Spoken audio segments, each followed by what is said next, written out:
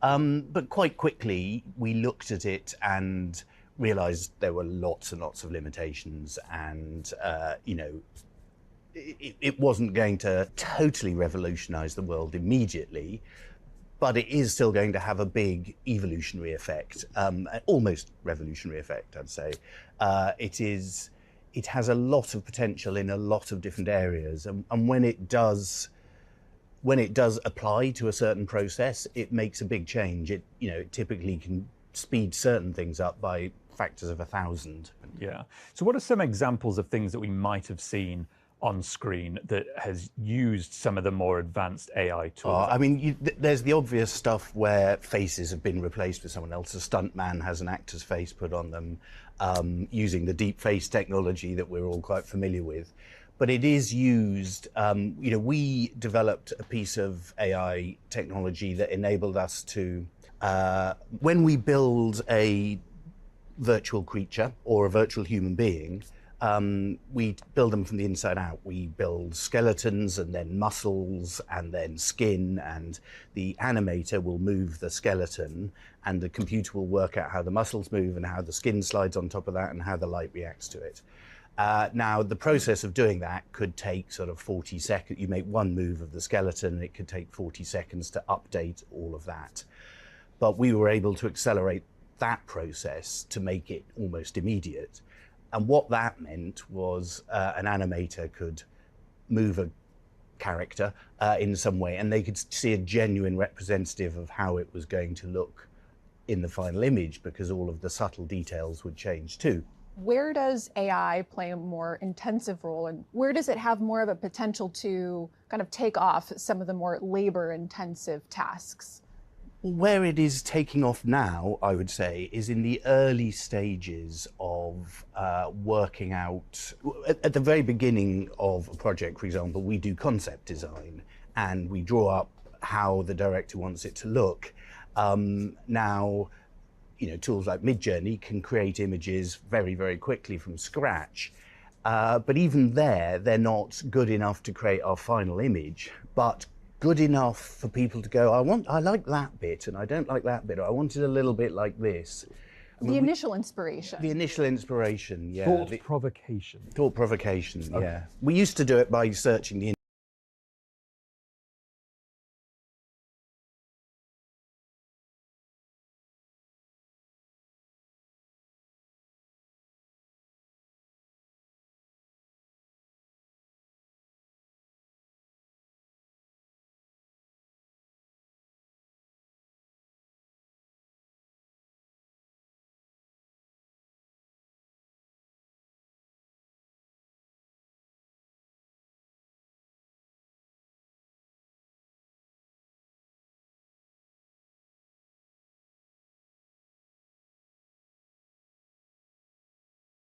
that they're going to be out of a job, and I think the job market will change, but it won't put people out of a job. And I personally, I believe the same is true in writing and acting. I think it changes the way things are done a little bit, but you can't currently. The more I look into it, the less I worry that it is going to replace us. It so still needs the human input.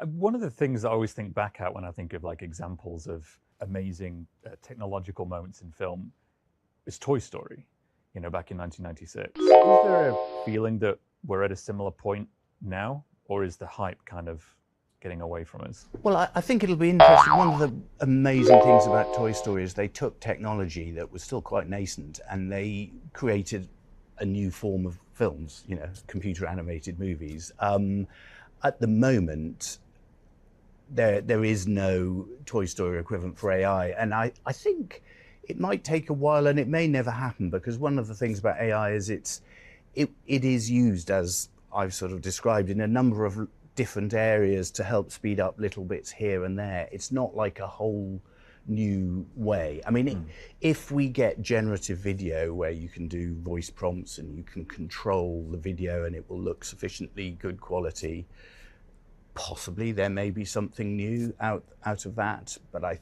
think that's a long way away.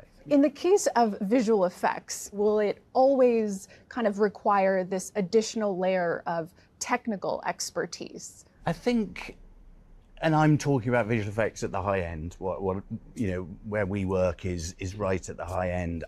I don't see that can happen at the high end. You know, you want to be led by a master storyteller, by a Steven Spielberg, and it takes them years and teams of experts to help them craft their movie. The movie that will be crafted out of AI, and look at what ChatGPT creates. It assembles all the words from the internet and spews out something that is plausible and is often useful and often correct, but not always correct, but is often very useful. But for it to, that is different to being a perfectly crafted, original piece. Using your imagination a bit, what are you most excited about when it comes to artificial intelligence and its potential to transform VFX? I think there's a number of things to be excited about, but one of the big ones to me is how it can bring VFX to wider areas. It can, because you can render very quickly, it could allow us to create what I'm going to call a volumetric movie. So, say you're watching a movie, but one where it's like a 3D movie, but it's more genuinely 3D. It can encompass you, and as you move your head, there's three-dimensionality to it. It's not just stereoscopic vision. So that would be a whole new way of showing movies. It would be all the more powerful. As an Oscar winner, someone who's received an Academy Award, do you think there's a future where an artificial intelligence and I'll say itself, could be worthy of winning the award rather than a human being? I mean, I think there's significantly far into the future, there is all sorts of possibilities. If we get to the point where an artificial intelligence could be winning the Oscar, we're also at the point where an artificial intelligence could be the Prime Minister or the President or doing all sorts of other things, at which point I think we'll have an awful lot to worry about, and it may be great, but there'll be a lot to worry about. Tim, thank you so much for joining us. A pleasure. Thank you.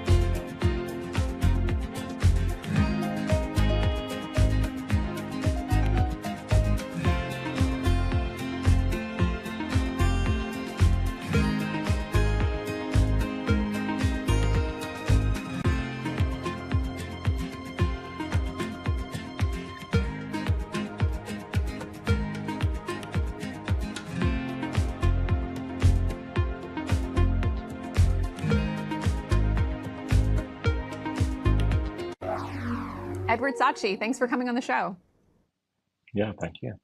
So you're the CEO of Fable, a company that's used artificial intelligence to create original South Park episodes. It was something as a proof of concept, but still pretty cool. You did it with a tool called AI Showrunner. Could you walk us through how that works?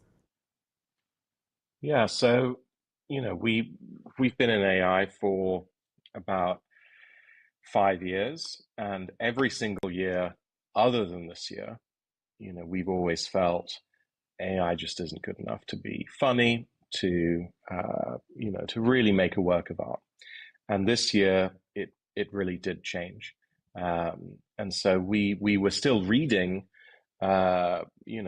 articles and people saying, "Oh, well, of course, it's never going to be funny. It's never going to really work." And we thought, well, actually, that's not what we're seeing, and we should maybe illustrate what we're seeing. And so we thought that creating the AI showrunner would be a good way to kind of wake people up to just how good AI has become. So we used as an example South Park, which is obviously an incredible television show, and very funny and very anarchic and irreverent, and not sort of an AI telling terrible stand-up jokes, but something really quite sophisticated in its comedy. And I guess you have to have a lot of understanding of like world events and like what's going on and the satire of it. And so we thought that we'd create a tool to make infinite South Park episodes, just for our own research. And we created, I think, maybe 10 or 15 just to kind of illustrate the point and release them.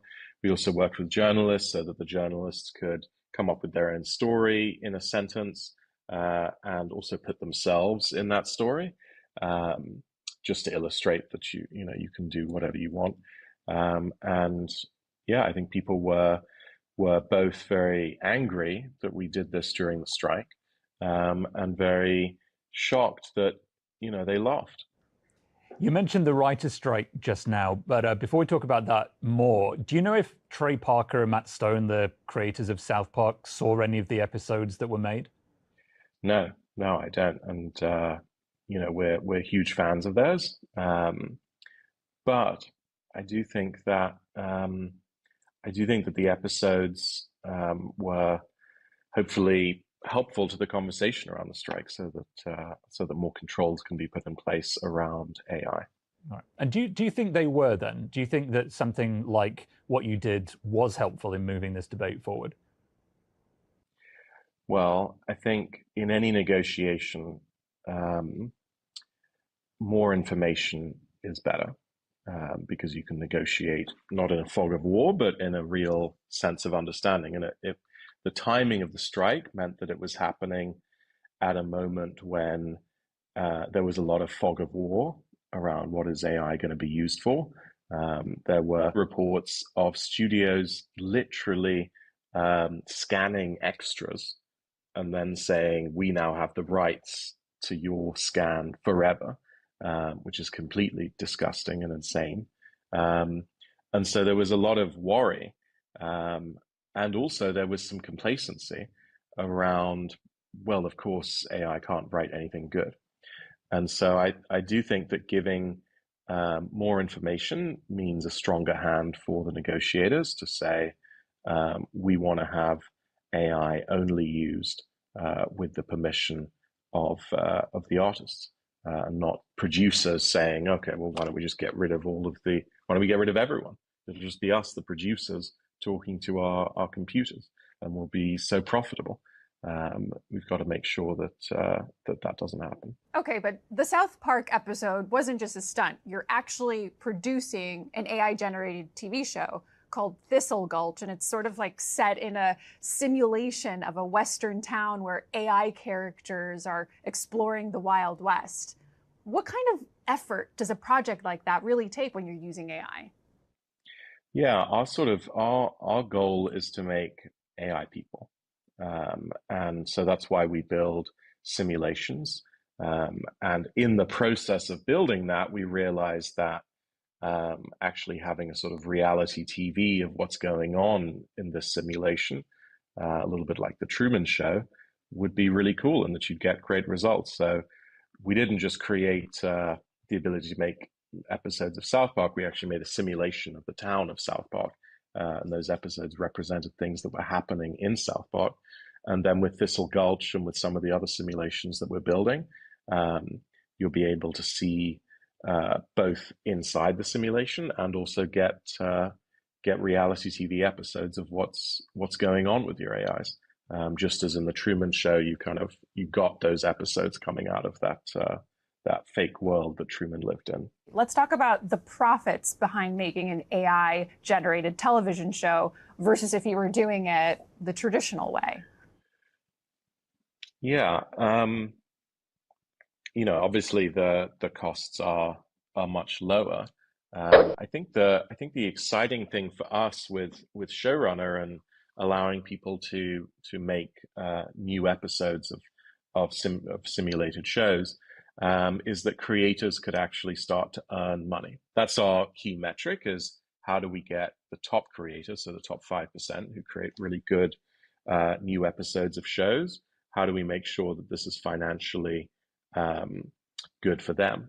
It makes me think about those that go to school to study film and how to make TV shows, and whether AI will just render that obsolete. And brings me to the question of, like, what is the creative element? Where's the human component in creating shows if AI is making it super easy? Where do you see that going in the future? Yeah, I think the area that I'm the most excited about is AI movies, so feature films entirely made by one person.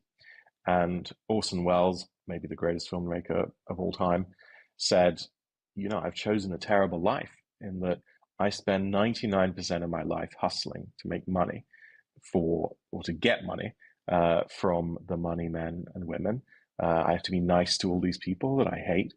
And it's not a life. I get to do 1% of my time doing something that I love. And I'm very excited for films, the making of films, to become more like the making of novels, more like the making of paintings, where one visionary, a kind of writer-director who's got a vision in his or her head, can, with AI, actually bring that to life. Sorry, guys, all these people behind the cameras here, like, we don't need you anymore. Apologies. Me and Jackie are going to do this on our own.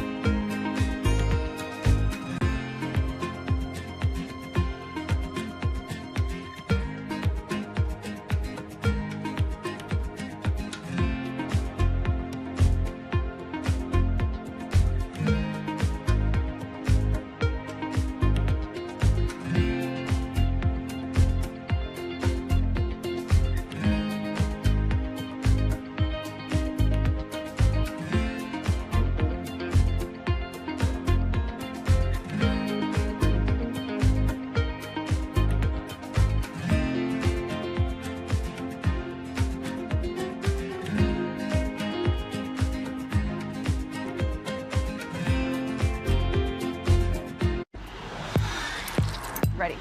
Artificial intelligence is ushering in a new era of scientific research. From biology to physics, AI-driven tools and techniques are poised to expand our understanding of the world. Forms of artificial intelligence have been used in science for years, but the rise of generative AI is unlocking greater speed and accuracy. AI-driven simulations have the potential to streamline the search for new drugs. And in genomics, algorithms can sift through genetic information, identifying patterns and disease markers that would have otherwise taken years to uncover through human efforts. And it can help with hypothesis generation by analyzing papers, suggesting new research directions, and even predicting potential outcomes. So in this episode of AI IRL, we'll explore what having an AI assistant in the lab will look like, and what science moonshots AI will bring closer within our reach.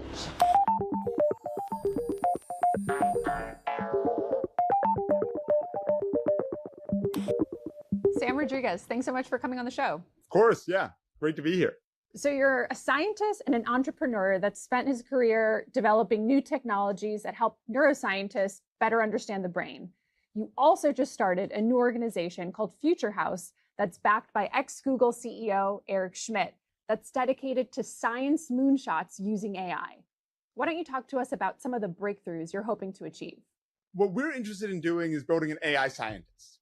Okay. And, essentially what that means to us is building an AI to which you can delegate some of like the tasks of science as scientists. So I'm a scientist, right? Like you said, I've been a neuroscientist, a bioengineer. I actually started out originally as a physicist. Throughout all these different areas of science, basically, you encounter situations like, for example, maybe you have an idea and you really want to know, like, has anyone done this before, right? Has anyone studied this before? Has anyone tried, building this device or like conducting this experiment or whatever?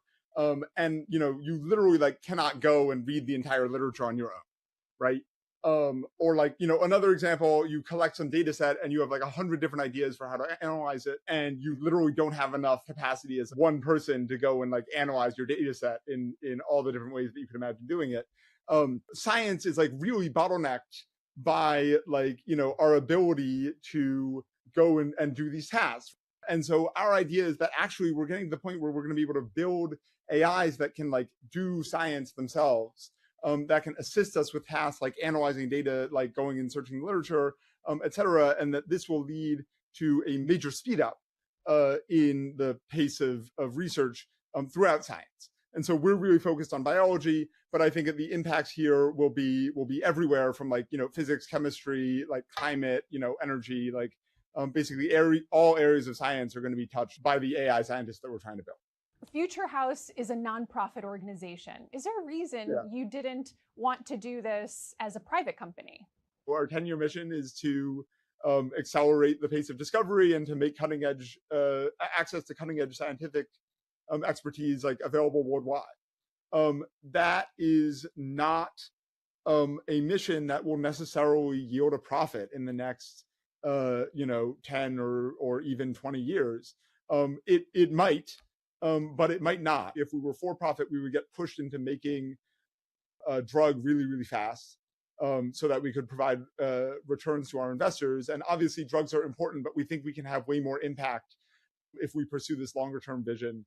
And we're lucky enough to be backed by people who want to support us in doing that. So let's say I'm a scientist. I have my AI companion helping me crunch some of the numbers. Where do I fall in the scientific process? Where do humans' role come in? At the end of the day, AI is a tool that like allows us to do the things that we want to do better. The fundamental thing that humans will always do is decide what they want.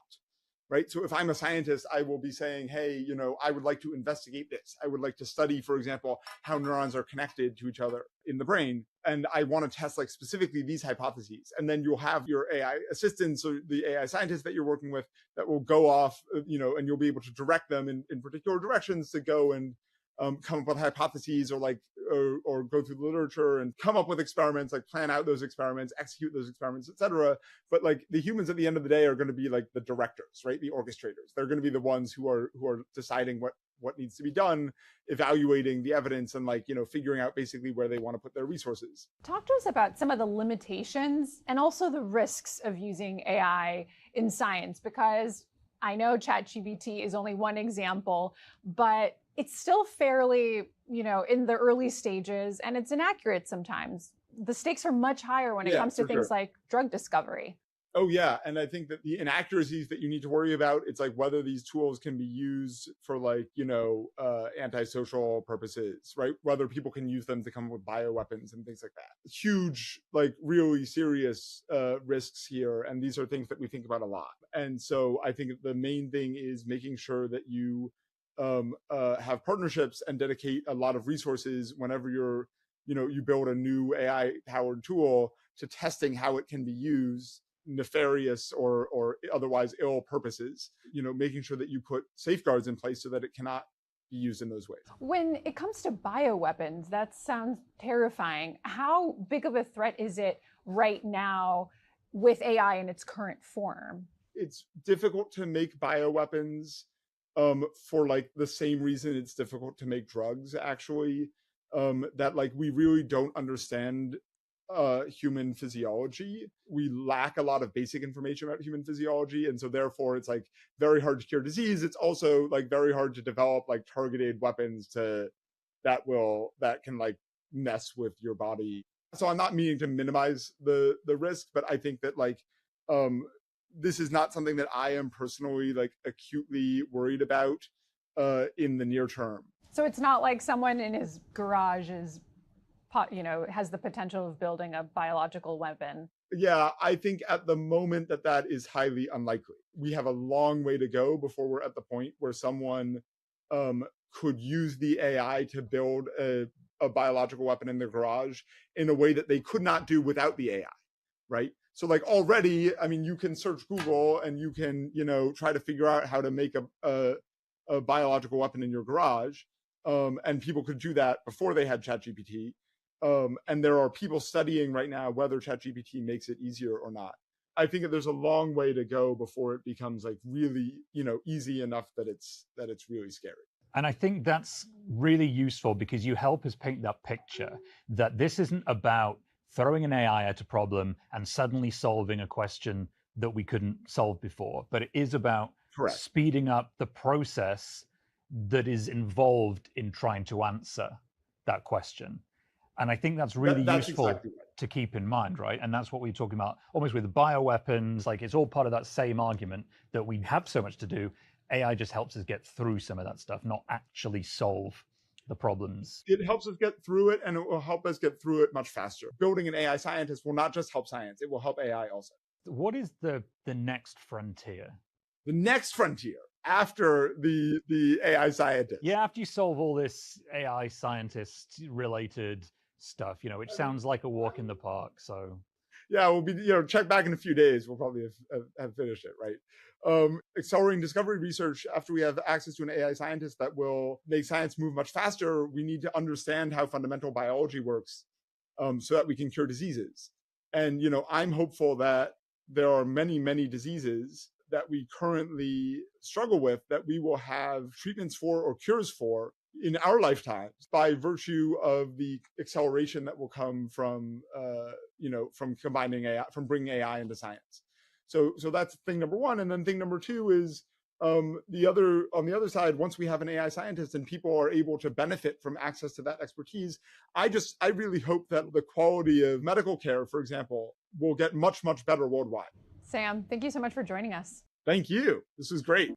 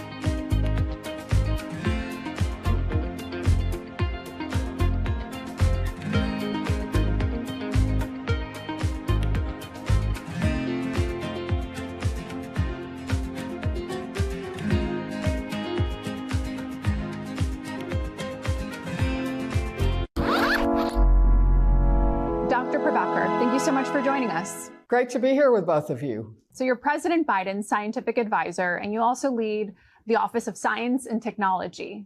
You also spent a lot of time at DARPA, which is the federal agency that developed technology like GPS and the foundations of the internet. Many people don't know that. And that's because government today isn't exactly known for being at the cutting edge of technology. Can the rise in AI mark a change in that, where government plays a bigger role in driving innovation versus playing catch up to the private companies that are developing it? Well, AI is changing a lot of things right now, and that's why President Biden's been extremely clear that it's one of the greatest opportunities of our times, and it's going to come with risks that we have to manage. And the work that's underway, the White House has been driving a lot of forward action here in this area. That work is about managing risks, but it's also about seizing the opportunities. And some of those big opportunities from AI are about the research that continues to be funded by the federal government. So do you think that government can be a driver of innovation in this new age of AI versus just relying on private tech companies to come up with that technology? Well, we're seeing a surge, and we're very happy that that surge in AI technology has come from American companies. It builds on the shoulders of many, many, many decades of publicly funded R&D, and now what the companies are doing on top of that. So I very much see it as a system where all the pieces have to work together. I spent half of my professional life in public service, but the other half in commercial technology, and every big thing this country has ever done has taken all of us, and that's certainly going to be true for seizing these opportunities from AI as well. What are some of the moonshots that the U.S. government is currently working on that could incorporate AI in advancing them? President Biden likes to talk about this being the only country in the world that can be defined in a single word, and that word is possibilities, and that's what science and technology is all about. So I'll mention a couple of areas. One very important area of focus is changing health outcomes. And in this area, the President and the First Lady last year reignited their cancer moonshot. It set an extremely aggressive goal of cutting the age-adjusted cancer death rate by half over the next 25 years. That's about double the rate of progress that we've been making on cancer. The other goal that went with that is to change the experience of people and their caregivers and their families as they are all going through this cancer experience. And if you think about it, who isn't touched by cancer? This is one of the most foundational things, and an area where everyone in this country can pull together for a moonshot goal that really, really matters. Well, how are we going to do that? Well, to do that, we need to prevent more cancers. We need to detect more cancers quickly so that they can be caught. And we need better treatments for when cancer does move forward. And in every one of those areas, from public health to developing new drugs to tailoring clinical care for an individual, every one of those is an opportunity for AI to help accelerate progress in some very dramatic ways. So that's one huge example. I could tell you a similar story about dealing with all the effects of climate change as they're coming, modeling extreme weather and helping the country be more prepared for resilience. Could you expand a little bit on your outlook on how that could be achieved? Well, let's step back for a minute. What these AI systems are so powerful that they can seem magical, but really what they are doing is statistics at an extraordinary scale. So large language models that led to chatbots are about training these systems on human language so that they can build statistical estimates of answers to your prompts. When you're thinking about something like weather, that's another very, very, very complex system. Think about how huge the atmosphere is that surrounds the world. Think about how complex the calculations are when we run simulations to try to estimate how the weather will progress in the short term. And then think about how hard that problem is when we're thinking about climate effects over many years and many decades. That is the complexity that AI helps wrangle because of this new approach of training a computer on a lot of data so that it can build better estimates of what could happen in the future. And harnessing that power is going to lead to some very practical advances, we think, in both understanding weather better, but also understanding long-term climate effects. That's what's going to help us be more prepared and more able to deal with what's coming. And obviously, the US is a huge key driver in developing AI technologies. But I'm curious, as a non-US citizen, who do you see elsewhere in the world doing interesting things? Well, this is a global technology. First of all, again, AI, it seems like magic, but it really is human beings and corporations that are building compute, that are training it on data. They're using algorithms that are developed in research communities and widely shared. And so the ability to build AI of various sorts, it happens around the world.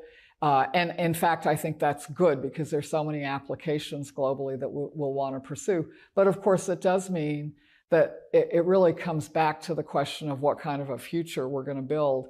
And, if you think about it, it's such a powerful force right now. Every country around the world is using AI to build a future that expresses their own values.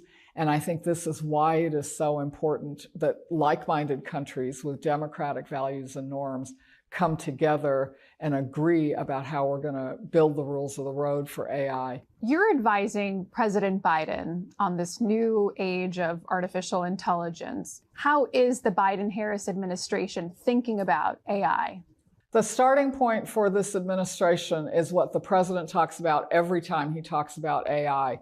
He sees its power and its potential. And every time he talks about it, you can hear his optimism about all the things that it's going to bring. And he's very clear-eyed that that doesn't come for free and that managing its risks has to go hand in hand with it. President Biden frequently talks about the fact that we're at a pivotal moment in history in which the choices that we make in the next few years are going to shape many, many decades ahead. AI for him is very much part of this moment.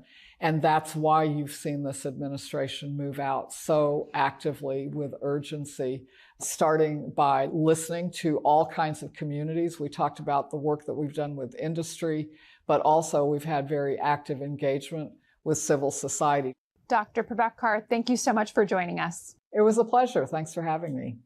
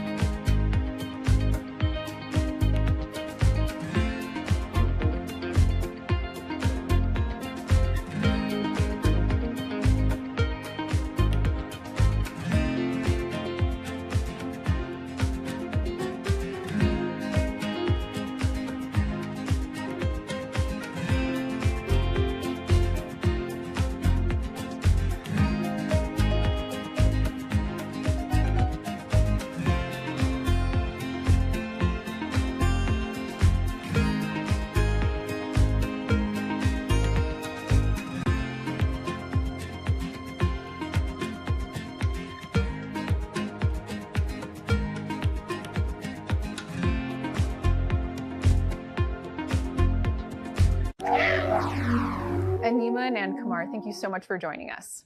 So you're a professor at Caltech and you're senior director of AI research at NVIDIA. Which actually makes you the perfect person to answer a question that we've had, which is, Really broadly, how is AI changing, or has it been changing the scientific process over the last couple of years? Let's begin with that.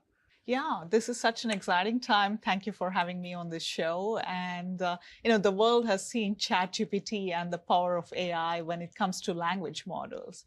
But to me, that's just the beginning, because beyond language, we can think of all kinds of scientific processes. And by understanding that through AI, we can do everything better, faster, cheaper, more accurate, and really be able to come up with new inventions and discoveries. Let's dig into that. What does an AI-enabled lab look like?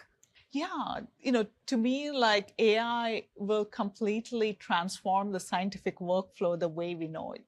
Ever since the 17th century or even earlier, the way we came up with new inventions or discoveries was somebody has some intuitions, right? They went to the lab, they tinkered, they're like, oh no, this doesn't work. And okay, this works, let's move ahead. Trial and error. Right? Exactly. And now think about AI being able to do that in the virtual domain, like being able to accurately simulate many of the processes or learn from data, right? The observations directly. And with that, be able to come up with better design, better discoveries than what would have taken really long in the real world. What's changing the most right now? When you look at the landscape, is there any particular field that you see evolving much more quickly than any other field? I mean, one thing that we're working on heavily is the Earth-2 project at NVIDIA, where our goal is to build very accurate digital twins of this planet. Be able to predict not only short-term weather, but also long-term climate change eventually. The digital twin of the Earth, what is being twinned? Yeah, all the processes on this planet. Think of like the atmospheric processes of convection currents, storms, right? Even really like fine scale features of cloud turbulence, what's responsible for hurricanes, for instance, how would this hurricane paths change, and can we come up with the right risk assessment? Because these are chaotic systems. These hurricanes can go in so many different ways. Can we really hone in on what is the risk to different human populations based on what we see today? So these cheaper and faster weather forecasts with AI will also enable us to create better probabilistic assessment of extreme weather events. Let's talk about some of the other fields that AI is making transformations in the scientific process. For example, genomics or even drug discovery. What's going on there? Oh, it's such an exciting time there because, the same kind of generative AI that we see for language, you can replace the letters of the English alphabet instead with nucleotides. ATGC, if you recall what makes up our DNA, right? And with that letters, you can now ask the language of the genome and have a model learn that. So if there are tasks that artificial intelligence can make more efficient or even replace humans in a lab, what's kind of the vibe in the scientific community? Is there as much fear as there is in other industries that AI could take their jobs? I mean, I don't think it'll happen anytime soon, and maybe never, because humans are such creative beings, right? We're always thinking of the, next unknown question, right? There's so many deep mysteries of the universe. There's so much we still need to understand. And AI is a tool. This will enable lab scientists to rule out a lot in simulation before they can go and do their experiments. So they only need to do a few. But then I feel like there'll be always things that'll be still unknown and to be conquered. There's a lot of, I don't want to use an unpleasant word, but there are a lot of people who don't believe in things like climate change. And there are a lot of skeptics who believe that science is out to get them, or that, we're all just sitting here lying. Is there work being done that you think could actually win over some of these skeptics? Is there a way to demonstrably show them? Yeah, I do think all the work we're doing will help towards this because, this is not some model that's in some supercomputing facility, right? Not available to the public. I mean, you can download this and go try some of this yourself. Just like a video game, you can play the game of climate change one day, right? Quantum physics. So everything becomes accessible. At least my hope is, chunk of the community that is curious will have resources online that is much more open, so they feel like they can participate in that. If you think about the scientific journey that humanity's been on over the last 300 years, it's been quite good. Just take us 10 years from now. Like, how different will things be? I think the whole process of scientific research and development will be accelerated many, many times, right? Even orders of magnitude in some areas. And that'll just mean that we can quickly rule out things that don't work and hone in on things that work. Certainly, drugs designed by AI, they're already coming into trials, and that'll just increase fully. Personalized medicine for cancer and all of these, where we really haven't been able to understand, right, for various different targets, how to quickly design drugs. This can make it much faster and also cheaper, because right now so many of these treatments are too expensive to be done at scale. So it'll make this democratized and cheaper. And yeah, I think this will hit every area. I don't think any area is immune to this. I think it will be interesting, won't it? 10 years' time, if it takes the average drug 10 years to come to market, and if AI systems right now are coming up with some of the potential candidates for a future successful drug, then in 10 years' time, are we going to see a waterfall of new drugs? I mean, it may not be a huge number, right? Because you can't test all of them. It'll be more targeted. It will be personalized. It will actually work. Exactly, effective. Thanks so much for joining us. Thank you. Thank It's been you, fascinating. Yeah. Thank you for taking the time.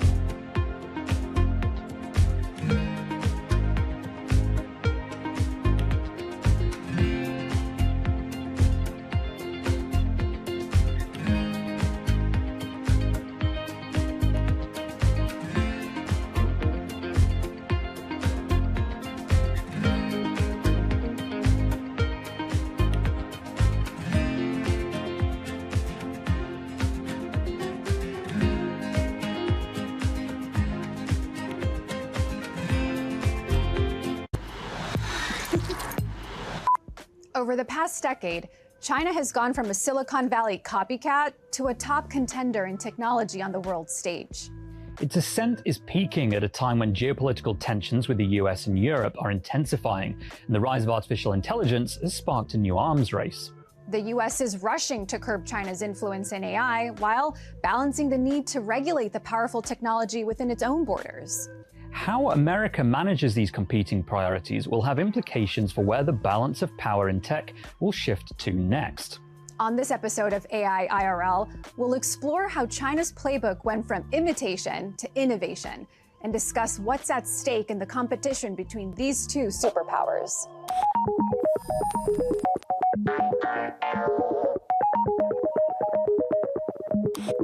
Mustafa Suleiman, thanks so much for coming in. Now, you are the co-founder and CEO of Inflection AI and a venture partner at Greylock. Some people will know you as one of the co-founders of DeepMind, now owned by Google. Tell us, what made you want to start fresh with Inflection? Well, now is really the moment. I mean, it was very clear to me during 2020, 2021 at Google when I was working on Lambda, the conversational AI that now powers Bard, that these large language models were truly going to be the future. And I wanted to start a company to build personal AIs, an intelligence that is completely aligned to your interests on your team and really functions as a personal assistant or a chief of staff, one that knows you intimately and over time can actually help you with practical tasks like scheduling, prioritizing, planning, and those kinds of things. And that's what you're working with Pi. Exactly, yeah. Pi stands for personal intelligence, and we see it as your personal assistant, essentially. How do you feel about the concentration of power in technology right now among the big companies coming out with their own AI models? Microsoft, Google, Meta. Well, I mean, I think you're right to point out that the big companies have the resources and the people and the compute infrastructure to be able to adapt and compete faster than ever, right? And that is a very impressive, reality of how technology works these days. It requires a huge amount of compute. And at my own company, Inflection, we've managed to raise a lot of money and build one of the largest supercomputers in the world. But on the flip side, the other trend that's taking place is that the open source movement is now almost at cutting edge. I mean, it's probably about 12 months behind the very largest models built at the big tech companies. And so that's kind of a contradictory trend. Like the big companies are getting bigger and better faster, but also everybody is now going to be able to get access to these same capabilities in open source. Let's fast forward a little bit into the present day where the world order has changed since you first entered the tech industry. How did China go from being a copycat culture to a contender when it comes to digital innovation and specifically AI? Yeah, I mean, China is more than a contender. I think in many respects, it's one of the leading players now. I mean, they've always been incredibly creative. And I think that we may have sort of overstated the extent to which they were simply copying, what we were doing. And I think it's important to remain humble about the fact that, these ideas are going to be widely available to millions and millions of people. And, in many respects, all of our cultures are, equally creative, and they've been able to take, tools and ideas that are available both in open source, in the academic literature, and move them forward, innovate at the cutting edge. They've produced a lot of very good papers, contributions to the academic conferences that have been peer-reviewed. So, I just think overall it's better to take an approach of humility, acknowledging that, they're also going to be a really significant player in this field over the next few decades. How would you rank the United States in terms of technological prowess in that world order? Well, I mean, there's no question that we, in the US and in the West more generally, are currently in the lead. I mean, we have the very best, most innovative technology companies and technology hubs. There's, without doubt, Silicon Valley is leading the pack. And I think we'll continue to. I think we worry too much that we're going to sort of be dislodged from our podium position. For how long do you think? Well, I think the question is, what does it look like to be dislodged? And is that really the right framing in the first place? Like, what is the difference between first and third? And, people talk about there being a race for AI, and it's very unclear what that looks like to come second or third in that race. I think it's sort of the wrong metaphor. We're talking about superpowers, Clash of the Titans sort of stuff. It reminds me of back when the previous US administration banned companies from doing a lot of business with Huawei, and Huawei ended up basically having to get a lot better very quickly at making its own chip designs and all that kind of stuff. And it feels like it backfired a little bit. Yeah, you've also advocated for the US restricting sales of some NVIDIA chips, which are crucial in training AI systems, to buyers who don't agree or who refuse to use them ethically and safely. So what do you think is the best way the US can actually flex its power? Is it through the technological innovation or by stifling effectively some of its adversaries through regulation?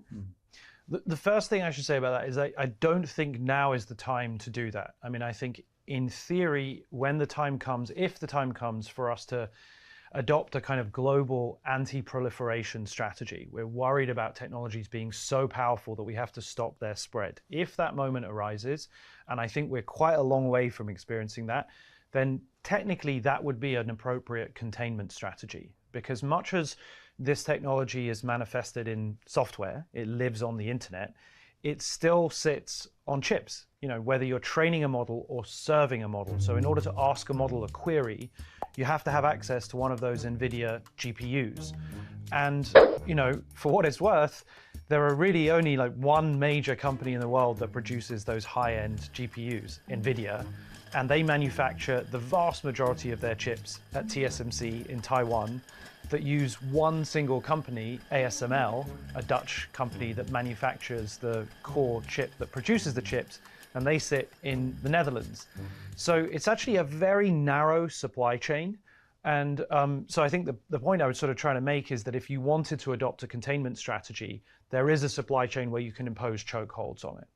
And in 10 years from now, which country do you think will be leading the world in AI? Is it going to be the US? Will it be China? Will it be Europe?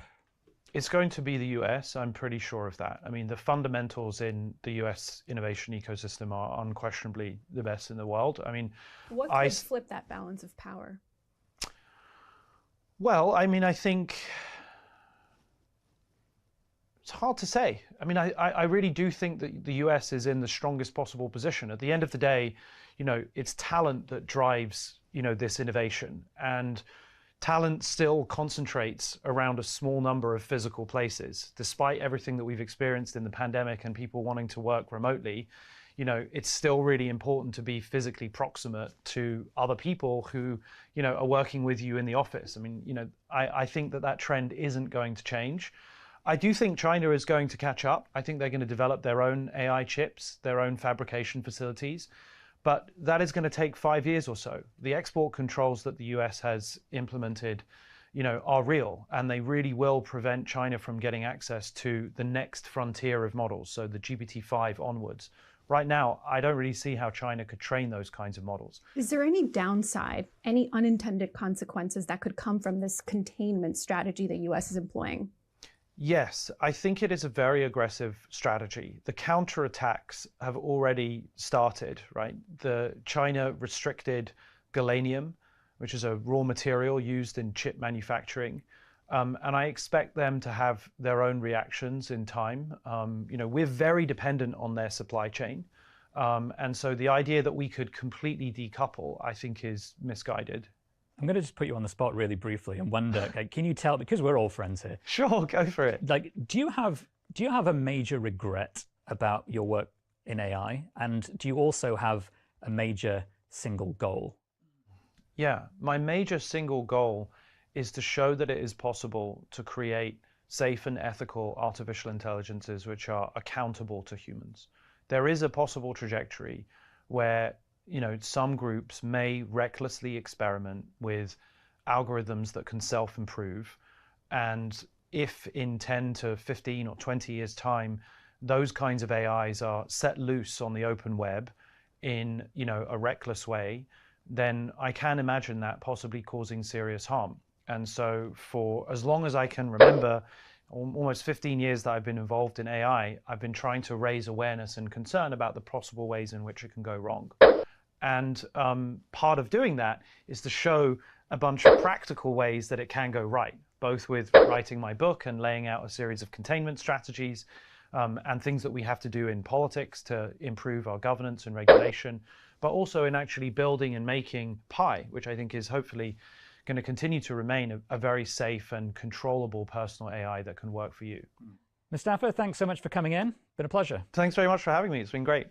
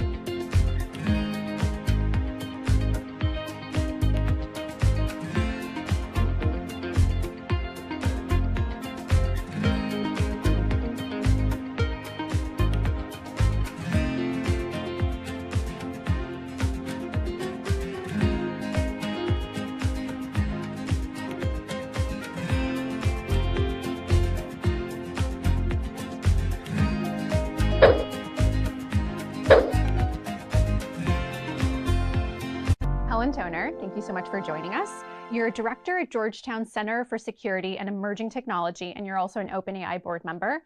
Dan Wang, thank you so much for joining us. You're a visiting scholar at the Tsai China Center at Yale Law School, and you've been studying technology and China for many years now. And we've just heard from Mustafa Suleyman, and he thinks that China's emerged as one of the biggest contenders in AI. So Helen, I'm just curious to start with, do you think we're overestimating China's capabilities? It's certainly true that they're a big player. And it's also true that we shouldn't underestimate them and that we have a bit of a history of underestimating China's ability to innovate. I mean, I think 10, 15 years ago, the story, at least in Washington, D.C., where I'm based, was, yeah, China can't innovate. If they're producing things that look like new technology, it's because they've stolen them. I think that's clearly no longer true. At the same time, I think it's also very possible to overestimate them. And sometimes I think I see that as well. So are they a serious competitor? Yes. Are they eating our lunch? No. So that copycat culture, it's fair to say that most people are thinking we're past that stage. Dan, what do you think of that? Well, I think it's certainly the case that China focuses on different things. So President Xi Jinping is, I think, a little bit less enamored with the internet platforms, with a lot of the cryptocurrencies, with a lot of the AI businesses that Silicon Valley specializes. He's also a little bit less enamored of Wall Street and financialization and hedge funds. And if I had to think about what Xi's broad views are, it would be much closer to being something like capitalism with German characteristics, which is much more about building cars, building hydraulic pumps, building heavy machinery, the heavier the better, about all sorts of these major industrial projects. And I think China is very much a leader in things that include electric vehicle batteries now, solar photovoltaics. It is making a lot of electronics products, and it is innovating on a huge sort of a lot of the automotive supply chain. But I think they have a little bit less of a focus on AI, and therefore there is not so much political direction anymore to really push forward these consumer applications. I think it's fair, though, that some of those areas, the US is also innovating very, very strongly. So are there any areas where China is innovating significantly better than the US?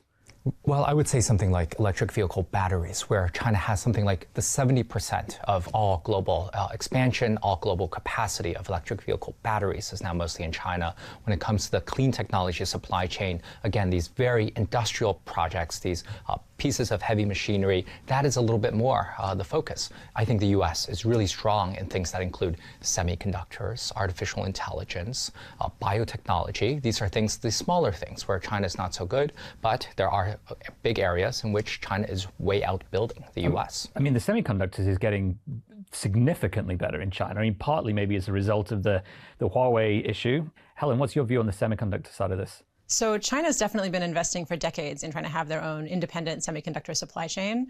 And they've been making some progress. The thing to know about semiconductors is there's a huge range of sophistication, from the really basic semiconductors, computer chips that go in basic devices, your smart fridge, your car, up to the kind of more advanced chips that might go in a brand new iPhone, up to very advanced chips that go in kind of the data centers, gigantic warehouses full of computing, which is what you're training advanced AI systems on. So China has made a lot of progress on the more basic end of the semiconductor sort of scale, and is still really struggling to hit the most advanced end. And that's where, it's not even, you can't even say the US is, alone able to create those advanced semiconductors. But what you have is an incredibly advanced global supply chain.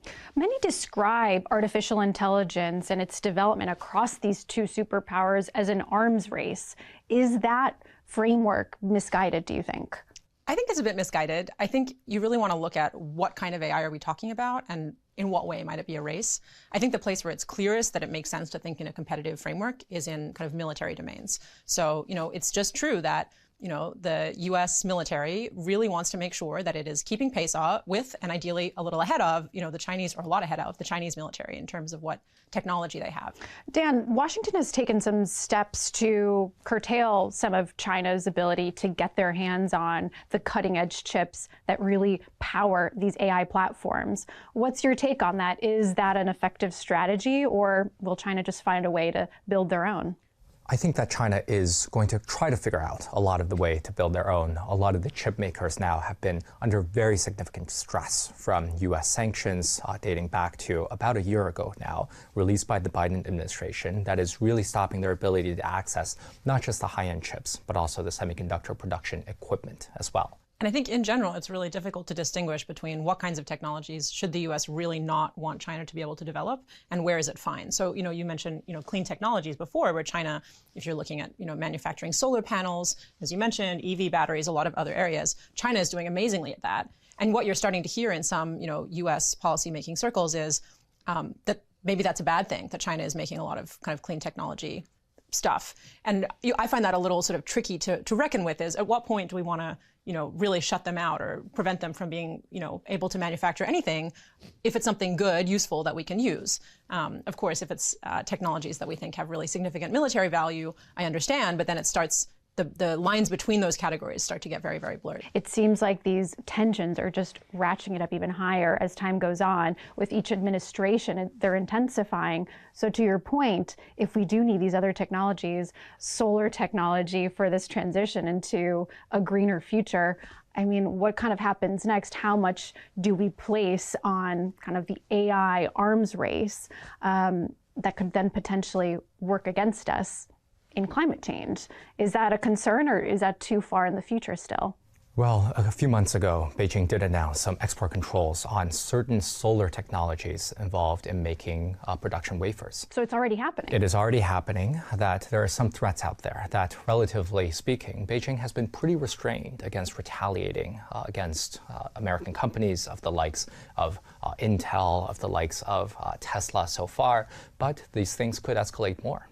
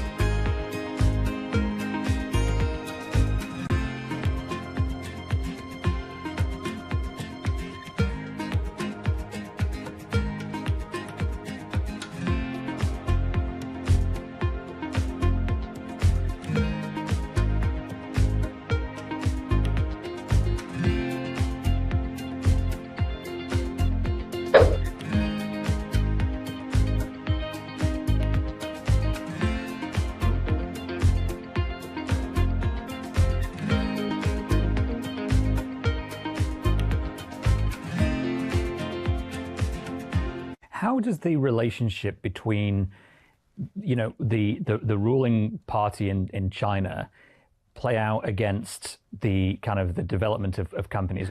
I think the Chinese system is definitely more top-down when it comes to AI development. You see less kind of individual tech companies like OpenAI or Google taking the lead, and more these kind of multi-institution partnerships, or maybe you have a university and a tech company and a government, department all collaborating on big AI projects. That's much more common in China.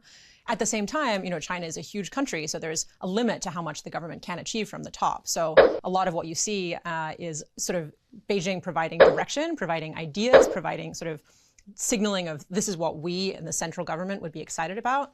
Dan, how would you compare how the Chinese government is handling AI with its people versus how they handled social media?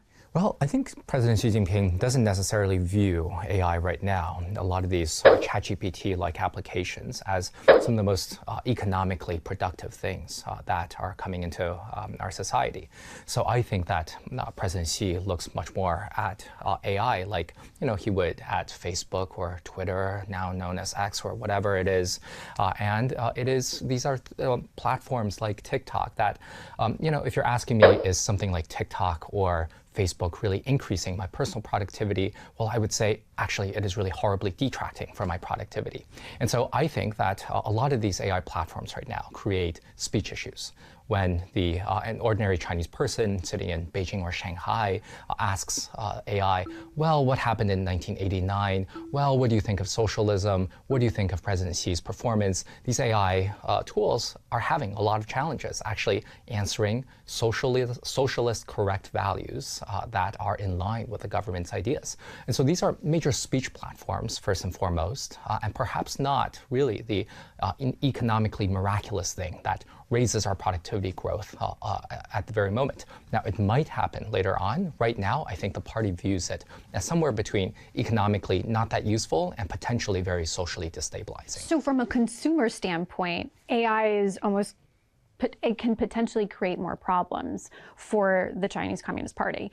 But then if you look at it from like a surveillance standpoint or military type of AI applications, that's kind of in a different camp. Is that right? Yeah, that's right. And I think they're definitely, one area where China is, I would say, leading in AI is on surveillance. They really have leaned hard into facial recognition, voice recognition, even gait recognition. So how you walk in a crowd, can they pick you out by that? I think in the West, there's been some development of these technologies, but with a lot of criticism from civil society, a lot of hesitation, sort of, I would say, like very yellow light. And in China, it's been blaring green light. On the topic of WeChat, when we spoke ahead of this, I think we touched on the fact that there are some generalized misunderstandings about China's approach to social media and data and AI. AI relying on huge amounts of data, and the perception is that because of things like WeChat and similar things in China, that there's this huge pool of data that the population in China is very happy giving over and is used to giving over, and therefore is just sitting around waiting to be exploited by AI. And I remember that you made a pretty significant point. It's like, that's probably not really the case. And people think that's the case, but it isn't. So I wonder if you could touch on that.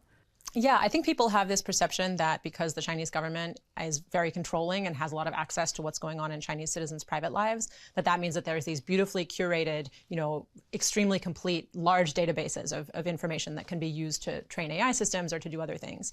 But for anyone who's ever worked with data, you know that cleaning data, structuring data, making sure that the right information is flowing in the right places is incredibly challenging. So it's both true that the Chinese government can get very detailed information on the private lives of its citizens if it chooses to, and also true that it's incredibly messy the way that works, and incredibly difficult for any given actor to get access to something. So, for instance, a company trying to train some AI model using data is actually subject to a pretty significant data governance setup in China, data governance regulations that make it really challenging to use customers' data for things it wasn't already designed for, or that you didn't already get consent for. Which we learned from Cambridge Analytica scandal just as one case, and there are many others.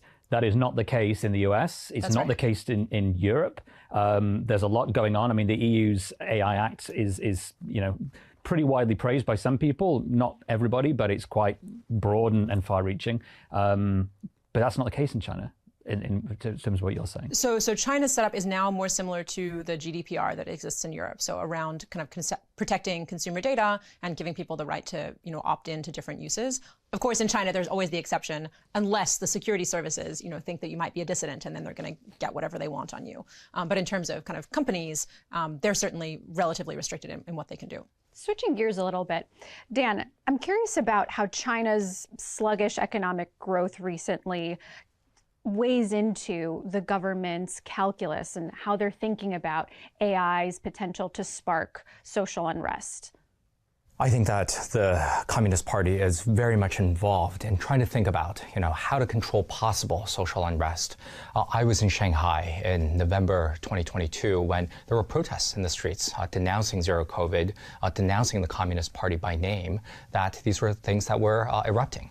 And so I very much sign on to Helen's description of AI, that China is leading in the AI of censorship. It is leading in the AI of facial recognition. That right now it looks very much like the US is a place where ordinary consumers can tinker with and play around on a lot of these AI tools, whereas in China is mostly reserving these very powerful tools for its own use, potentially to control society. That right now China is in a moment of economic weakness. This might deteriorate further, this might get a little bit better, but there is always this presence hovering over there that the state security might ramp up its technology really to make sure that there are no socially destabilizing incidents. Well, Helen, Dan, thank you so much for being here. It's been great to learn from the both of you.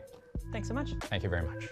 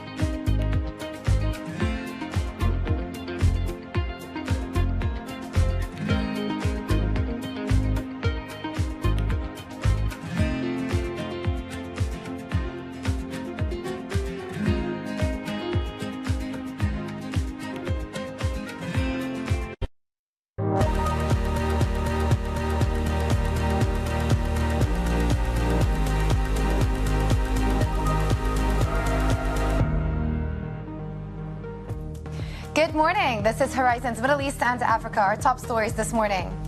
Asian stocks catching a tailwind from the U.S. as the post-election rally gets a boost as the Fed cuts rates for a second straight meeting. Donald Trump names Susie Wiles his White House chief of staff as the world waits to see who the president-elect may tap to drive his economic agenda. Plus, Nissan stalls. Shares tumble to a 4-year low after the automaker cuts its profit outlook and slashes 9,000 jobs. Well, good morning again. It has just gone 9 a.m. across the Emirates. I'm Jumana Versace in Dubai. And I'm Jennifer Zabasaja in Johannesburg, where it is just gone 7 a.m. Welcome to the second hour of Horizon's Middle East and Africa. And it's also Friday, of course, Jumana. We made it. It was a busy week. Quite a busy week, to say the least. So much going on in these markets. With the U.S. elections to get through, the Fed, Bank of England meeting, and also that ongoing NPC meeting in China. So watch out for some of the headlines coming out of that potential China stimulus package later today. As for markets, Wall Street ended at an all-time high. S&P, NASDAQ once again reaching record high in trades yesterday. This as the market digested the Fed 25 basis point cut, but also the signaling ahead, the Fed chair being slightly more cautious about the path for forward interest rate cuts. So the market has priced out some of the interest rate cuts for 2025. 10-year yields, we had a massive backup in yields once it became apparent that President Trump was going to get reelected. But in the past 24 hours, we've actually come down again. We've rallied about 10, 11 basis points. Some people seeing this level in interest rates as a buying opportunity.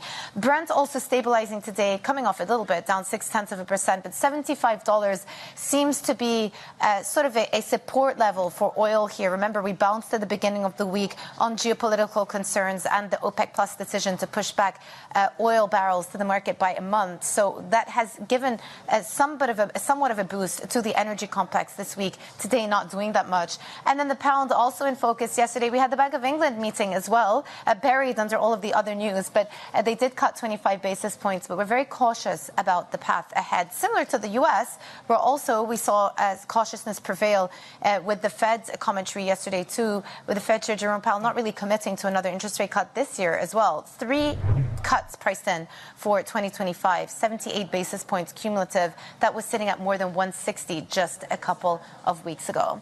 All right, let's also check in on how markets in Asia are faring. Avril is in our Singapore studio. Avril, just give us an update on how these Asian markets are faring right now. Yeah, we're seeing Asia stock gauge pull away from session highs. The drag is really coming from China. The focus is on the NPC. And of course, traders had, for the most part, been betting on this big boost in the form of Chinese fiscal stimulus potential announcements amid the looming threat of Trump's tariffs. And back from the lunch break, we're seeing China's stock benchmark managing to pair some of the declines of about 7/8% earlier. But note here that we did actually see it managing to clock gains of 1.3% earlier on in the session. So this gives you a sense of how caution is coming through. Perhaps traders bracing for disappointment on the offshore yuan as well. That weakness sitting above 716 against the greenback on a day when most Asia currencies are actually gaining ground against the dollar. Jumana. Avril, thank you so much. Avril Hong in Singapore. Now, the Fed has cut its benchmark rate by 0.25 percentage points in a unanimous decision. The chair, Jay Powell, declined to say whether they will cut rates again in December, but he also says the election outcome will not affect what policymakers do in the near term. Some of the president-elect's advisors have suggested that you should resign. If he asked you to leave, would you go? No. Can you follow up on, do you think that legally you're not required to leave? No. Do you believe the president has the power to fire or demote you, and has the Fed determined the legality of a president demoting at will any of the other governors with leadership positions? Not permitted under the law. Well, Bloomberg executive editor for Asian markets, Paul Dobson, joins us now. I was just articulating earlier that the Fed chair is in a very difficult position now, especially with all of those questions from the journalists. But on the decision itself, they cut interest rates by 25 basis points. That wasn't a surprise to markets, but perhaps what was a surprise is he is leaning towards being data dependent again and not really committing to another interest rate cut in December. Yeah, I think that's generally right. The market expectation for this meeting in a broad sense was pretty low. We were priced, and the analyst consensus was for the Fed to just, push through with a 25 basis point cut and have no fireworks and don't change the narrative too much because, there's other stuff going on in the background to do with the election. And that's exactly what we got. So there wasn't very much of a guide either way on what we might see in December. Continue to follow the data. The market is priced for about 70% worth of a 25 basis point cut, i.e. 2/3 likely to happen, 1/3, maybe not. So there's a little bit of caution there. But at the moment, the Fed does seem to be on that slowly cutting interest rates path. And I think the other thing that Powell said that might be worth paying a little bit of attention to is that right now, the Fed isn't paying attention to what Trump might do when he comes into power. I.e., you don't need to second guess them. He's not going to be taking the reins until January. The Fed shouldn't really kind of try to second guess what that policy could be ahead of time. So for that, at least, the politics doesn't come into play. So it's back to the data, keep an eye on inflation, keep an eye on labor markets. Yeah, Paul, let's just stick on that. I mean, what are you interpreting from Jay Powell's comments on the state of the U.S. economy in particular? Because if he is planning on being data dependent, this is important where this U.S. economy stands at this point. Yeah, quite a little to take away, I think, again, from this particular meeting. I think that we know that the Fed overall is still a little bit concerned, some policymakers more than others, on how sticky that inflation is. The most recent data has kind of given a little bit more fuel to that argument. But at the same time, we also know that there's a little bit of concern about how quickly the labor market is deteriorating, and we've had very mixed data. What we weren't helped with at all was the non-farm payrolls data earlier in this month, which had that extremely low number that people kind of dismissed as being just too unreliable because of the impact of the hurricanes and so on and so forth. And so we're in a little bit of limbo at the moment, just waiting to see kind of where we go from here in terms of that strength. Company earnings have also been a little bit mixed. You know, a lot of positivity out there, but not unanimously so. So there's a little bit of a question mark there, and that's probably why, you know, markets are a little bit uncertain in their pricing for the Fed at the moment. We'll leave it there. Bloomberg executive editor for Asian markets, Paul Dobson. Paul, thanks so much for that update there. Let's pivot back to the U.S. The U.S. House race has taken on increased importance after Republicans not only won control of the White House, but also the Senate, claiming all three would give the GOP powerful leverage in high-stakes tax and spending battles next year. Meanwhile, Trump's new administration is already taking shape, the president-elect naming Susie Wiles as his White House chief of staff. For more, let's bring in Bloomberg's Vonnie Quinn, who's joining us now from New York. So, Vonnie, this transition is seeming a lot different than the last time around we saw Trump heading to the White House. I mean, give us a sense of how you're reading into it. For sure. Last time around, it was chaos, right, Jen? It was very, very different. This time around, partially thanks to that woman, Susie Wiles, who Trump called the Ice Maiden when he was accepting basically the election, saying thank you to his supporters. It's partially thanks to her. Now, she's been in politics way back since 1990, since Ronald Reagan's first attempt to become president, which was successful. And she has been credited with keeping Trump on message and also keeping some kind of law and order, if you like, around him, which is difficult to do because, as we know from his first term, it does tend to attract chaos and to emanate chaos. So she is now his chief of staff. She's the first female chief of staff that Washington has ever seen. You also mentioned the House races. I just want to update you. There's still about 24 to be called, but it is leaning in the Republicans' favor. And that's important because if they get to 218, then it would be all three branches of government GOP. And that would make Donald Trump's nominations basically shoo-ins. So he has about 4,000 positions to fill, including a couple of dozen or more cabinet positions. And if there were to be no opposition in the Senate or the House, then obviously they would just be shoo-ins. Vonnie, we've got quite a handy terminal page, the ELEC page, ELEC, that I've been using quite a lot. And I've noticed that just in the last 24 hours, we've switched it now. And we've got a whole prediction market page about who is going to be in some of these key cabinet positions. So just give us a flavor for what the expectations are vis-a-vis who could be the Treasury Secretary, obviously very important role, and then the Secretary of State as well. Right. I don't think we thought we were going to be here already on just literally the Thursday of election week, but here we are. There are names being bandied about and being talked about at Mar-a-Lago, according to sources. So in terms of Treasury Secretary, it's possible Stephen Mnuchin might make a comeback. He was one of the only people that lasted the full term, the full 4 years in the first Trump administration. Robert Lighthizer is another name that's being bandied around, U.S. Trade Representative in the first term as well. He was the architect of the adversarial position on China, so that might make investors investors a little wary. He may go to commerce instead. Howard Lutnick is somebody else who is being bandied around. He was campaign chair. But the thing with Howard Lutnick is he would have to give up his assets unless he were to do something such as becoming one of these special advisors or what have you, where you can work for 130 days and you don't get paid, but you also don't have to give up anything. As for Secretary of State, names being floated around include Rick Grenell. He's another fierce loyalist. He served as acting national intelligence chief the first time round. And we also have Senator Marco Rubio, of all people, who, of course, was a contender last time around, and Donald Trump beat him. Yeah, and they had their own war of words for a little bit. But, of course, we did see him out on the campaign trail for Donald Trump. So interesting insight there. Bloomberg's Vonnie Quinn in New York for us. Vonnie, thanks so much for joining us. Now, coming up, Nissan slides after a profit warning and job cuts. We'll get the details next. This is Bloomberg.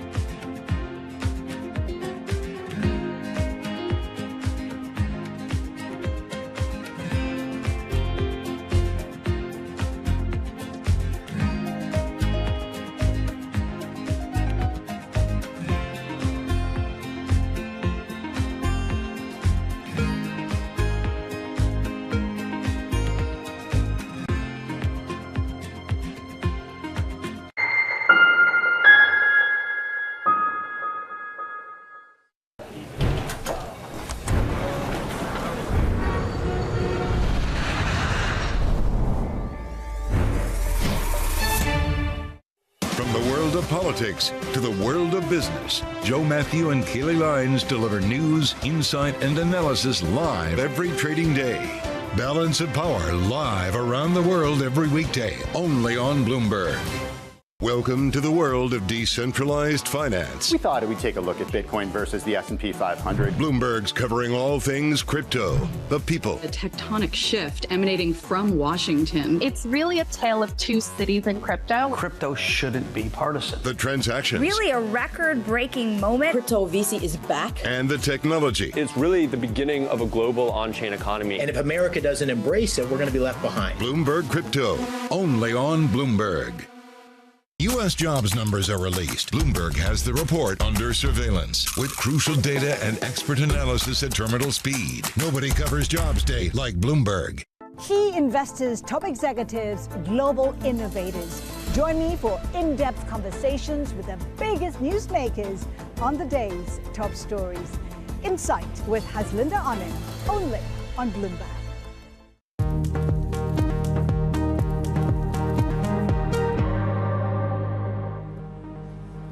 Welcome back to Horizons Middle East and Africa. I'm Jumana Versace in Dubai. Nissan has tumbled to four-year lows after cutting its full-year operating income guidance by 70%. The Japanese automaker is to cut 9,000 jobs and reduce manufacturing capacity by 1/5 as it struggles to cope with tougher industry conditions. For more, we are joined by Danny Lee, our Asia transport reporter. Danny, sharp reaction, adverse reaction. The stock today, it's down more than 6%, but this has been a theme that's been ongoing the last couple of years. Tell us more about the troubles facing Nissan at this point. Yeah, Nissan tells a story of what all global automakers are really facing around the world. First, we've had the likes of Volkswagen, we've had Stellantis, and now Nissan, which is sending this warning of its impending crisis, this massive restructuring it has to undertake in order to right the ship. Clearly, one of the big struggles is this sales slump that they're facing in key markets such as China and in the United States. But then for Nissan, on top of that, it has these internal struggles with relation to its having a workforce that is making too few cars and this excess capacity. So this restructuring, by and large, is there to try and right this ship. And the extent to which it's having to do so by cutting manufacturing output by 1/5, and then having to also say that they're not going to be making as much money as they thought they would. And again, this is the second time it's had to reduce its guidance on full-year operating income. So the struggle for Nissan, which is Japan's third largest automaker, really tells the story of how pretty much every legacy automaker out there is struggling, particularly against the Chinese automakers who are emerging. How, Danny, I mean, I wonder if we think about just internally for the CEO. I mean, he talked a little bit about what this could potentially mean internally for people like himself and others within the company. I mean, what more are you reading from the comments that he gave after we got this notification? Well, it does send a very strong signal when the CEO is cutting his pay by like 50%. And, you know, it's going to take a lot of leadership from the front in tough decisions and in setting about the kind of strategy they're going to have to set forth, particularly around how they adapt to EV sales and the kind of products they can offer. Because Nissan particularly has fallen behind on some of its product offering and missed out on sales, where in the US there's a bigger preference towards hybrid cars. So clearly for Nissan, which has gone through a lot of ups and downs over the many years, particularly after the saga of Carlos Ghosn, it's really going to have to try and right this ship, and this is just part of an ongoing plan here. Yeah, struggling environment for automakers. Thanks so much, Danny Lee, our Asia transport reporter there in Hong Kong for us. Now, still ahead, we'll get the market outlook with the Vontobel CIO as investors shift their focus from the Fed now to China. Stick with us. This is Bloomberg.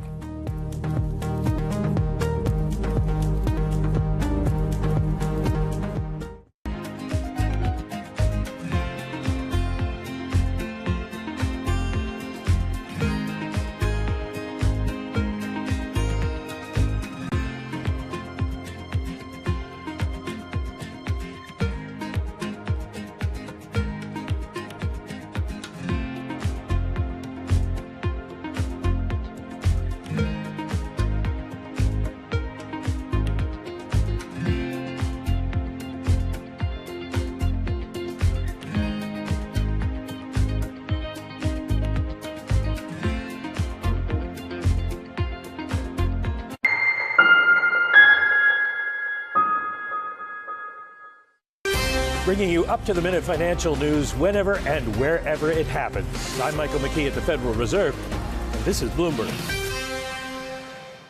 Middle East and Africa. Vibrant resources and high-yield investment opportunities abound. Join me on Horizon's Middle East and Africa for the stories, newsmakers, and insight from this exciting region. Now weekdays, only on Bloomberg.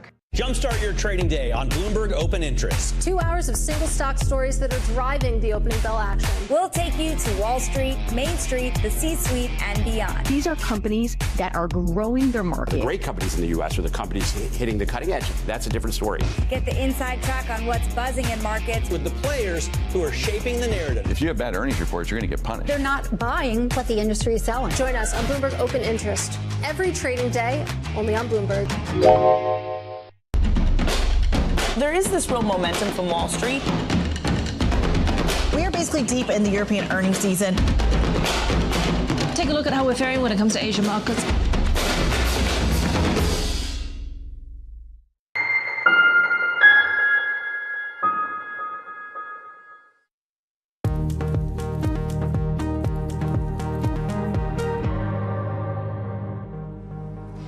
Welcome back to Horizon's Middle East and Africa. I'm Jumana Bersachi in Dubai.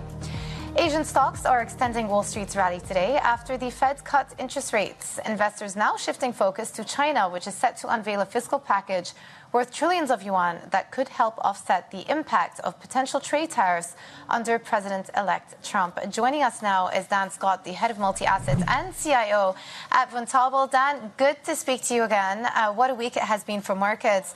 It certainly does feel as though we're seeing a sea change in terms of the market narrative as well. And a month ago, perhaps the market had fully focused on this interest rate cutting profile that was to come out of the Fed, the emphasis on the weakness in the labor market. Now we're once again back to the paradigm of talking about inflationary shocks, about tariffs, about protectionism. How do you think that is all getting factored in to the markets at this point? And is it adequately being factored in? Well, I think the one thing that no one really was contemplating, or fully through at least, was that you would have a clean sweep, that you would have a complete control of Congress, and that really gives Trump a strong mandate to push through whatever it is he wants. And so we're now not, considering a phasing out of the Trump-era tax cuts. In fact, it's more that we're considering that, there are likely going to be even further tax cuts, that maybe the corporate tax rate could come down to 15%. That, in addition with stimulative measures like deregulation on banks and other, stimulative measures that he could be pushing through, puts us in a place where we're looking at a U.S. economy that's potentially in liftoff mode here rather than in soft landing mode. And at the same time, on the other side of the world, you have the world's second largest economy that's also looking to unleash some more meaningful stimulus to the market. So now you have the two largest economies in the world working with stimulus, and all of a sudden that means that we're likely going to be in a very risk-positive environment for assets. And we're seeing that a bit, Dan, if you just take a look at global equities. But, I mean, we were talking about how close the S&P is now to 6,000. I mean, if we're in this liftoff mode for equities at this point in time, is there a positioning for a pullback? I mean, is it inevitable that we could experience a pullback, at least when it comes to equities, and just how elevated we're seeing valuations at this point in time? Yeah, so exactly. It's all a question of valuations, right? I mean, the multiples, the P and it's the E. And so if your expectations on earnings are going higher, then all of a sudden the multiple's not that stretched. And I think that's what the market's telling us, is that it's saying, look at the third quarter. Actually, we had a good beat ratio in the U.S. We had a good earnings season globally. Margins were actually, fine. They didn't expand much further, but they remained high. And earnings growth was actually intact. So now looking forward with a view on potential tax cuts, you could actually see a multiple expansion rather than a contraction on top of that, positive environment for increased consumer confidence and spending on the back of tax cuts and other stimulative measures. So I think that's why, short term at least, this all looks very positive for risk assets. Longer term, it's not at all so clear, because I mean, you have to consider that there is going to be a debt burden here. And until we have the granularity on the policy, we need to understand exactly how tax cuts could be funded.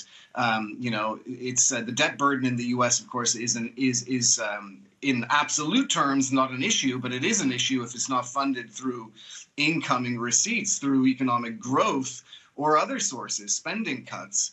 And that's something to keep in mind, because it's going to have an impact on bond yields. Yeah. So, Dan, you talk about the economy potentially going into takeoff mode. So that is good for growth. But then you also talk about the size of the fiscal deficit in years to come, which would be dollar negative. So how do you square the two up together? One of the big Trump trades has been playing for further strength in the USD. But if we start seeing those headwinds on the deficit, is that sustainable? Yeah. I think one needs to be positioned carefully here. And actually, I think that the recent dollar strength is maybe somewhat exaggerated, and that there is potential for some catch up for emerging market currencies versus the dollar, as well as the euro versus the dollar. So right now, short term, the market's playing the rates differential, and that's why the dollar has strengthened somewhat. But I think that it's very clear. We've had the message from Powell. We've had the first 75 basis points now from the Fed. Rates are likely going to continue lower, and they need to go lower because inflation has come down, and that means that real rates are still higher than they need to be. And if you look at the underlying strain, especially for the lower income segment of the consumers, then with credit card delinquencies, auto loan delinquencies, other areas of strain, then it's clear that interest rates do still need to come lower somewhat in order to cushion that blow. So there's the outlook for risk assets on the one side, and there's what's happening in the actual economy on the other. And that's why we think rates are going to come lower and the dollar is going to weaken. And it's another reason why actually we're holding on to our overweight gold position.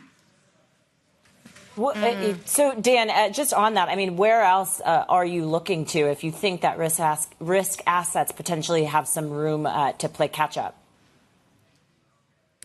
Yeah, so I think you need to be clever now in how you allocate to equities, because you brought it up yourself, the topic of valuations, and there where equities look expensive is actually mainly around the remaining Mag 7 that still, have high valuations and have high growth.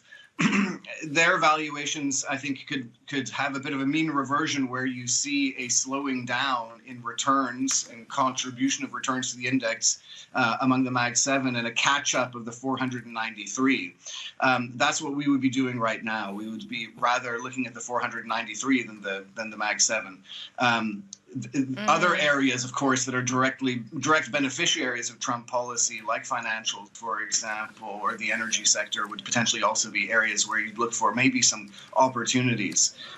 What we don't necessarily agree with is how the market's been bidding up small caps, because again, even though we had another 25 basis point cuts, rates are still high. And keep in mind that something like 45% of the Russell is not profit making. And those that are levered, those are that are rate sensitive, they're still under strain. So rates need to come down quicker for us to be really confident that small caps could have a catch up. Yeah, that is interesting because the day after the elections, the Russell was up something like 6%. But as you say, it's still very rate sensitive. So if they keep rates higher for longer, not so great. Dan, lovely to chat to you. Dan Scott, CIO at Vontobel Multi-Asset Management. Quick look at futures before we head to the break. Coming up, we're going to be talking about the Bank of England Governor Andrew Bailey, who has spoken to Bloomberg after they cut rates. More from that interview next. This is Bloomberg.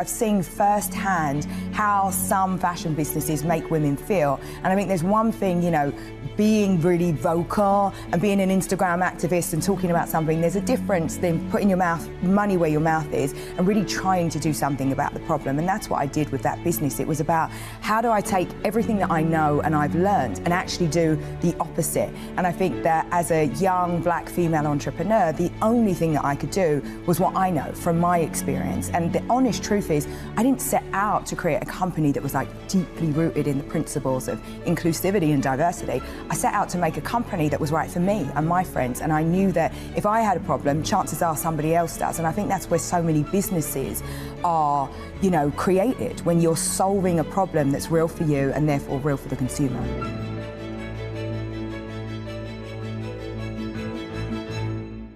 From our studios in New York and San Francisco, our expert hosts have the data and analysis about the companies you know and the startups to watch, plus the interviews you don't want to miss.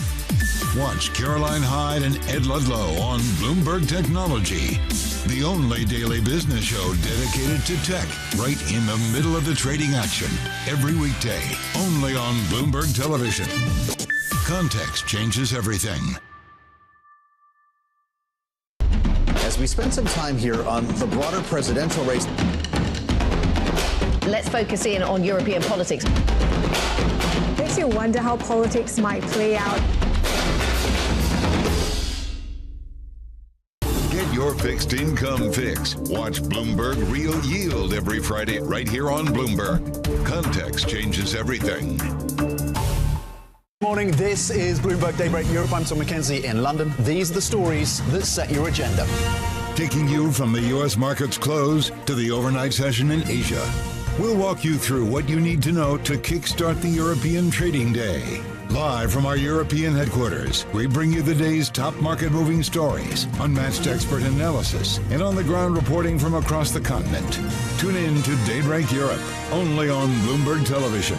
Context changes everything.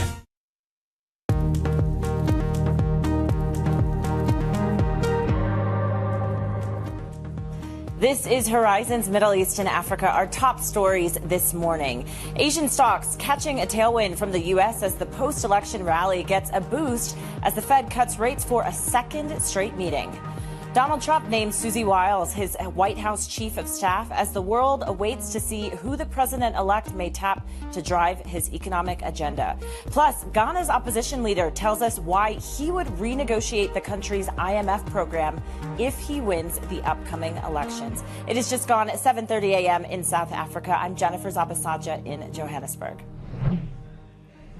And I'm Joanna Versace in Dubai, where it has just gone 9:30 a.m. Welcome to the second hour of Horizon's Middle East and Africa. And of course, we have been monitoring so many different events throughout the course of this week, the main one being the U.S. elections. Just to let you know that the state of Nevada has just been called for Trump as well. At this point, just a formality since he already has the electoral college votes and as we know, is on track to be the next U.S. president. But now also networks are saying that President-elect Trump has also taken the state of Nevada. Jen. Yeah, been interesting to really watch how the states are playing out. But Jumana, let's take a look at where markets are positioned ahead of the trading day. As you mentioned, it has been a busy week, to say the least. We had the U.S. election. We did have central bank decisions. And if we take a look at U.S. equities right now, they aren't doing too much, but definitely experiencing a little bit of a pause, a breather after what has been a pretty busy week for U.S. equities. So S&P futures and NASDAQ 100 futures are looking like a stronger open. What we did see on Thursday, the S&P did hit that 6,000. It's right now at 6,000 and notching its 49th record this year. The NASDAQ also closing Thursday above 1.5%, setting a fresh peak. Also paying close attention to the 10-year yield. We talked about the central bank decision that we got from the Federal Reserve, potentially a more dovish Powell, but we did see Treasury yields declining across the curve right now at just about 4.3335, and Brent crude pulling back then ever so slightly, about 0.5%. Brent crude right now at $75.26 a handle. Let's turn, though, to how markets in Asia are faring. Avril Hong is standing by in our Singapore studio. Hey, Avril. Hey, Jen. Yeah, we're seeing that focus really on China's NPC. What traders want to see is details on housing support, on how local governments can maybe be helped to ease their debt burdens, the details, the fiscal stimulus surrounding support for the Chinese economy. And ahead of that readout from China's NPC later today, you're seeing how Asia's stock gauge has pulled away from session highs, and we're seeing negativity on the Chinese equity as well. Now, I also wanted to flag what's at stake because Chinese stocks have been, for the most part, outperforming India and Japan equities. And of course, the underlying narrative is that the potential for Trump tariffs is causing traders to bet that we're actually going to see Chinese authorities come through. So keep that in mind. That's what is at stake as we look ahead to events of later today out of China. Jen. Avril, thank you so much for the overview of what to expect. Now, speaking of emerging market assets have risen after the Fed's rate cuts. Both equities and currencies have rebounded from the slump in reaction to Donald Trump's win. And for more on how the red sweep in the U.S. impacts EM, we're joined by Luis Costa, the head of emerging market strategy at Citi. So great to see you, Luis. I've got to say, I've been a little bit surprised to see the reaction in EM assets since it became apparent that President Trump is returning, Trump 2.0. We've seen a rally in assets and also a tightening of spreads. What do you point that down to? It is very surprising, and I think that there is a lot of maturity in the way EM assets responded to the U.S. election result. In a way, the markets are doing the following: the markets are moving the dollar range higher, so there are expectations of a more volatile, more lively dollar, let's say, and markets are also moving the range of U.S. rates, especially when it comes to back end, given the fiscal narrative. But as we said before, there is no reason whatsoever to back away from EM. Some EM central banks will continue to ease. some endogenous growth aspects, they will continue to dominate. It's the case of, exceptional growth in Brazil, exceptional growth in South Africa. So good for equities. And obviously on the currency side, that's where we believe that it might be a little bit more volatile. Dig into that a bit more, Luis, because you mentioned Brazil, you mentioned South Africa. We have seen some green shoots, in particular here in South Africa. Is there anywhere else that you think potentially we should be paying close attention to? Well, I mean, the asset class is very well shielded. Let's be honest here. I mean, from the current account perspective, the EM gained current account shield. So, I mean, the performance of the current account over the past 5-6 years has been a little bit better. The fiscal is something that is not only in the U.S., the fiscal dominance is something that we should be definitely monitoring in emerging markets. But we do like many spaces. We do like to receive rates and buy bonds in Central Europe. I think South Africa is a very interesting case where you've got this Goldilocks situation where you can buy bonds, but you still bullish growth.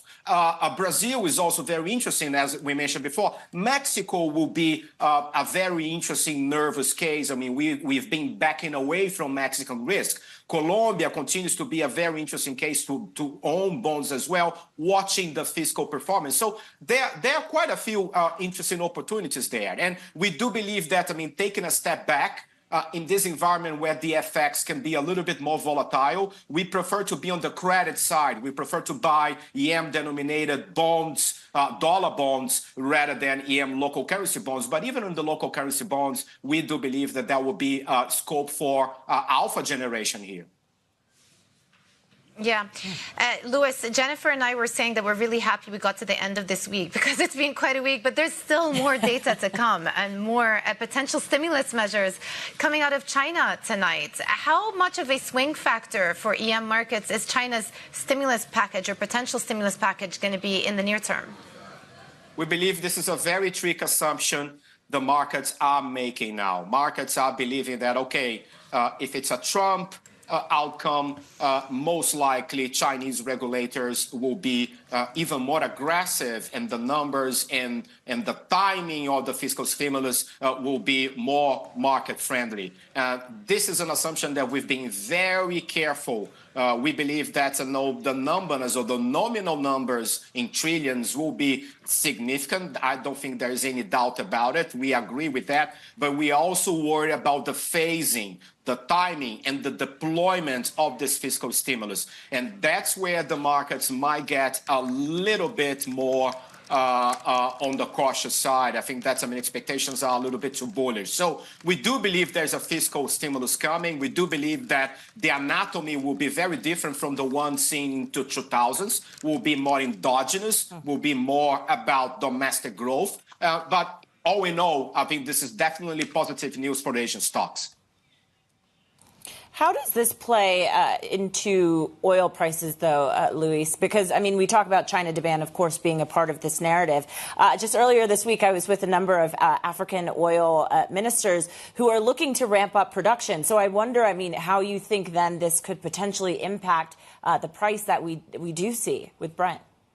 That's a very interesting point, and we've been discussing this quite a lot, within our strategy team at Citi, because if you take Trump, let's put Trump on the side, right? I mean, the projections of global growth and global supply of oil going into 2025, they were bearish oil. Our commodity research team expects something around 60 or 65 over the next 9 to 12 months. So the projections are bearish. If you put Trump inside the picture now, it probably gets worse, right? I mean, you remember 2016, the drill, baby drill, and Trump economic policy is pro increase of oil supply. So, and which is something that is already happening from the States anyway. So we find it very difficult, other than the geopolitical premium, which is something that it's in there, maybe $7, $8, $9 of geopolitical premium in the oil price now. We think that there's a downside. The question is, how much are we going to go down in dollar? And this is bad news for the oily credits out there, especially the oily credits in Africa.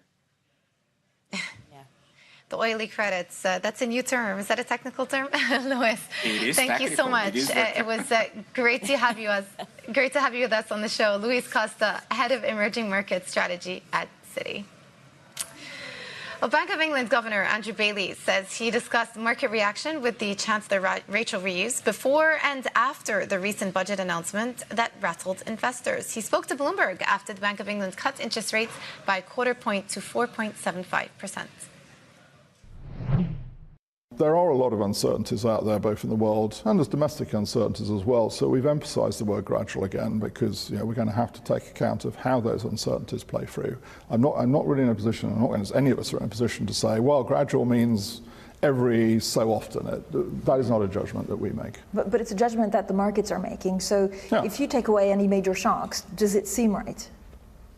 Well, I think the markets have made that judgment. I think it's a reasonable reflection of the forecast that we've published today, by the way, but which is, by the way, conditioned on the market curve. So it's a reasonable sort of reflection of that judgment that we think inflation is going to come back to target sustainably within the sort of horizon that we look at. Governor, the Chancellor said she spoke to you at the IMF, also about the budget and some of the things that were coming up. Did you warn her of market volatility or what the market would do? Well, we talked at the IMF about, I think the Chancellor said, we talked about the IMF about her evolving thinking about the budget and her evolving thinking about the fiscal rules. We have, by the way, we have a very regular dialogue.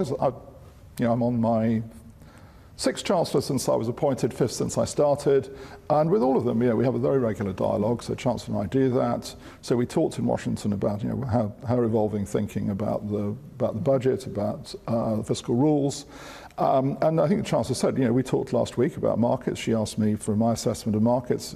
As the Bank of England is, we provide the Treasury with our assessment because it's obviously something that we're very close to. I'm very, very open and willing to provide that assessment. So yes, we talked through the assessment of markets. So, but this was before the event. So was the market reaction expected on your side? Well, we both before and during, actually. So look, I think that if you go back to the beginning of last week, our assessment of sterling rates markets was that at the shorter end they were sort of positioned long for interest rates to go down further than was expected. I think that obviously changed during the week. It wasn't surprising to me, therefore, that there was a closing out of positions, probably stop orders were being hit. That closing out needed to take place. I think it took place in an orderly fashion. We weren't seeing disorder in the markets. And by the way, I think by Friday afternoon post non-farm payrolls, the dominating event in markets was expectation of the US election, not the UK budget. Do you think the Chancellor was expecting markets to behave that way? Well, I think this was obviously a big budget, as the Chancellor herself said. So I think it's reasonable to expect that markets will respond to it. I mean, they knew some things. They didn't know, they didn't know the precise form of it until it was delivered by the Chancellor in Parliament. So I think it was entirely appropriate to have some reaction in markets. But the point is, it's been an orderly reaction. Markets move. We should expect markets to move. It's only when they become disorderly that we should, be concerned in that sense. Governor, I know you're very reluctant to talk, what possible trade wars or tariffs from the U.S. would look like on the economy, but would they be inflationary or would they reduce growth? Well, I mean, we don't know the answer to that question. I think, what I will say is, look, the UK is a very open economy. So obviously this area matters. The Chancellor has said yesterday and today, quite rightly, and I will join her in this, that she will make the case for open markets and free trade. And I will strongly support her in this because I'm a very strong supporter of free trade. I think you would expect the UK to do that. We have a very proud history of free trade in this country. We will no doubt, say our piece and make our case. But we'll see. I think it's important just to say, look, let the new US administration get into office. We will work with them. I've worked with a lot of US administrators over my career. We will work with the next US administration just as we do with the current one, and we did with the previous Trump administration, by the way. I expect constructive relations, and we will have a good dialogue.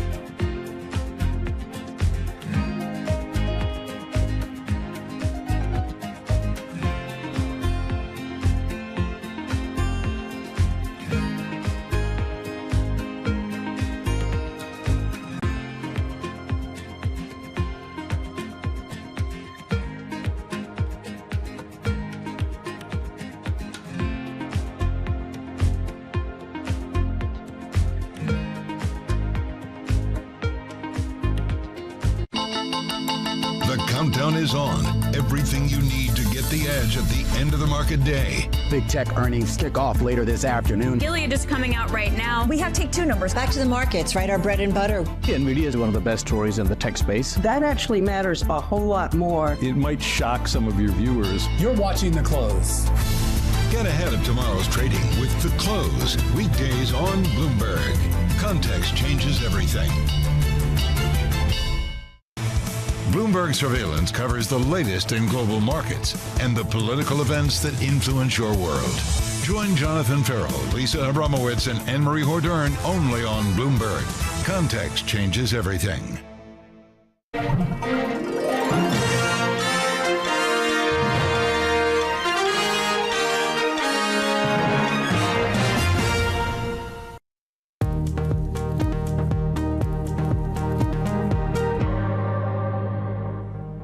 Welcome back to Horizons Middle East and Africa. I'm Jennifer Zapasaja in Johannesburg. European leaders meeting in Budapest are exploring ways to finance their militaries and clean technologies. Donald Trump's return to the White House has accelerated efforts to boost the continent's own defense capabilities and to make its industries more competitive. For more, let's bring in Bloomberg's Oliver Crook, who's joining us from Budapest, still in the football stadium. So, Oliver, I mean, Trump's return already having an impact with the bloc. Take us through it. Yeah, absolutely. And listen, last night was the first opportunity for all these leaders to get together. They had this big dinner here in Budapest, and it was their first time where they officially were discussing Donald Trump's presidency. And of course, everybody who was here, every journalist was asking everybody, including myself, as they were walking in the interviews we had, what are you expecting from Donald Trump? What should Europe's response be, particularly on Ukraine? And I had a chance to speak with the Danish Prime Minister yesterday, Mette Frederiksen, literally moments after she got off the phone with Donald Trump to congratulate him. Have a listen about what their conversation was focused on. We had a long discussion about some of the topics that are a big concern for U.S. and for Europe. Of course, the war in Europe, Ukraine, the closer cooperation between Iran, North Korea, Russia, and unfortunately also China. And she said she was reassured by the fact that Trump seems to be spending a lot of time now in the last couple days on outreach and speaking to other leaders around the world. She said that she also saw that there was really no sense of schism fundamentally between the EU and the United States, but there's still a lot that we don't know. And she made that point very clear. The other point that everybody has been making as they arrived here is that basically the Ukraine question is non-negotiable. Having said that, I also spoke to Viktor Orban's chief advisor and asked him about were they drinking champagne on the eve of the election in the United States. He said yes, and he says that this is going to force Europe to have a different approach in terms of the war in Ukraine. And the question is, as we get out of here, and we will have this morning, as Europeans file in after that dinner last night, maybe a more unified message from the European leaders in terms of what their approach should be towards Donald Trump. A German political crisis potentially in the making. I'm seeing that the German Chancellor Olaf Scholz is actually still attending this summit. How much is the backdrop domestic turmoil in Germany likely to weigh on how responsive he is to the bloc's reactions and thinking about how they're going to be reacting to a Trump return? Yeah, Jemana, this is absolutely fundamental, and this was a question we asked to a lot of leaders as they came in yesterday, and I think that there is a real consciousness within Europe that you can't really get things done on a major level without a strong France and a strong Germany. You have now a fairly weak France. Emmanuel Macron's mandate is not what it used to be, and of course now you have a German government that has basically collapsed. Olaf Scholz, as a consequence of that, arrived here late yesterday, so he missed a lot of the sessions yesterday, and it's a sort of damned if you do, damned if you don't. Olaf Scholz can't not come here because you can't not have Germany at these meetings, but he's also not in a position to do a very great deal. We're expecting to hear from him over the next couple of hours, but yet again, this is the day where we're supposed to be focused on the Draghi report, a more unified Europe, a sort of Europe-first approach, if that is what they're up against in the United States, and that is going to be very difficult to achieve without a strong German government, and that is just not what we have. Great reporting, as always. Bloomberg's Oliver Crook in Budapest for us. Oliver, thanks so much for joining us. Now, coming up, we come back to the African region. Ghana's opposition leader wants to renegotiate the country's IMF program if he wins the upcoming elections. We hear from John Mahama next. This is Bloomberg.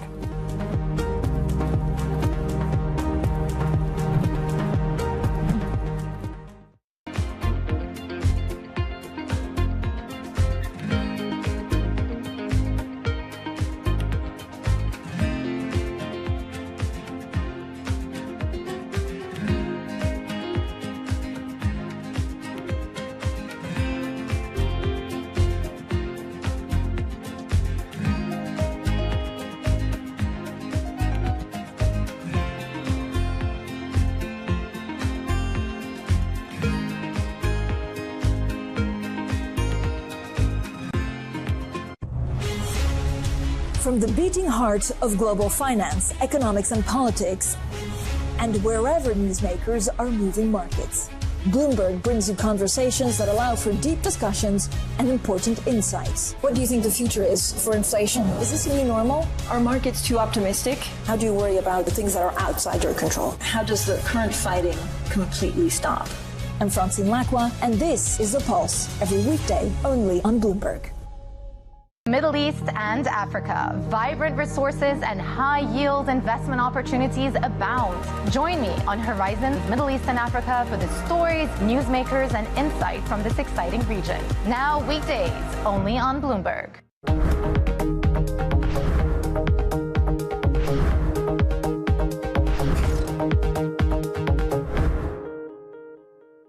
Welcome to the world of decentralized finance. We thought we'd take a look at Bitcoin versus the S&P 500. Bloomberg's covering all things crypto, the people. A tectonic shift emanating from Washington. It's really a tale of two cities in crypto. Crypto shouldn't be partisan. The transactions. Really a record-breaking moment. Crypto VC is back. And the technology. It's really the beginning of a global on-chain economy. And if America doesn't embrace it, we're going to be left behind. Bloomberg Crypto, only on Bloomberg.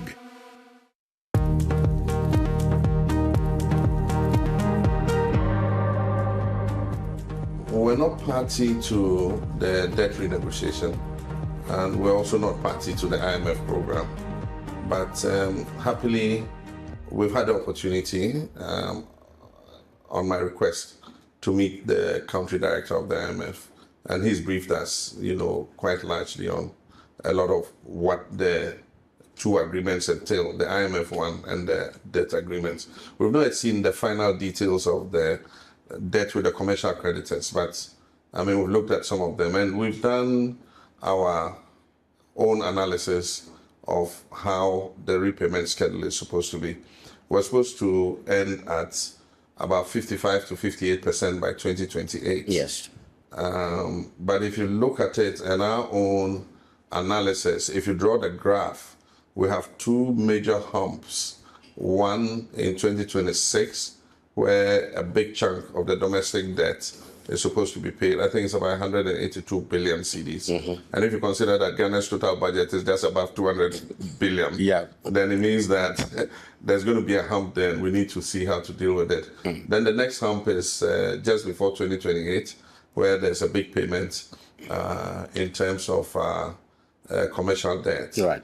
And so we need to look at how we can refinance some of these so that we can smoothen out the trajectory of the debt repayments. Right. And so those are things we would want to engage the IMF very early when we win, to engage them very early to see how we can work together, to make sure that we're able to maintain debt sustainability. We want to reintroduce the sinking fund, and we want to work on increasing our energy oil and gas production. Over the last 8 years, Ghana has not been a very friendly environment to upstream producers, and so we'll try and get as many of them to come back as possible and give them the incentives that are required for them to ramp up in terms of gas and oil production. That was John Mahama, leader of Ghana's National Democratic Congress, speaking with Bloomberg. Let's bring in our West Africa Bureau Chief, Moses Mozart Jawo, who is joining us now. So, Moses, just give us a sense of how things are shaping up ahead of this election, which is just a few weeks away. Thank you very much, Jennifer. So the polls are exactly a month away, and they seem to look set. The Electoral Commission recently said it has started printing the ballot sheets after verifying and approving 13 presidential aspirants for the contest. This includes the main candidates, the Vice President Mahamudu Bawumia, and of course the main opposition candidate John Dramani Mahama of the National Democratic Congress.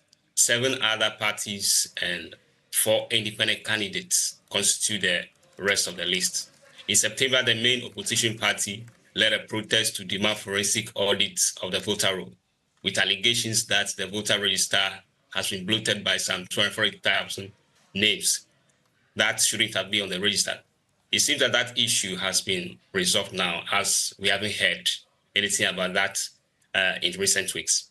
At this time, too, we see the political parties implementing their more strategic campaigns. So we tend to come across very interesting jingles on radio, TV, and social media, especially the two main political parties trying to tease at each other and punching holes in each other's proposed policies and manifesto promises. So interesting days ahead as we look to December 7th. Absolutely.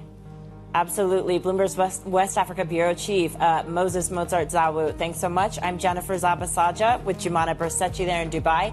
Daybreak Europe is up next.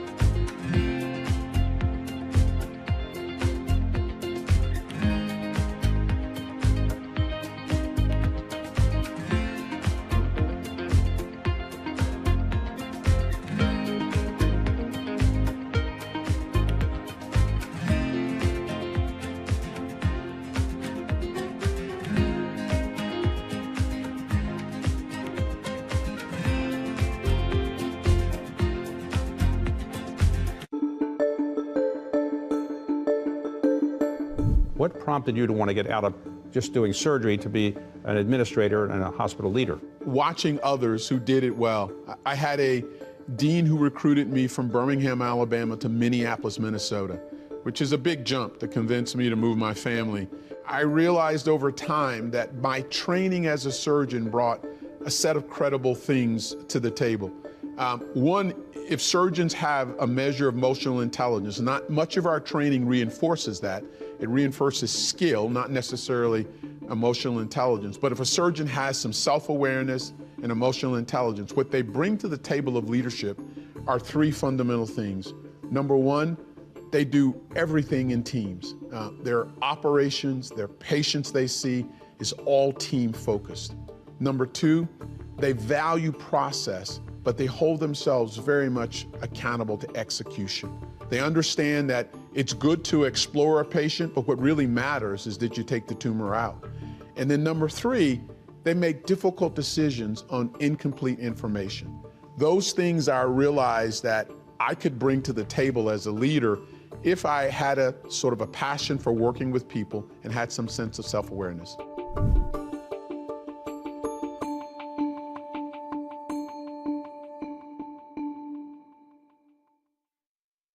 Good morning. This is Bloomberg Surveillance. Welcome back to the opening trade. This is Bloomberg Technology. This is the Asia trade. You're watching the close. Welcome to Balance of Power. This is Bloomberg. It's a multi-trillion-dollar industry. We'll show you what's happening in ETFs like no one else. Bloomberg ETF IQ, Monday on Bloomberg. Good morning, this is Bloomberg Daybreak Europe. I'm Tom McKenzie in London. These are the stories that set your agenda. Asian stocks trade higher as the Fed unanimously cuts rates by 25 basis points. Chairman Jay Powell tells reporters Donald Trump does not have the power to make him resign. If he asked you to leave, would you go? No. The president-elect picks Susie Wiles to be the first ever female chief of staff at the White House. We're going to look at who else could join the new administration. Plus, the Bank of England warns of inflation risks as it cuts rates for the second time this year. We're going to hear from Governor Andrew Bailey.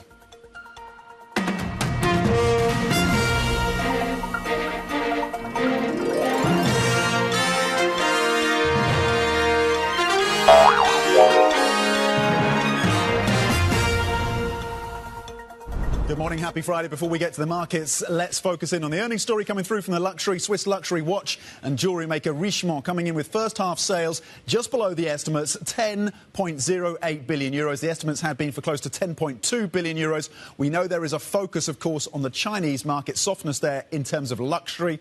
Operating profit in the first half for Richemont coming in below the estimates. It's a miss in terms of operating profit for Richemont, 2.21 billion euros. The estimates had been for just shy of 2.5 billion euros. Again, 70% of its revenue coming from jewellery, so we'll look at the details around that as well. But it's the exposure to the Chinese market that is likely to have dragged on that company. We'll get more details through the hour. Let's get to the broader markets right now. You had another record yesterday across US markets, a 49th record coming through for the S&P, the Nasdaq as well, punching through a fresh record there. You saw gains for mega cap tech companies in the US. A little bit of softness when it comes to the banking space.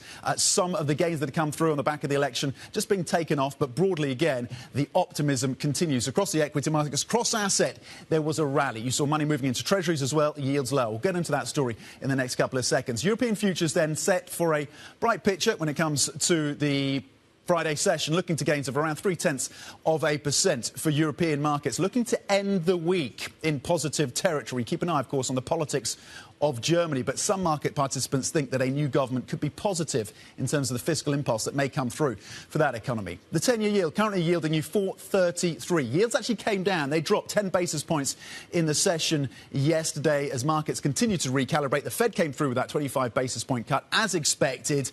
A little bit split the markets in terms of whether or not they go again in December. We'll be watching two inflation prints before that decision. The BOE as well coming through with a cut, 25 basis points, but warning on inflation and maybe additional cuts coming through next year will be at a slower, more gradual pace. Bloomberg Economics thinks they will hold at the next meeting in December. The pound in focus then got a bit of a move higher yesterday. Today a little softer, down 0.1%, 129, largely down to a bit of dollar strength today after the US dollar dropped to about the lowest levels, or the biggest drop since about August yesterday. Brent trading at 75.23, currently down 0.5%. And Bitcoin, it came in above 76,000 for the cryptocurrency, just shy of that right now. Very, very modest gains. But again, just closing in on that 76,000 level for the key cryptocurrency. Let's scroll over to Singapore right now. Avril Hong standing by for a check on the Asian markets, and we're waiting as well from details from the National People's Congress in Beijing. Avril.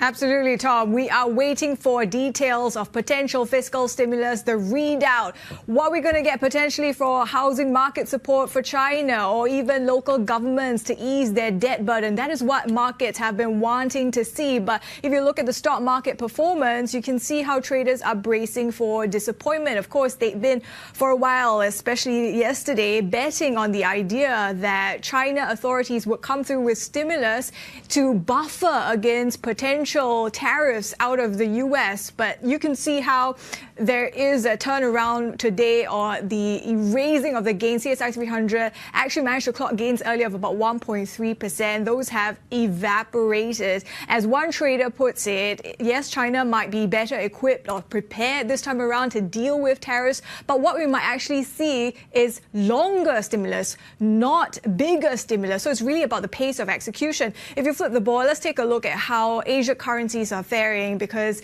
we are seeing the offshore-onshore yuan weaken despite earlier today managing to clock some gains. And this is on a day where most Asia currencies are actually recouping some of the losses from earlier in the week as the dollar erases some of the post-election gains. Flip the board again, take a look at the CSI 300. This chart will show you how it has been pretty impressive in managing to hang on to the gains from September. Remember that monetary stimulus blitz. And now we are seeing also that on the CSI 300, it is still, despite the declines of today, if we can take a look at this chart, actually managing weekly gains for the best a week in about a month. And there are trading volumes behind this. So it's really up to China's authorities, the legislators, to deliver. Tom. OK, and we hope to get some details on that in the next couple of hours, of course, from the National People's Congress. How much additional stimulus when it comes to the fiscal front will come through for China? We may have an answer for that in the next couple of hours. Avril Hong with the details in terms of the markets in Asia. Thank you very much indeed. Let's get to the Fed then. Cutting its benchmark rate by a 0.25 percentage point in a unanimous decision. That was not a surprise, but Chair Jay Powell declined to say whether they will cut rates again in December. He also says the election outcome will not affect what policymakers do, at least in the near term. Some of the president-elect's advisors have suggested that you should resign. If he asked you to leave, would you go? No. Can you follow up on, do you think that legally you're not required to leave? No. Do you believe the president has the power to fire or demote you, and has the Fed determined the legality of a president demoting at will any of the other governors with leadership positions? Not permitted under the law. OK, for more on this, let's bring in Bloomberg's Valerie Teitel. Valerie, really, that was where the interest lay. The cut was expected. They were pretty nuanced in terms of where they go from here. But it was the question about Jay Powell's role at the Fed. Yeah, he appeared to get flustered late in the press conference just how many times U.S. politics was brought up in the question and answer session during the press conference. He did reiterate many times that in the near term, the election has no effect on their policy decisions. His comments were generally taken by the market as quite dovish, and he gave several indications that a December cut is still the base case. If you flip on, though, let's talk about this December meeting, Tom, because it is a big one. The market is on tetherhooks to know whether the anticipated expansionary fiscal policies are going to be incorporated into their forecast. In December, we get the new forecast for GDP and inflation. We also get the updated dot plot. So if they wanted to make a statement in December, it would be at that moment. A lot of eyebrows are being raised because Powell tried to tamp down on that possibility, saying, we don't guess, we don't speculate, and we don't assume. Some may not be convinced, and it's because December 2016, a month after Trump first won the White House back in 2016, the Fed staff already changed their forecast for inflation. They baked in an assumption of that fiscal expansion. So a lot of questions still raised on whether we'll get that from the Fed come December. But he did reiterate his data dependence. And on that note, let's flip on again and take a look at the data we get next week, Tom. We have CPI on Wednesday, followed with PPI on Thursday. And lastly, retail sales, which feeds directly into GDP on Friday. OK, a big week for the data, on the data front, at least next week. And we'll focus in on that, of course, and see if it adjusts. And is there any changes in terms of the pricing around the Fed's next steps? And, of course, that debate continues around December. Bloomberg's Valerie Teitel, thank you very much indeed. Let's get and continue to focus on the unfolding changes around the political makeup that we're likely to see, of course, in January when Donald Trump takes office. He has picked Susie Wiles, one of the top architects of his political campaign, as his White House chief of staff. She will be the first woman to hold that position. And my goodness, that is a position that comes with a lot of power. Let's get the details from Bloomberg's Vonnie Quinn. Vonnie, just for our international viewers, give us a sense as to who Susie Wiles is. She's been operating the background for quite some time. Yes, the Ice Maiden, as Trump called her when he was saying thank you to everybody for having won the election. She's been around politics many, many decades, Tom. She started out on her first campaign, which was Ronald Reagan's successful campaign back in 1990. Fast forward all the way to 2018, she was the architect of Ron DeSantis's successful gubernatorial campaign. Not only that, but get this, when she became the campaign architect for Donald Trump, it was actually her messaging that suggested that he should distance himself from Ron DeSantis and paint Ron DeSantis as off-putting and out of touch. So she really is a very canny political operator. She will be the first female chief of staff in Washington, D.C., and as you say, she has been behind the scenes. But we're only 2 days post-election, and already so many names are being bandied about for cabinet positions. And this is partially thanks to the order that this chief of staff is putting on Trump. He tends to be a little chaotic. The first transition was, the definition of insanity. We had people coming and going from the White House. This time around, it looks like we could have some names already in November for that transition to be successful and for the inauguration to happen in January with people in their roles. Now, this will also be helped if the Republicans take the House. Still 24 or so seats being counted, but it does look like it's leaning towards Republicans. And that would mean that nominations would be shoo-ins for the most part. Yeah, so the process of getting these names into their positions could be quite quick by historical comparisons. Give us a flavour then, Vonnie, of who some of the names we should be looking at, particularly when it comes to Treasury Secretary. Right, some of the really important economic ones there are going to be one of the first, I'm sure, that will be named. So you have a selection of people, and some of these are fundraisers like hedge fund manager Scott Bessent, for example. You also have Robert Lighthizer. He's known as a China hawk, so there would have to be some consideration given to whether investors would like a China hawk as Treasury Treasury Secretary.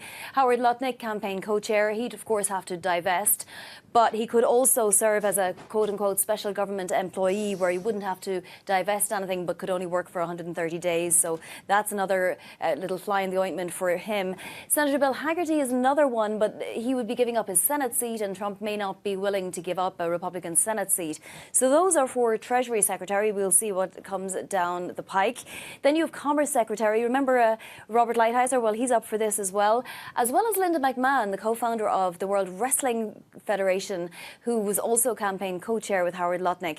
You have the Special Economic Advisors, of course, and then there's a really interesting one, the Secretary of State. One of the names up here is Stephen Mnuchin. You'll remember him as the Treasury Secretary from the first time round. Another name, Senator Marco Rubio, one-time opponent of Donald Trump and almost his running mate this time around. OK, all men at this point. Well, did you say World Wrestling Competition? OK. The McMahons are well known in the WWF world, yeah.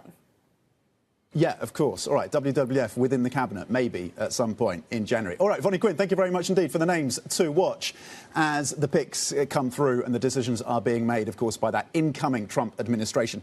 To the monetary policy of the UK then, switching focus. The Bank of England has cut borrowing costs as expected for the second time this year. It stops short, though, of signalling faster easing, highlighting the importance of, quote, gradual adjustments in the face of pressures at home and abroad. There are a lot of uncertainties out there, both in the world and there's domestic uncertainties as well. So we've emphasised the word gradual again because we're going to have to take account of how those uncertainties play through. I'm not really in a position, I'm not going to, any of us are in a position to say, well, gradual means every so often. That is not a judgment that we make. OK, Andrew Bailey, of course, speaking to Bloomberg after yesterday's expected decision, of course, not a big surprise. For more, let's bring in our UK correspondent Lizzie Burden, because the interest is not that they cut interest rates, but what the path ahead is, given, one, the budget that you talked to the Treasury Secretary about, of course, the Chancellor, but number two, what Trump would mean for the BOE and for the UK. Exactly. And I would say, Tom, this was a hawkish cut from the Bank of England yesterday. It was obvious that they were going to cut rates, as you say, by a quarter point, and indeed they went for an 8-1 split. Catherine Mann, the dissenter, partly because inflation is back below the 2% target. But it's the path ahead, and actually because of the budget, this massive fiscal loosening, the biggest in decades, they see inflation going up again by up to 0.5 percentage point, and they actually say that rates will fall gradually rather than aggressively, so a change of language there. But the governor, as you heard, very careful not to directly comment on the impact of Donald Trump's win on monetary policy, or to blame the budget for higher for longer interest rates.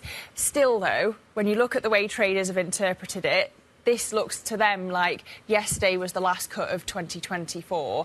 They've pared back pricing on December from 25% to 15%, and as they look at all the ECB, and if you look at the sterling reaction, it did rise, but I would note, Tom, that's partly because of the Trump trade taking a bit of a breather. Yeah, that's a really important point that you make in terms of the expected cuts for the BOE being fewer than those for the ECB and the Fed as well, of course. Lizzie Burden, thank you very much indeed, our UK correspondent, breaking down what we heard from the Bank of England Governor, of course, Andrew Bailey, contending with a more challenging backdrop maybe than he had expected just a week ago. And talking of the ECB as well in the central banking space, German politics certainly plays into that. Coming up, Germany engulfed in that political crisis as parties, of course, argue over an election date in that country following the collapse of the governing coalition. We are live in Frankfurt with the latest. That is next. This is Bloomberg.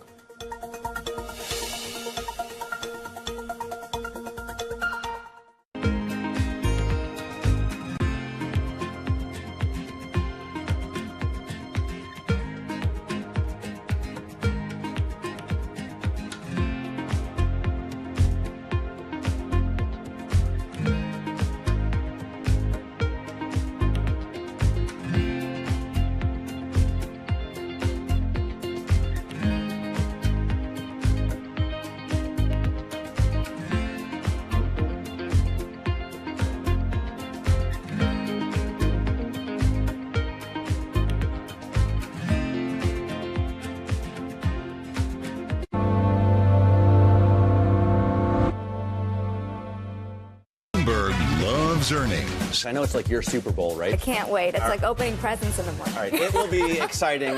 Nobody covers earnings like Bloomberg. the world of politics to the world of business, Joe Matthew and Keely Lyons deliver news, insight, and analysis live every trading day. Balance of Power live around the world every weekday, only on Bloomberg. Jumpstart your trading day on Bloomberg Open Interest. 2 hours of single stock stories that are driving the opening bell action. We'll take you to Wall Street, Main Street, the C-suite, and beyond. These are companies that are growing their market. The great companies in the U.S. are the companies hitting the cutting edge. That's a different story. Get the inside track on what's buzzing in markets with the players who are shaping the narrative. If you have bad earnings reports, you're going to get punished. They're not buying what the industry is selling. Join us on Bloomberg Open Interest every trading day, only on Bloomberg. Key investors, top executives, global innovators. Join me for in-depth conversations with the biggest newsmakers on the day's top stories. Insight with Haslinda Onen, only on Bloomberg.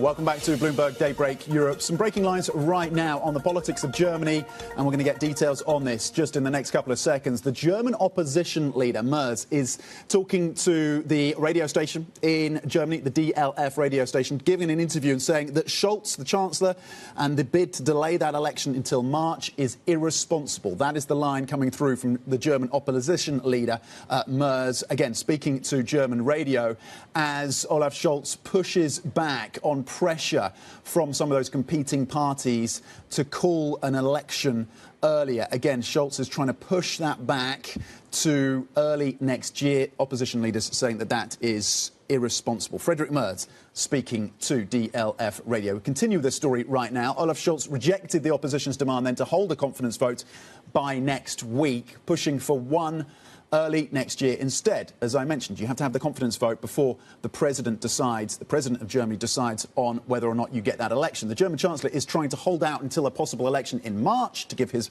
beleaguered party a chance to recover in the polls. For the latest then, let's go straight to Bloomberg's Christoph Raud in Frankfurt. Christoph, we just had these lines from Friedrich Merz. Scholz trying to push this thing back. What is the likelihood that he succeeds in that? The pressure seems to be building. The pressure is absolutely building, Tom, as you say. Good morning. I think it's pretty difficult to sort of conceive that from a current standpoint, Olaf Scholz will be able to essentially just stay in office for several months and with his coalition not having a voting majority in parliament. So essentially, like, their ability to get anything decided, to get anything to parliament is actually pretty limited and very unlikely. So it seems very unlikely at the moment that he's going to be able to sort of stick to his time frame that he laid out earlier this week when he announced the collapse of the coalition. Christoph, give us a sense of where this leaves Germany. I mean, some in the investor community seem to be betting that you're going to get more fiscal stimulus with a new German government. German equities performed quite well yesterday. What is the expectation from economists, from markets, as to where this leaves Germany and that bid for some, at least within the body politic of Germany, to get more fiscal spend for defence domestically, for the transition for Ukraine, and, of course, to ensure that there is some kind of defence against potential tariffs from a Trump administration? Well, I think the market reaction that you just mentioned, I think it sort of signals that there is some hope, at least in the market among investors, that after all, like the last couple of months were a lot about like the infighting within the ruling coalition. They really struggled to come to any sort of like agreement, like decisions were being like kicked down the road. That sort of like deadlock is finally easing, and that actually will be changed, and that there will be potentially like a new government in place that actually gets a lot more stuff done, which in turn would also be good for companies, because as we've discussed previously in the show, and as we like covered on Bloomberg News pretty much on a daily basis, there are like a lot of like mounting problems for the German economy, for Germany's like key industrial sectors from automotive to chemicals. So there is really like a clear need and urgency for action. Christoph, what is your understanding? We're looking at pictures now, not live pictures, but looking at pictures of the CDU leader, the key opposition leader, of course, Friedrich Merz. Again, he's just called. We've had a line crossing as well. Merz is reiterating a call for a national election as soon as possible. The CDU are leading in the polls. The AfD, the far right, have a significant chunk of votes as well. What is the likely combination or coalition that is likely at this point to come through if you do get that election? And how willing is the CDU to spend more? Yeah, that is a good question. The spending ability actually of any new government will actually be quite limited. I mean, one key reason why the ruling coalition sort of disintegrated was about their ability and their willingness to spend and also to take on more debt by the government. Germany has this net borrowing limit in place, which sort of restricts spending to a certain degree. And that is something that will also be, have to be faced by any new government that will be in place. So that's really something that is not going to go away just because the government changes. But generally there will have to be some pretty meaningful decisions in order to basically allow these investments that are really needed in anything from infrastructure, reducing bureaucracy, like to actually really revive the German economy again, because the overall picture looks pretty grim. I mean, the German economy has been stagnating for almost 2 years, and at the moment it's like really unclear when momentum can return.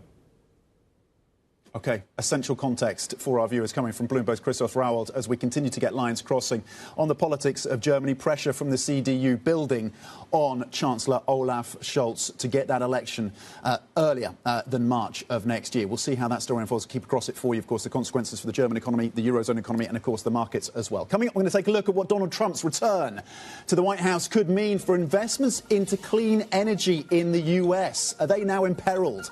We'll get that story for you in the detail. Stay with us. This is Bloomberg.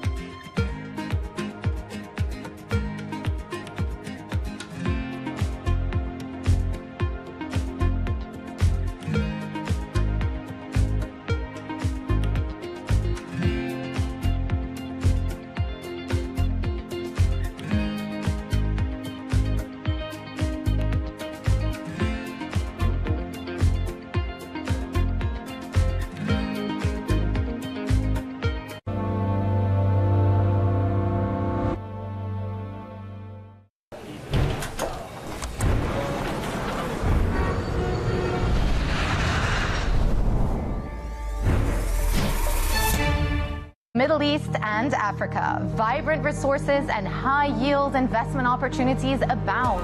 Join me on Horizons Middle East and Africa for the stories, newsmakers, and insight from this exciting region. Now weekdays, only on Bloomberg. From our studios in New York and San Francisco, our expert hosts have the data and analysis about the companies you know and the startups to watch, plus the interviews you don't want to miss. Watch Caroline Hyde and Ed Ludlow on Bloomberg Technology, the only daily business show dedicated to tech, right in the middle of the trading action, every weekday, only on Bloomberg Television. Context changes everything. There is this real momentum from Wall Street. We are basically deep in the European earnings season. Take a look at how we're faring when it comes to Asian markets.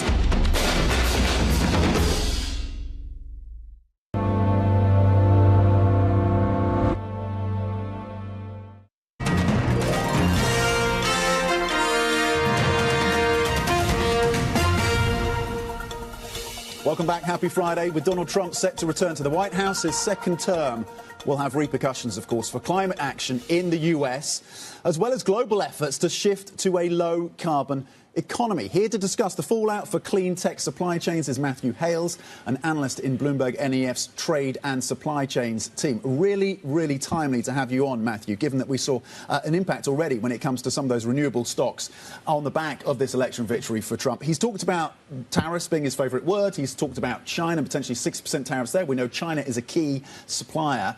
in terms of the components that go into this renewable shift. How much of a risk is this? What is your assessment right now when it comes to the green energy space? So, actually, when we're looking at clean tech, you have to look back across the last few years, and really clean tech has been subject to high import tariffs ever since about 2012. And what this has done is it's shut out imports from China in solar since about 2020, and it shut out EVs as well, especially with Biden's hikes to tariff regimes last year. Now, the area where this isn't true is batteries. So the US is still dependent, about 60% of the battery imports come from China.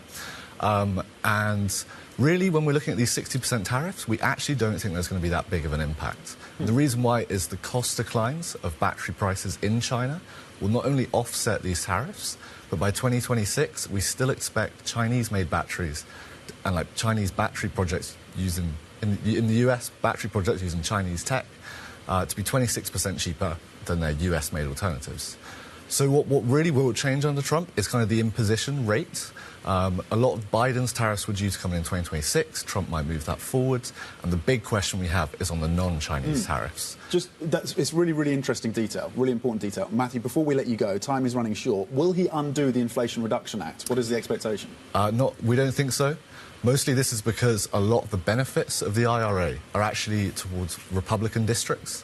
And so when the House majority is going to be quite a thin margin, we don't expect there to be enough to actually push through any full-scale repeal. Okay. What we think there will be is some tweaks around the edges of how the IRA is implemented, maybe some scaling down on the loan programs, but we think the whole package will stay there, especially the key elements for clean tech. Really important context. Matthew Hales, thank you very much indeed. From our Bloomberg NEF team, focus on trade and supply chains. Part of that, Gene, really important context as we look at the policy shift, of course, under a Trump administration. There's plenty more coming up. This is Bloomberg.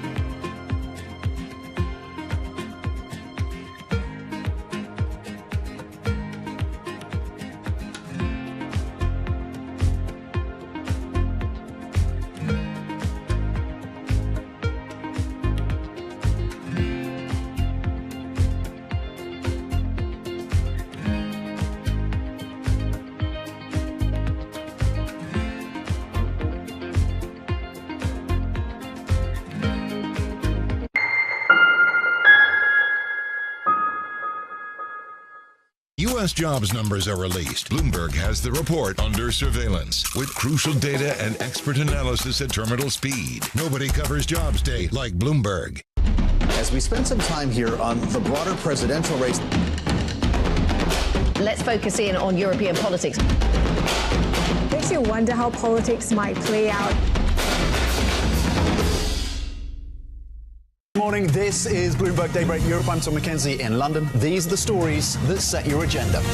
Taking you from the U.S. market's close to the overnight session in Asia. We'll walk you through what you need to know to kickstart the European trading day. Live from our European headquarters, we bring you the day's top market-moving stories, unmatched expert analysis, and on-the-ground reporting from across the continent. Tune in to Daybreak Europe, only on Bloomberg Television. Context changes everything. Bringing you up-to-the-minute financial news whenever and wherever it happens. I'm Michael McKee at the Federal Reserve, and this is Bloomberg.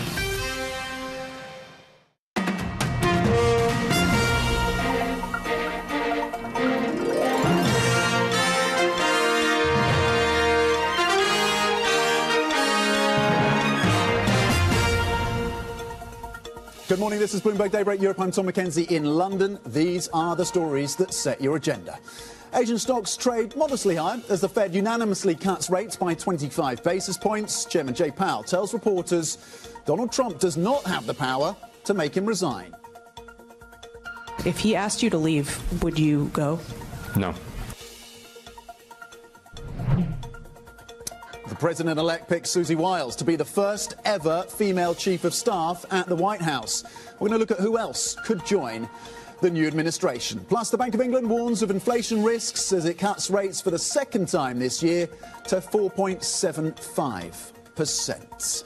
We have some earnings crossing from Sony. We'll bring those for you shortly. We'll check the markets as well broadly. Sony, by the way, still sees full-year operating income of 1.3 trillion yen, slightly below the estimate. Second quarter operating income for this Japanese electronics maker coming in above the estimates, 455 billion yen, comfortably above estimates of 335 billion yen. Across the markets, we are going to check in after another record was set by the S&P and the Nasdaq, a 49th record high for the S&P yesterday, closing in on that 6,000 level. The Fed cutting interest rates. The picture for December looks a little bit more challenged. Will they go again? We're going to get inflation data and retail sales data next week that could inform where the Fed goes next. And Jay Powell saying he's not going to be pushed out by Trump, at least anytime soon. European futures pointed gains of 0.2% after some upside yesterday for European stocks, looking to end the week on a positive note. FTSE 100 futures pointed to gains of 0.2%. S&P futures looking flat right now. Nasdaq futures also flat. Bit of a breather after the rally of yesterday. Let's flip the board and look cross-asset. You saw a rally as well. Cross-asset rally yesterday in the markets. You saw money moving into bonds. Yields on the 10-year Treasury fell around 10 basis points. Your US 10-year right now yielding you 4.33. The pound saw a pop yesterday, currently at 1.29, a little softer by 0.1%. Andrew Bailey saying the course of rate cuts will be gradual. $75 a barrel on Brent, down 0.7%. And Bitcoin close to that $76,000 level, currently unchanged in the session. Now, European leaders are increasingly diverging on the role that US President-elect Donald Trump might play in the Russia-Ukraine war. Speaking exclusively to Bloomberg, Denmark's Prime Minister says she had a reassuring phone call with Donald Trump about the US continuing to work with Europe on geopolitical issues. We had a long discussion about some of the topics that are a big concern for US and for Europe. Of course, the war in Europe, Ukraine, the closer cooperation between Iran, North Korea, Russia, and unfortunately also China. Well, for more, let's bring in Bloomberg's Oliver Crook, who is speaking with the Danish PM, joining us from Budapest. Ollie, we've been hearing from a number of speakers there. You've been gauging the mood then on the back of this victory by Donald Trump, what it means for Europe. Give us a flavour of what you've been hearing. Yeah, overall, Tom, I think that the approach for many of the European leaders here is no one wants to sort of be the one to fire the first shot. So everyone is putting on a sort of brave face for what was really not the outcome that many of the leaders here in Europe wanted in the U.S. election. But everybody has been saying, listen, Donald Trump is a pragmatist. We're going to sort of have these opening conversations, and we're hoping really for the best. And that is really sort of the message that we got from a number of leaders. And as you just played there, speaking to Mette Frederiksen, the Prime Minister of Denmark, literally moments after she got off the phone with Donald Trump, she said that it was a conversation that gave her some optimism. She said that they focused mostly on security concerns, on where certain points that they are aligned, like on China, on Iran, on Israel, were some of the topics that they discussed. Also, though, talking about Ukraine. And I asked, do you feel that there is sort of a schism here between Europe and the United States? And she said no, that she's actually very encouraged. But we should also remind people that Donald Trump, in his first presidency, she's one of the few leaders that he has worked with before. He canceled a state visit to Denmark because she refused to sell him Greenland, right? So there are a number of different kind of possible, despite the optimism, obviously sort of bumps in the road possible for these EU leaders. They were discussing Donald Trump explicitly over a dinner last night. So this morning as they arrive, we'll see if there's a more sort of unified and coherent take from them. Oh, you take me back to that day, of course, when Trump tried to buy Greenland from Denmark. I like her priorities as well, Ollie. She speaks to Trump and then she speaks to you. That is the correct arrangement in terms of priorities. An exclusive conversation with the Danish Prime Minister. Really fantastic reaction and important. Meanwhile, Russia's president, you were talking about this, of course, the tensions there. Vladimir Putin, not giving any sense he's going to give any concessions to end the war in Ukraine, but he does said that he's kind of ready potentially to hold talks with the president-elect. Let's take a listen. I do not want to comment now on what was said consciously during the election campaign. I think it was said deliberately in the fight for votes. But it does not matter. What was said in the desire to restore relations with Russia to help end the Ukrainian crisis, in my opinion, seems to deserve at least attention. I would like to take this opportunity to congratulate him on his election as President of the United States of America.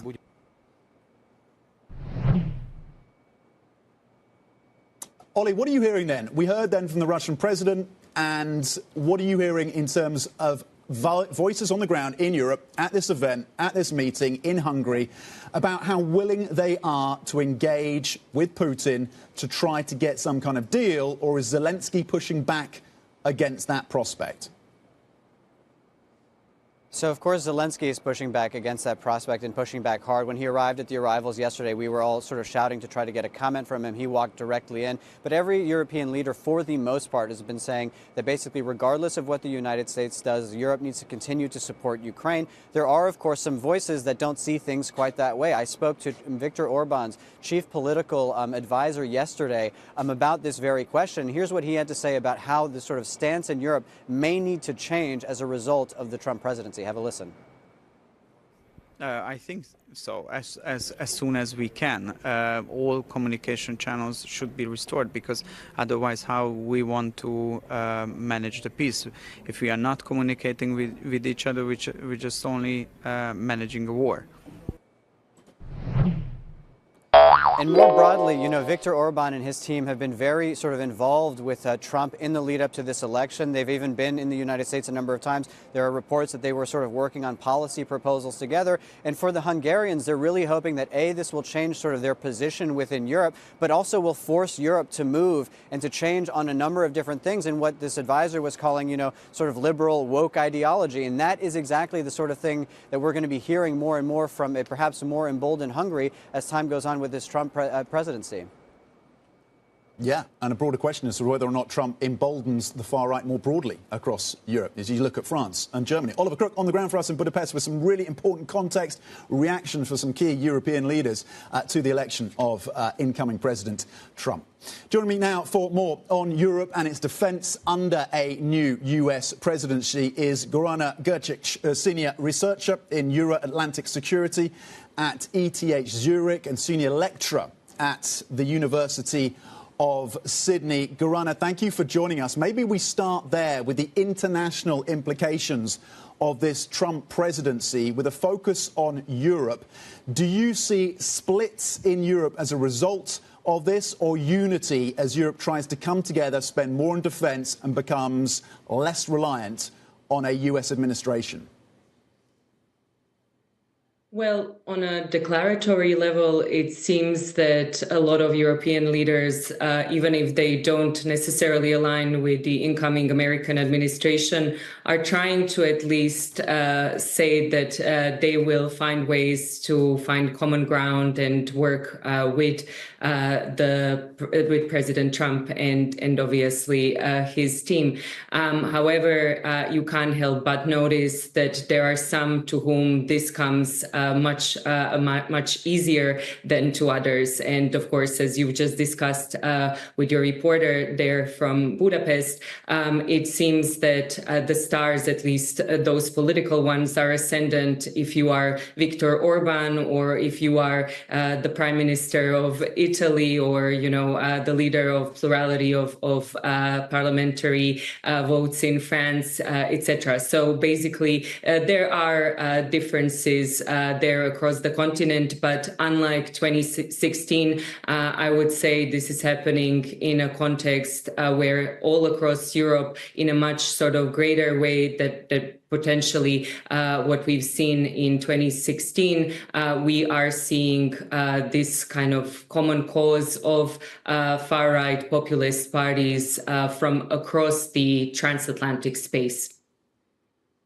Yeah, Gorana, look, you're talking about Hungary. We've had some lines crossing from the Hungarian Prime Minister just in the last few seconds, speaking on radio and saying, and I'm quoting, this is from Orban, Europe cannot finance, quote, the lost war in Ukraine alone. Many would take issue with the characterization that the war is lost. But that is the line crossing from Viktor Orban, and again, reminding us of his affiliations in this.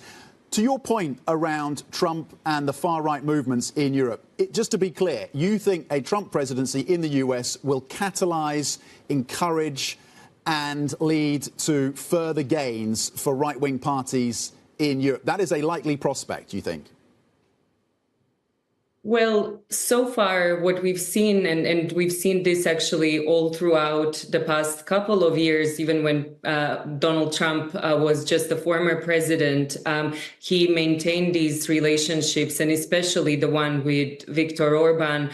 So now, given the sort of expanded map and mandate that Donald Trump has, but that also Republican Party is now essentially the platform for this type of illiberal movement has in the United States, and United States place obviously in the world and its repercussions on Europe, but obviously reverberating much further and wider than that. It does provide a license to leaders who have similar proclivities. So in that sense, we will be looking, of course, how this plays out over the coming months. But for sure, it seems that so far, President Trump will have an easier time cooperating with the likes of Viktor Orban or maybe Giorgia Meloni and others. How vulnerable is NATO at this point? Leading into the election itself, we already had the two distinct sort of visions of what future might bring, given the sort of differing perspectives of the two presidential candidates in the United States. And I think, again, based on the 4 years of Trump administration, which were marked by a lot of transatlantic security crisis in the sense of alliance management. And of course, we have to put that into historical context and say that some of these problems were not necessarily just the product of the Trump era, but no other American president has questioned U.S. commitment to NATO to the extent that President Trump did during his time in office. So from that and knowing what some of the policy proposals have been swirling around and some of the well-proclaimed stances on part of his now vice president-elect, as well as some other associates who might end up landing jobs as national security advisors or potentially secretaries of state and defense, it is hard to see how President Trump would act as some sort of elixir for NATO. It is going to be then a question just of the scale and magnitude of the policy direction change when it comes to NATO. But I think that the direction is pretty clear, and that's one that moves away from tighter transatlantic bonds. Okay, Gorana Gercic with the analysis, senior researcher in Euro-Atlantic security at ETH Zurich and senior lecturer at the University of Sydney. Thank you very much indeed. Later today, we're going to speak with France's European Affairs Minister as well on this topic, Benjamin Haddad, on how Donald Trump's election could affect the continent's relations with the US. So that is certainly an interview worth tuning in for. That's at 9:30 a.m. UK time. Coming up, investors rethinking some of their Trump trades as they weigh the president-elect's economic agenda. We're going to get the latest on the market reaction with Frédéric Carrier from RBC Wealth Management. That is next. This is Bloomberg.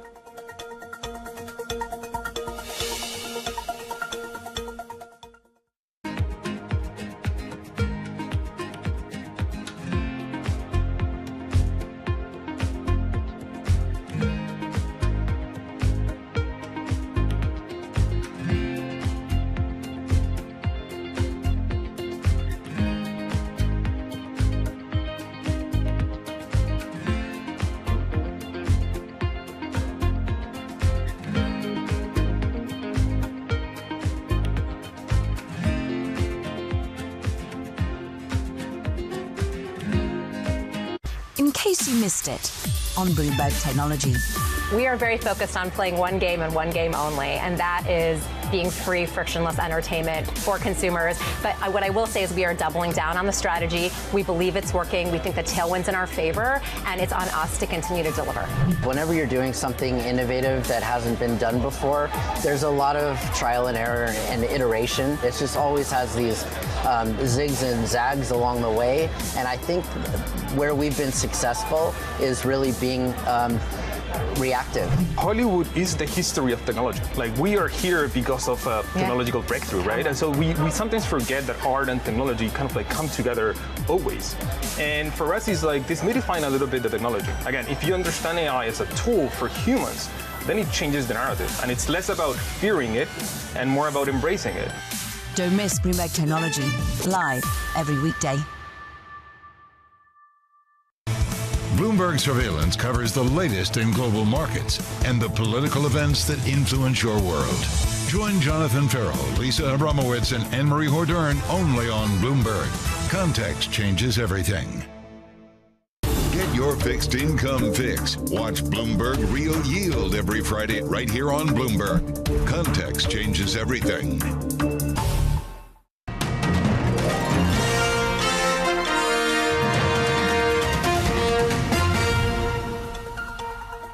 Welcome back. Happy Friday. Now, after an initial stampede into Trump trades, investors are tapering their enthusiasm as they question whether Donald Trump, as a president, will be able to push through his ambitious tariff proposals. The dollar and Treasury yields have reversed much of their post-election surge. But, of course, you got fresh records on US stocks yesterday. And if they get the House pushing through things like tax policies, will not be an issue. And, of course, tariffs are at the behest of the president anyway, with executive power. Let's bring in right now Frédéric Carrier, the RBC Wealth Management's investment strategy head for UK and Asia, with a view on how these markets are repositioning against and around a President Trump. Have things gone too far, too fast? Well, that's what we're looking out for. We agree that a Trump presidency is moderately positive for the U.S. economy. It's also moderately good for U.S. equities. There's a revival of animal spirits, there's the end of business uncertainty, and there's the fact that the U.S. Consensus position in equities, which is an overweight, is going to remain intact. But there are also cross-currents, and you mentioned tariffs. We think that tariffs is one of the first action that the president will take. The playbook is that these negotiations tend to be acrimonious. So that is a red flag to look out for, perhaps in the first quarter, as early as the first quarter next year. You have high valuations and you have yields which are going up, which could be a headwind to equities. So we are looking for a potential overshoot of U.S. equities if they become too expensive, if investors become too optimistic on the outlook. We would take that opportunity to perhaps fade slightly the overweight in U.S. equities and invest in other asset classes, yields, as you mentioned, very high, and that could be a good entry point. OK, well, let's talk about that valuation story. We have a chart that shows what's been happening in terms of the valuation of U.S. stocks versus their European and Asian peers. And on some measures, the valuations have not been this rich. At the highest level versus their European peers since 2006, versus the MSCI Asia Pacific Index, the highest level in 19 years. And yet, on many metrics, as you say, you'd have to be pretty brave to bet against US stocks. When does that valuation story become a real headwind for the US equity story? We think that there's a little bit more to go for in US equities. The gap in valuations that we're seeing is mostly due to the U.S. exceptionalism. Companies there continue to generate good, healthy earnings growth. In Europe, the situation is a lot more difficult.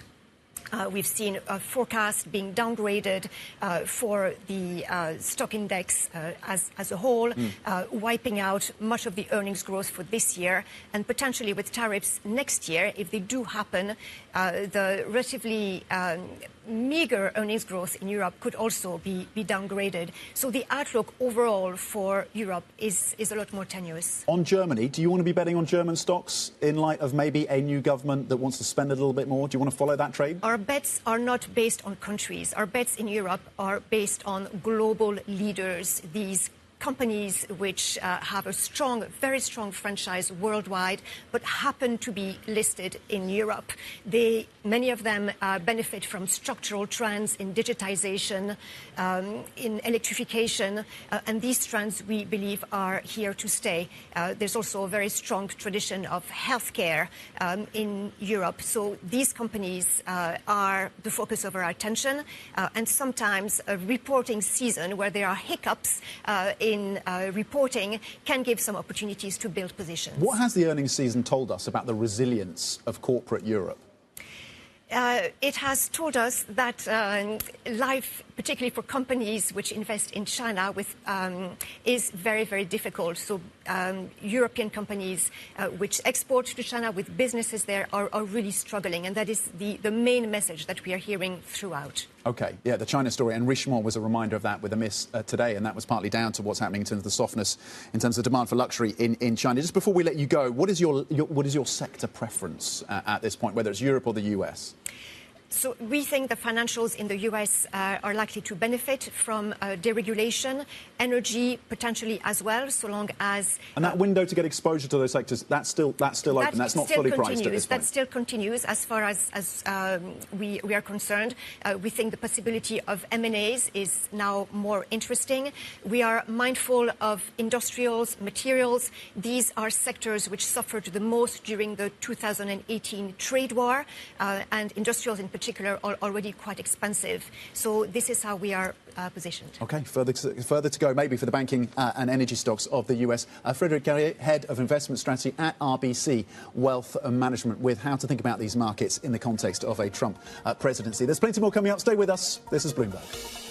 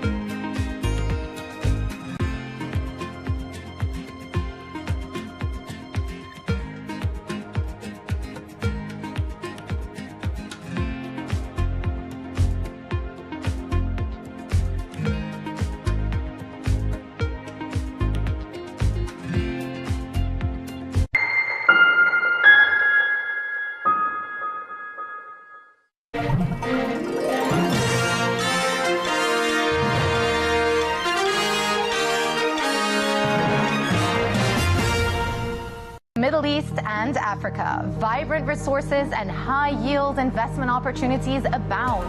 Join me on Horizons Middle East and Africa for the stories, newsmakers, and insight from this exciting region. Now weekdays, only on Bloomberg. The countdown is on. Everything you need to get the edge at the end of the market day. Big tech earnings kick off later this afternoon. Gilead is coming out right now. We have take two numbers. Back to the markets, right? Our bread and butter. NVIDIA is one of the best stories in the tech space. That actually matters a whole lot more. It might shock some of your viewers. You're watching The Close. Get ahead of tomorrow's trading with The Close. Weekdays on Bloomberg. Context changes everything. Good morning. This is Bloomberg Surveillance. Welcome back to the opening trade. This is Bloomberg Technology. This is the Asia Trade. You're watching The Close. Welcome to Balance of Power. This is Bloomberg.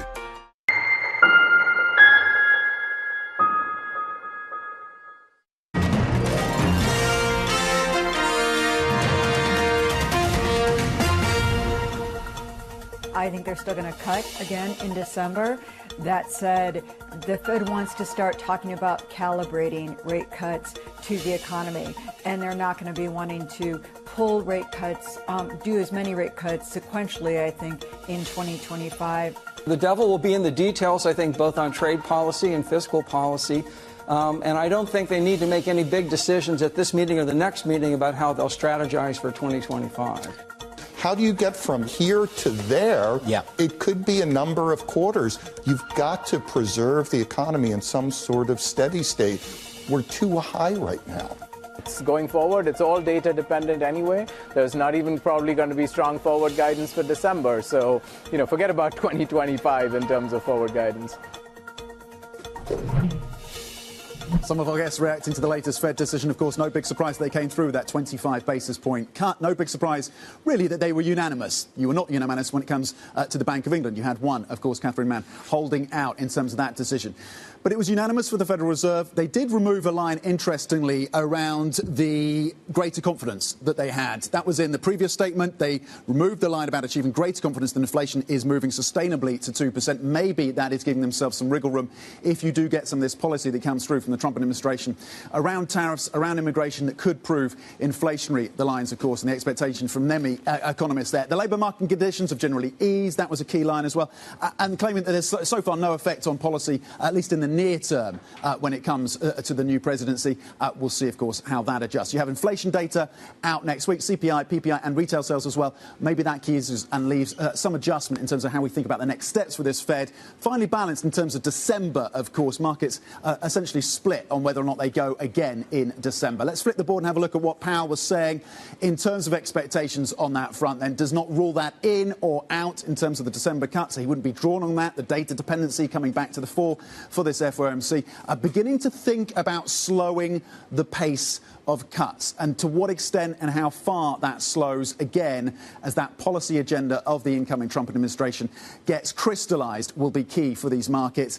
Saying that they can move quickly if the labour market deteriorates, though we have seen some indications that the labour market is starting to strengthen a little. Some of the softness that had been there earlier in the year starting to be washed out, at least on the margins. In terms of expectations then around the Fed, as you push out into 2025, expectations that maybe you get 3 cuts and you get to below 4% in the second half of that year. Currently, the rate is between 4.5 and 4.75%. The opening trade is up next.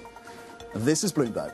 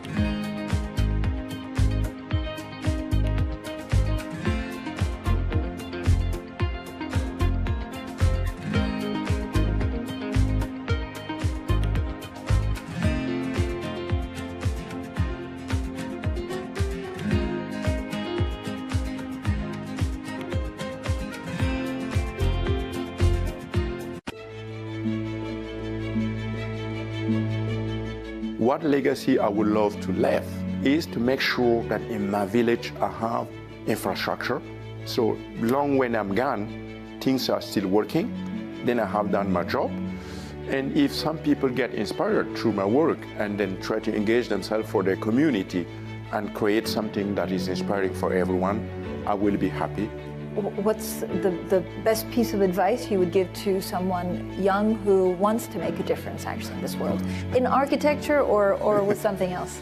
Wow, I'm not the right one to just do that. I think you are. Yeah, but with the pressure you have and then you try to be the good one, the fancy guy, the intellectual one, I have no advice than to believe in yourself and really work hard. You know, when I started, no one would have imagined that I will be able to see my name connected with Aga Khan or Pritzker or sitting at Bloomberg to talk about sustainability, about future of sales. No, myself 5 years ago, if you told me that, I will say no.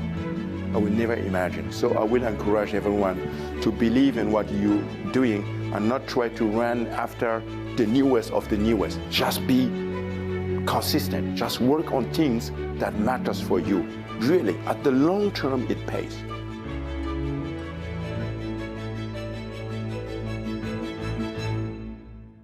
From the world of politics to the world of business, Joe Matthew and Keely Lines deliver news, insight, and analysis live every trading day.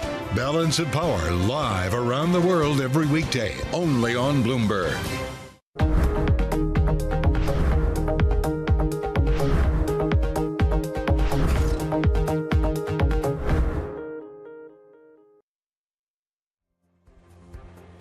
Good morning from London. I'm Anna Edwards alongside Guy Johnson and Chrissy Gupta. We're an hour away from the opening trade. Here's what you need to know. Not going anywhere. Fed Chair Jerome Powell says he won't resign if asked to do so by President-elect Trump. This after the Fed unanimously reduced rates by 25 basis points, the second straight cut by the central bank. Plus, Asia stocks fluctuate as investors wait for the outcome of the week-long National People's Congress meeting in China. In the meantime, a quick check on these markets. You are seeing green on the screen when it comes to European futures, higher by about 0.2%. Marginal moves to the upside. The currency picture is interesting because the dollar is doing two very, very different things. Strength against the euro, but weakness against the Chinese yuan. We're going to dive into the details. The countdown to the opening trade starts right now.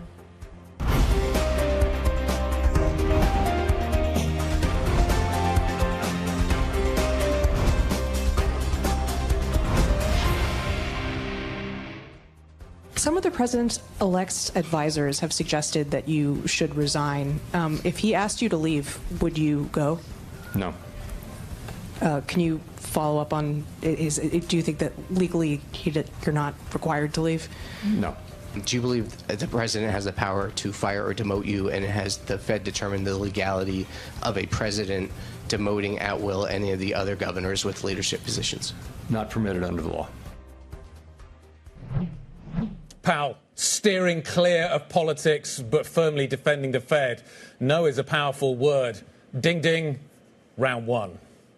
Let's see what Trump does. Yes, absolutely. This is fascinating, isn't it? I thought that in the context of a press conference where we saw Powell go out of his way to not talk about things that the president-elect might do, such as impose tariffs. What would that do to inflation? What would tax cuts do to inflation? Went out of his way to avoid all of that. Yep. And yet when asked a hypothetical question still about what would you do if you were asked to step down, he said no. And it's interesting that there must have been so much thought went into that. The parts of the Trump agenda and the Trump universe he would go near and the parts that he would not. It was all about Fed independence, wasn't it, essentially? I just love the fact that the question was longer than the answer. Yes, they don't have the TV skills, I suppose. But I think this is crucial in terms of context is everything here, because, of course, we do know there has been this tension. But in the last week or so, you've had reports come out of the Trump campaign that he's not actually looking to even push Powell out of his current at the moment. Exactly. And on the other hand, you also have this idea of what is the roadmap here? Is a traditional 2019 era Powell insurance cut via Trump tariffs exactly what Trump wants? That actually might work in his favor. So I thought that was interesting that he's not even talking about getting rid of Powell at the moment. I think the interesting thing was, though, that the sense seemed to be that Powell was saying not just me, yes, everybody, but all of us. Yes. So that takes in Barr, which sets up the fight, because Barr is definitely a target. Yes, so this is the head of supervision. Yes, and yes, exactly, around the banking sector, a lot of focus there. I mean, this though really dominated other things that were talked about. I mean, you might even have to remind me what those were, because that was really the big story coming out. The takeaway from it was, if you read between the lines, that inflation is back on the table. Yes. As a risk. That seems to be what the Fed is signalling. Therefore, the market has priced out some of the rate cuts that could have been put in for next year. It seems we're not going to get as far down as we originally thought that we would. I'm wondering how much of this is so dependent on that House makeup, though, because if we do get that red sweep that we are likely awaiting or likely going to get, does that change some of the calculus there? So that, of course, is the monetary policy and the read-through there. We got some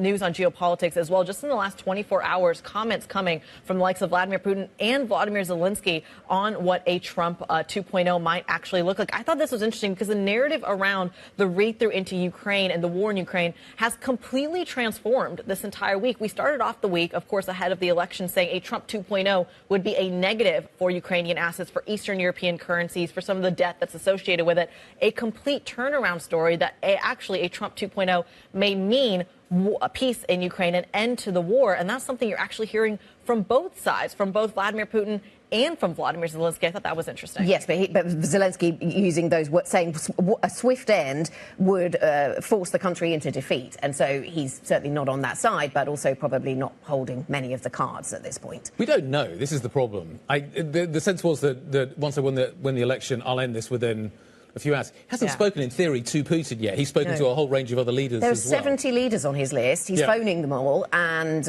we've got an interview with one of them, the Danish leader, later on in the programme. He's spoken to 70, and Putin is not on there. He has spoken to Zelensky. So, you know, that shouldn't need saying, I suppose. An American ally, and America is supplying a lot of weapons, but it does need saying when you're about to embark on a Trump presidency.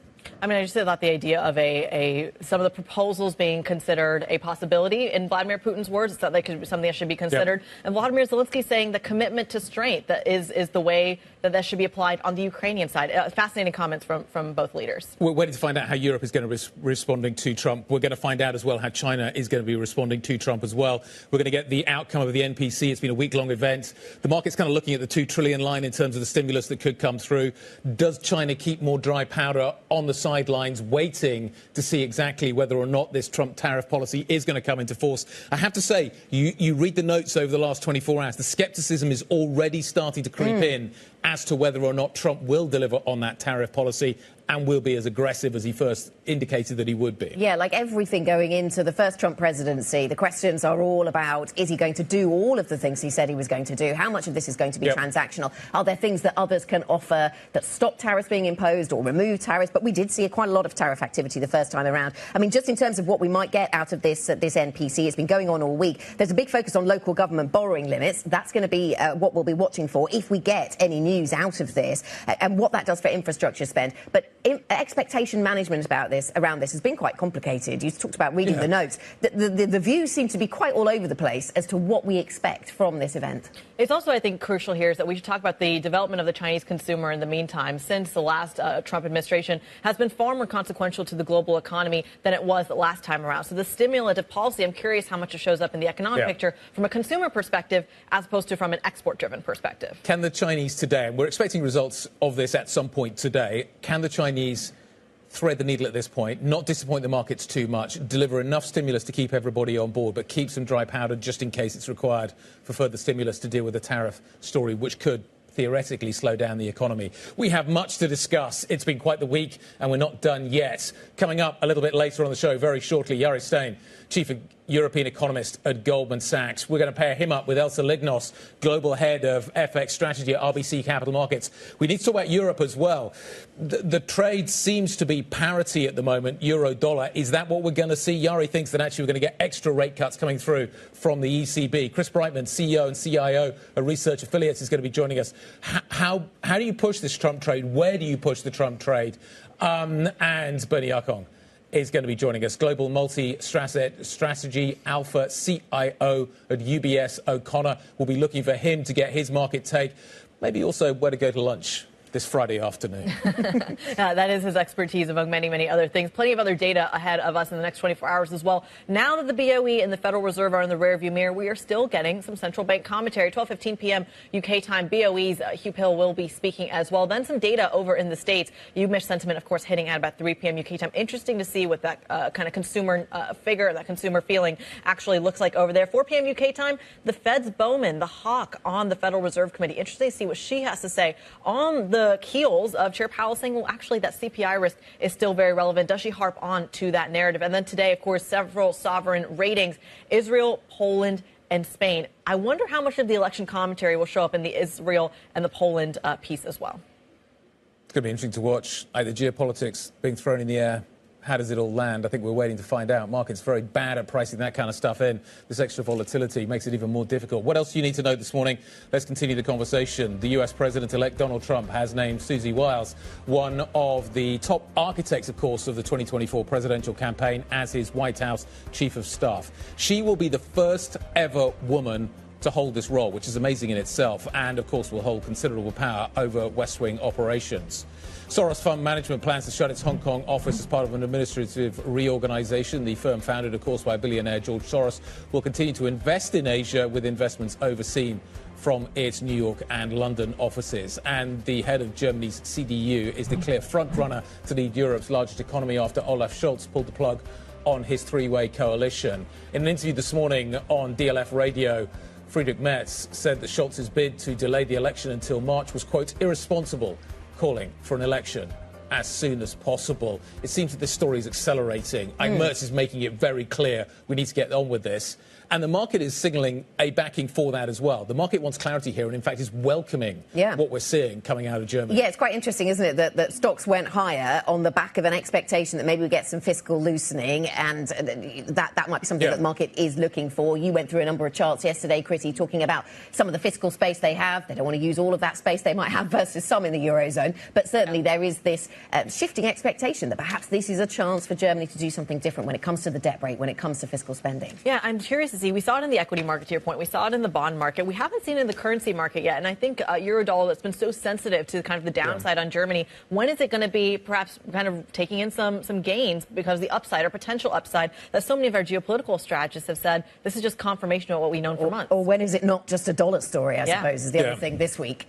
So Beata Manthi over at Citi's putting out a note. She's talking about corporate tax cuts. You can see the corporate tax level being lowered from 30% down to 25%. That's more consistent with what we see in the UK, in countries like Spain as well. So that could have a read across back into the DAX as well, just from a corporate tax point of view. Similar story to what we're seeing over in the States in some ways. But it'll be interesting to see how this fiscal story is actually enacted precisely and how it impacts corporate Germany. Yeah, absolutely. All over the detail. Plenty of corporate results still coming, or some at least, this morning.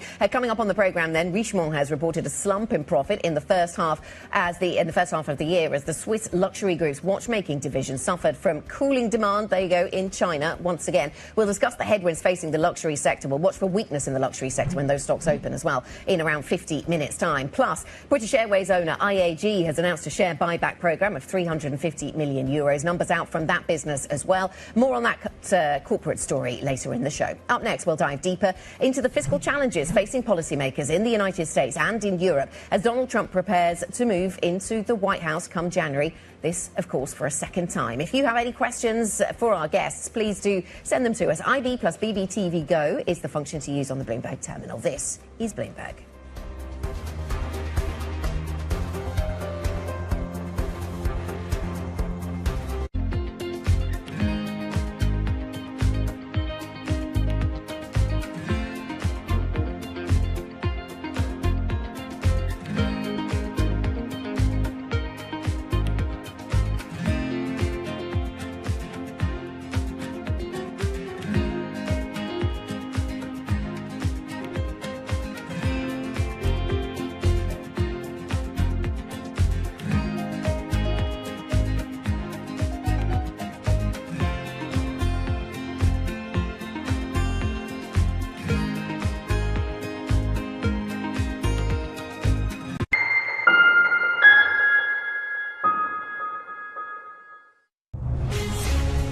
From the beating heart of global finance, economics and politics, and wherever newsmakers are moving markets, Bloomberg brings you conversations that allow for deep discussions and important insights. What do you think the future is for inflation? Is this new normal? Are markets too optimistic? How do you worry about the things that are outside your control? How does the current fighting completely stop?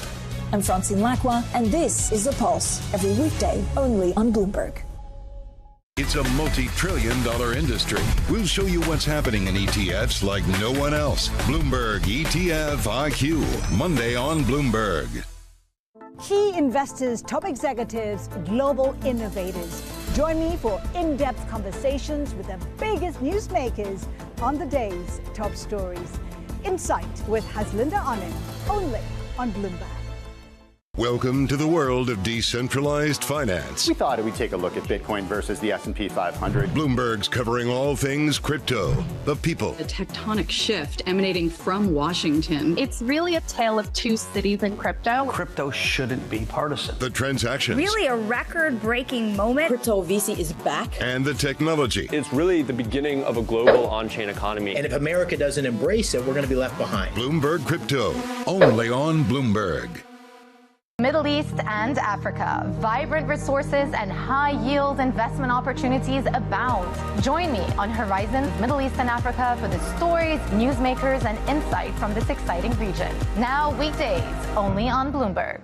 Jumpstart your trading day on Bloomberg Open Interest. 2 hours of single stock stories that are driving the opening bell action. We'll take you to Wall Street, Main Street, the C-suite, and beyond. These are companies that are growing their market. The great companies in the U.S. are the companies hitting the cutting edge. That's a different story. Get the inside track on what's buzzing in markets with the players who are shaping the narrative. If you have bad earnings reports, you're going to get punished. They're not buying what the industry is selling. Join us on Bloomberg Open Interest every trading day, only on Bloomberg.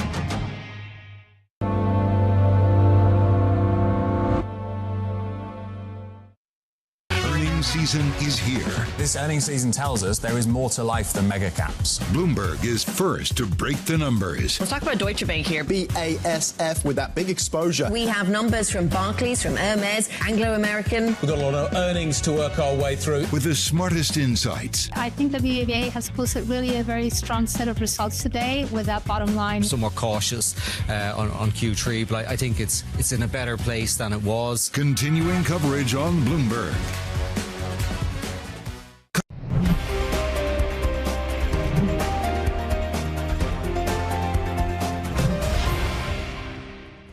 Recent indicators suggest that economic activity has continued to expand at a solid pace. We got one inflation report, which wasn't terrible, but it was a little higher than expected. We're in the process of recalibrating from a fairly restrictive level at 5.33%. After today's move, we're down 75 basis points, and we're asking ourselves, is that where we need to be? We're in the process, as I mentioned, of moving policy down, our stance down over time to more neutral level. And as a general matter, as we move ahead, we are prepared to adjust our assessments of the appropriate pace and destination as the outlook evolves.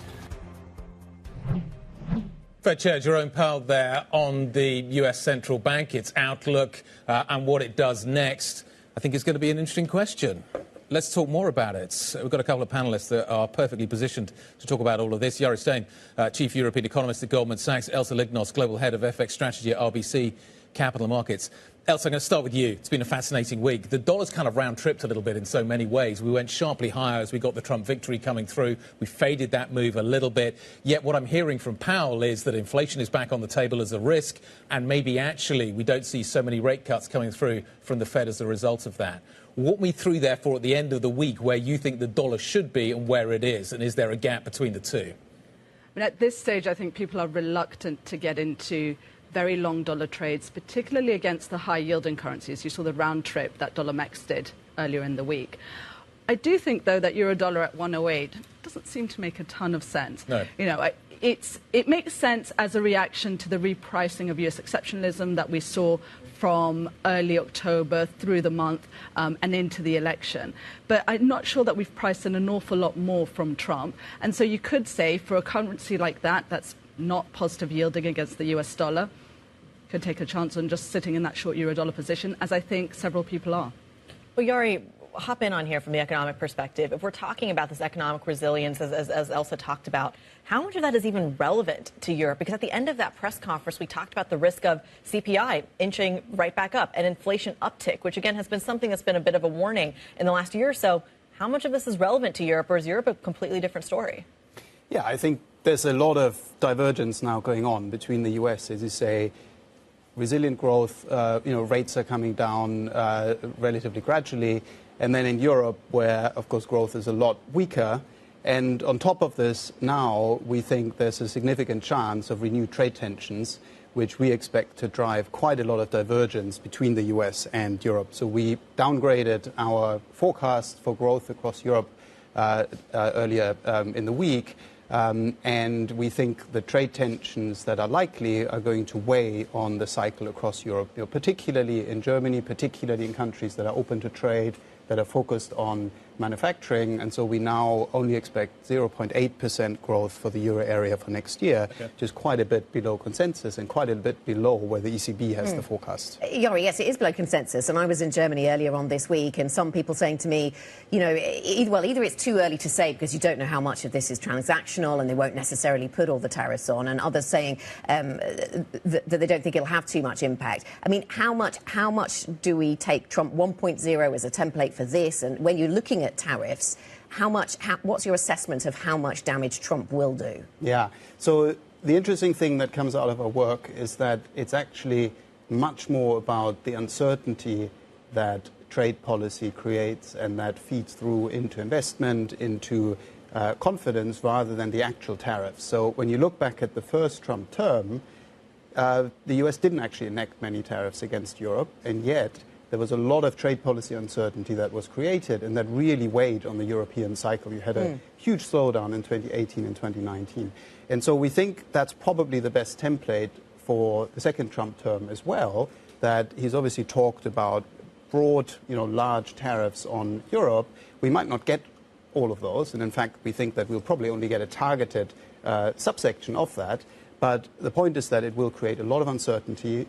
We think that uncertainty will weigh on confidence, on investment, and that's an important reason for us to downgrade the forecast. Yes, and so also thinking about Europe, I mean, 107, you're saying it doesn't make much sense. 108, it's about that level, isn't it, on euro-dollar? So just how much weaker should the euro be? What are you factoring in then, in the absence of any information about just what kind of tariff environment we get? How weak do you think the euro gets? So I think what people are struggling with at the moment is exactly what Yari said. It's that uncertainty, that not knowing exactly what's going to come through.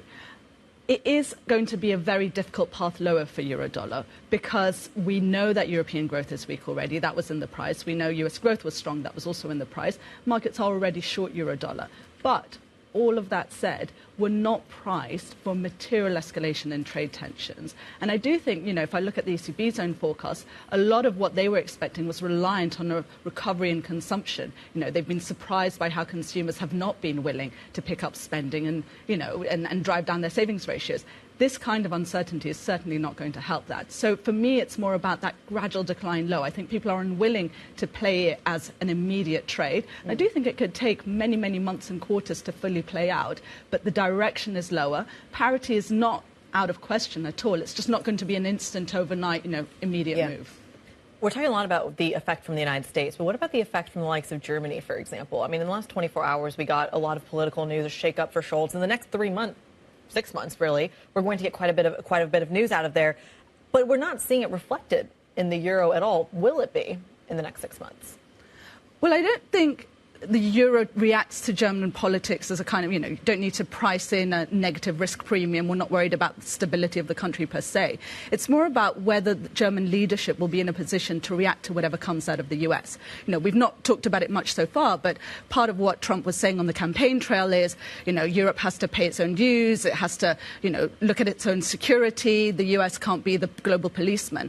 That kind of longer term geopolitical impact does have to get a strong European political reaction. And I do think that from a longer term perspective, Germany is going to need that strong political leadership in order to get the response. I'm really curious. So we're in a situation, I'm listening to you guys this morning, and I'm trying to figure out is this rock bottom for Europe? Could it get any worse?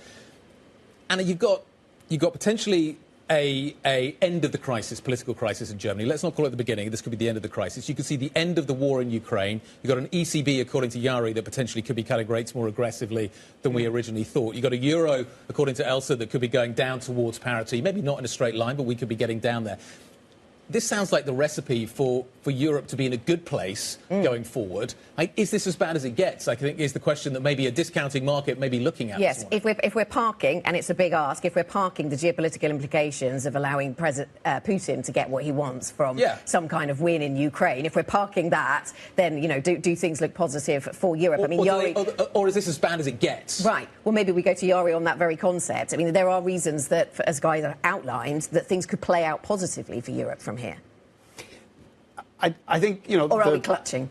Well, I would be cautious. I think that, in a growth sense, I think, we're saying that we're likely to move sideways at a sort of fairly subdued pace. So we don't have Europe sliding into recession. So I think, in that sense, we don't think things will get a lot worse, but we also don't think things will get a lot better. And does that assume no big change in Germany? Fiscally, debt brake, all of that? No big rethink?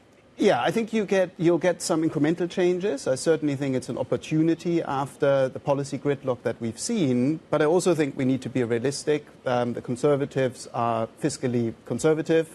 The debt brake is difficult to change. Even if you tweaked it, we think the room that would be created would be small. And then also the timeline. All of this is going to take time. So I think it's quite unlikely we'll get a lot of additional support in 2025. Elsa, are we though at peak pessimism? This is the question. Are we at peak pessimism when it comes to Europe? It's certainly part of the narrative, but it's hard to argue that it's in the price. And I think this is what people are struggling with. A lot of people said kind of going into this election, OK, Trump's fully in the price. But what version of Trump was fully in the price? Because, again, for me, arguably at the kind of levels we're trading at the moment in currencies, it's hard to say we're priced for some real... So 108 is not 108 does not reflect peak pessimism in Europe. Does parity reflect peak pessimism? Look, when you start picking levels like parity from a long-term perspective, it's a very cheap level. And so if we get down there, is it peak pessimism? I mean, Guy, you tell me what Trump's going to implement in his next 4 years of power, right? Nobody knows right now. I'm not even sure he himself knows. So I think, to Yari's point, it's that uncertainty and that caution where you look for trades that don't have negative carry, where you can sit in the trade and you can wait to see what plays out. But does that then kind of almost disconnect or disentangle what Eurodollar specifically does to the likes of spreads within Europe? Or is this really still a Trump story? Because if that's the case, does any of the geopolitical pieces or the data coming out of Germany even matter for the euro by that logic? Look, it matters to the extent that there is still a group of people out there that, are waiting for that European recovery. It's been a narrative for so long, the end of US exceptionalism, the bounce back in Europe. I mean, to Guy's question, are we at peak pessimism? A lot of people still ask themselves that. And yet, we're not yet at a point where we've seen the crisis that then generates the strong European response, but that leads to the recovery. Does the debt brake or the changes in the debt brake, the changes in the issuance, the bond market plumbing, does that then not have an effect on the currency? From the point of view of the euro, and more generally, I'd say, all the work that we've done shows that the front end tends to be a lot more impactful than drive the currency than the back end.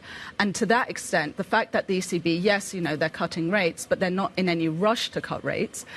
We heard from Luis de Guindos earlier this week that, December is too soon to start thinking about the impact of tariffs in terms of ECB monetary policy. It does feel like a story that's going to take longer to play out. A fascinating conversation, one that I'm sure will continue over the next few months. Yari Stinn, Chief European Economist at Goldman Sachs, and Elsa Lignos, Global Head of FX Strategy over at RBC Capital Markets, joining us around the table, I think answering the questions that a lot of folks in Europe have at the moment. Coming up on the program, we're going to continue that conversation with a little bit of a different lens. Where can investors find value under a second Trump term? We may have the perfect answer for you. Research affiliate CEO Chris Brightman will be joining us around the table next to discuss where those hotspots actually are. We covered the bond market. We covered the equity market, the currency market. Now we're going to cover the equity market and see if that U.S. exceptionalism story really extends. Stick with us for that conversation. This is Bloomberg.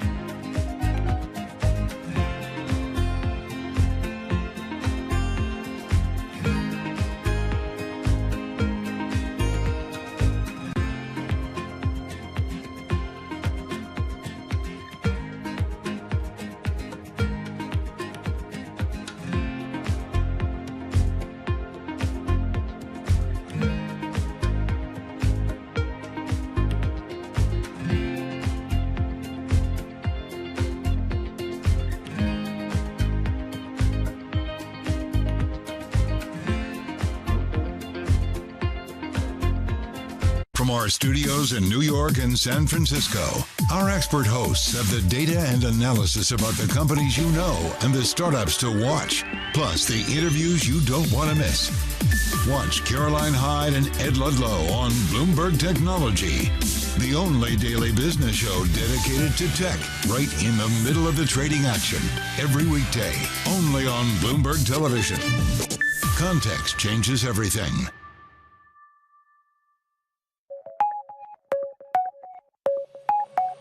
Why does this business model work? Because it's virgin space. It's never been done before, and it'll never be done again. When you step back and you look at something that's been golf through institutions has been the way it has been for 53 years without change, In 1993, I stepped back and said, okay, this is not right. It's doing the same old Groundhog Day. Everything's the same. Players are a pass-through entity. They're not getting any equity built in their day. Once they're done playing, they're out. I thought, that's just not right. When you have to build a sustainable model, you need to have these players, these famous, the world best, the best of the best. You need to give them equity into the future. You need to give them a vision of where they need to go and how they're going to get there. Good morning, this is Bloomberg Daybreak Europe. I'm Tom McKenzie in London. These are the stories that set your agenda. Taking you from the U.S. market's close to the overnight session in Asia. We'll walk you through what you need to know to kickstart the European trading day. Live from our European headquarters, we bring you the day's top market-moving stories, unmatched expert analysis, and on-the-ground reporting from across the continent. Tune in to Daybreak Europe, only on Bloomberg Television. Context changes everything. Bloomberg loves earnings. I know it's like your Super Bowl, right? I can't wait. It's like opening presents in the morning. All right, it will be exciting. Nobody covers earnings like Bloomberg.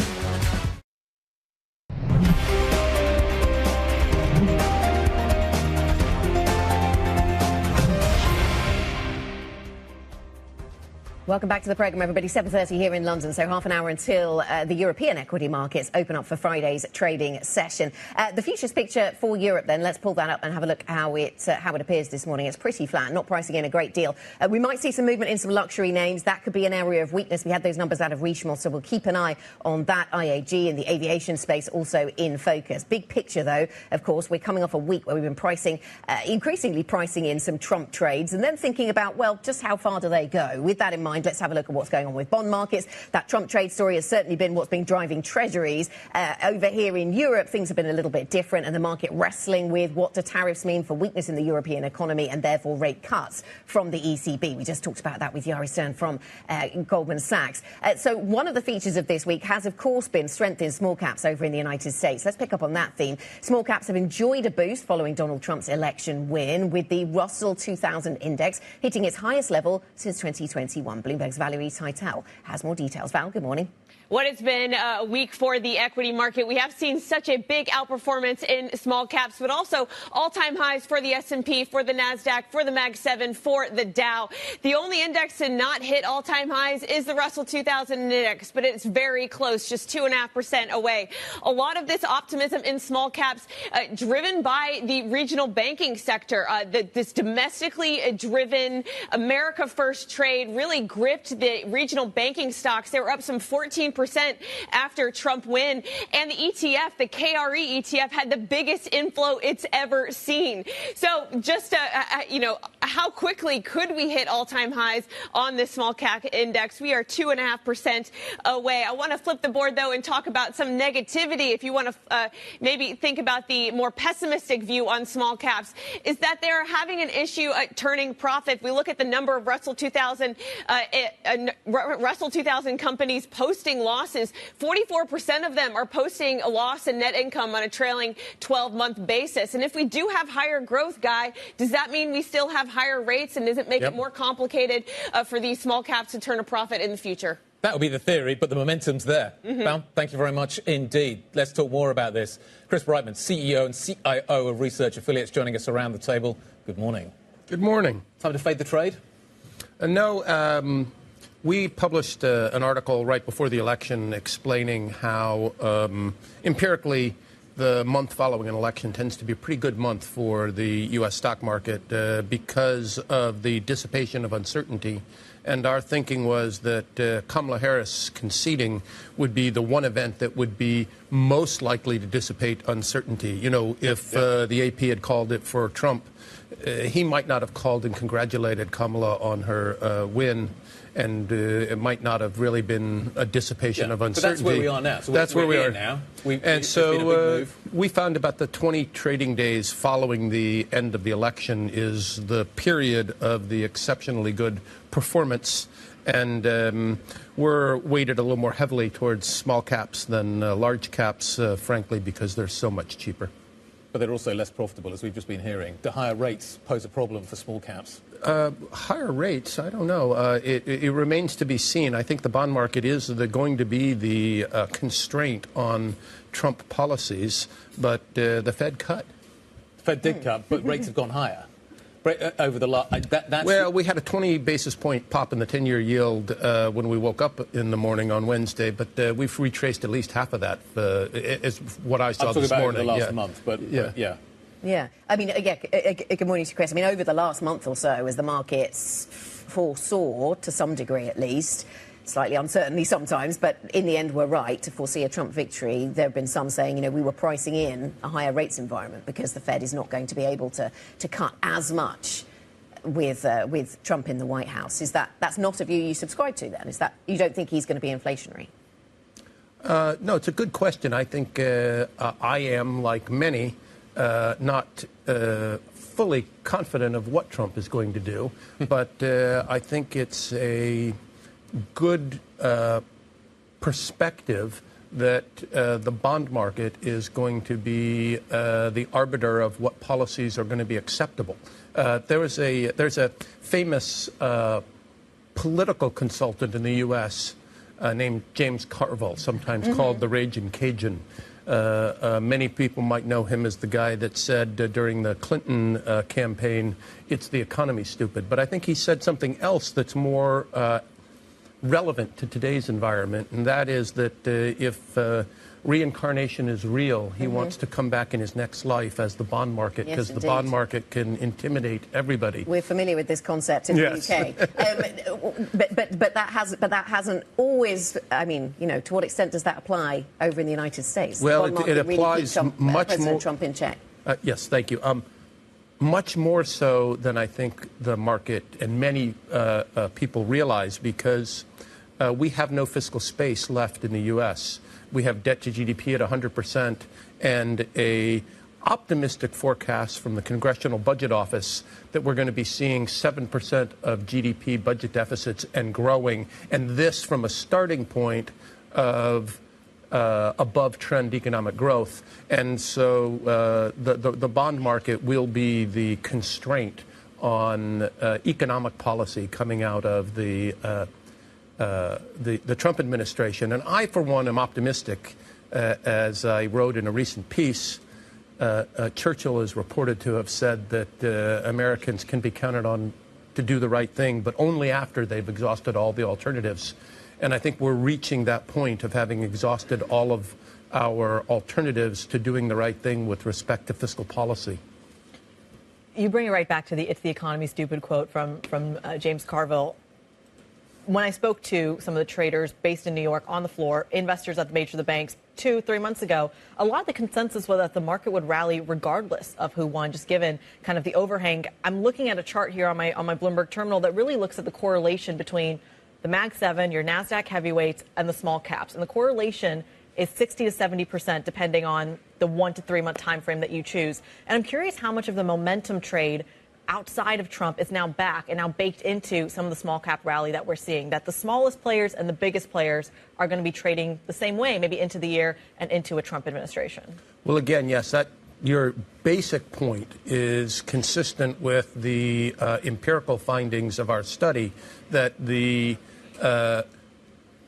rally following the election is a dissipation of uncertainty, and it doesn't really have anything to do with the policies or the party that wins. Right. It is the knowing the result.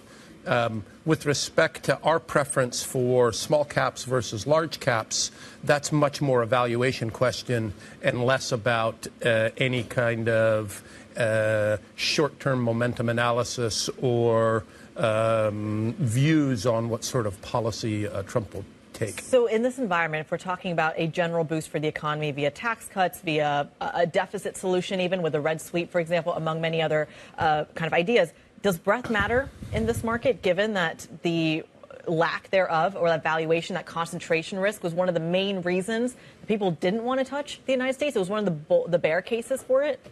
You know, the reason that large caps have been outperforming, I don't think is sentiment. I think it's the phenomenal history, which still is ongoing, in growth and earnings per share of those tech platform companies. So I think you should expect that they were going to continue to outperform so long as they have all of the earnings growth in the market.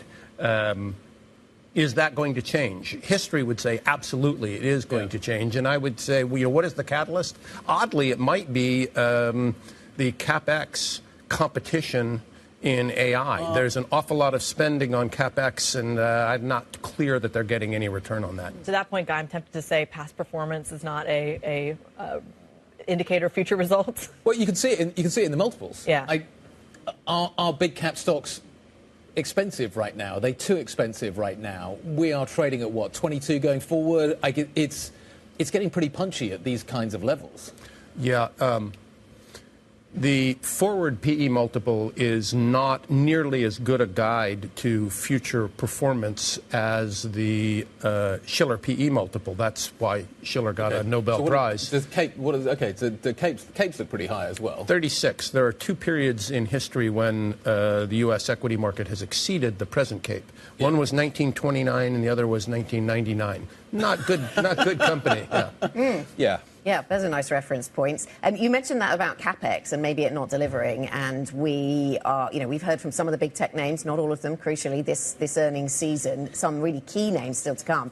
Is that something we need to watch? Is this going to be a canary in the coal mine when CapEx starts to be pulled back by corporates because they're not necessarily seeing the benefits from their AI investment? Well, looking at sort of fundamental factors that are drivers of equity market returns, we find that innovation is an important factor that predicts future outperformance. However, for quite some time, academics have published research on what's called the investment factor that basically says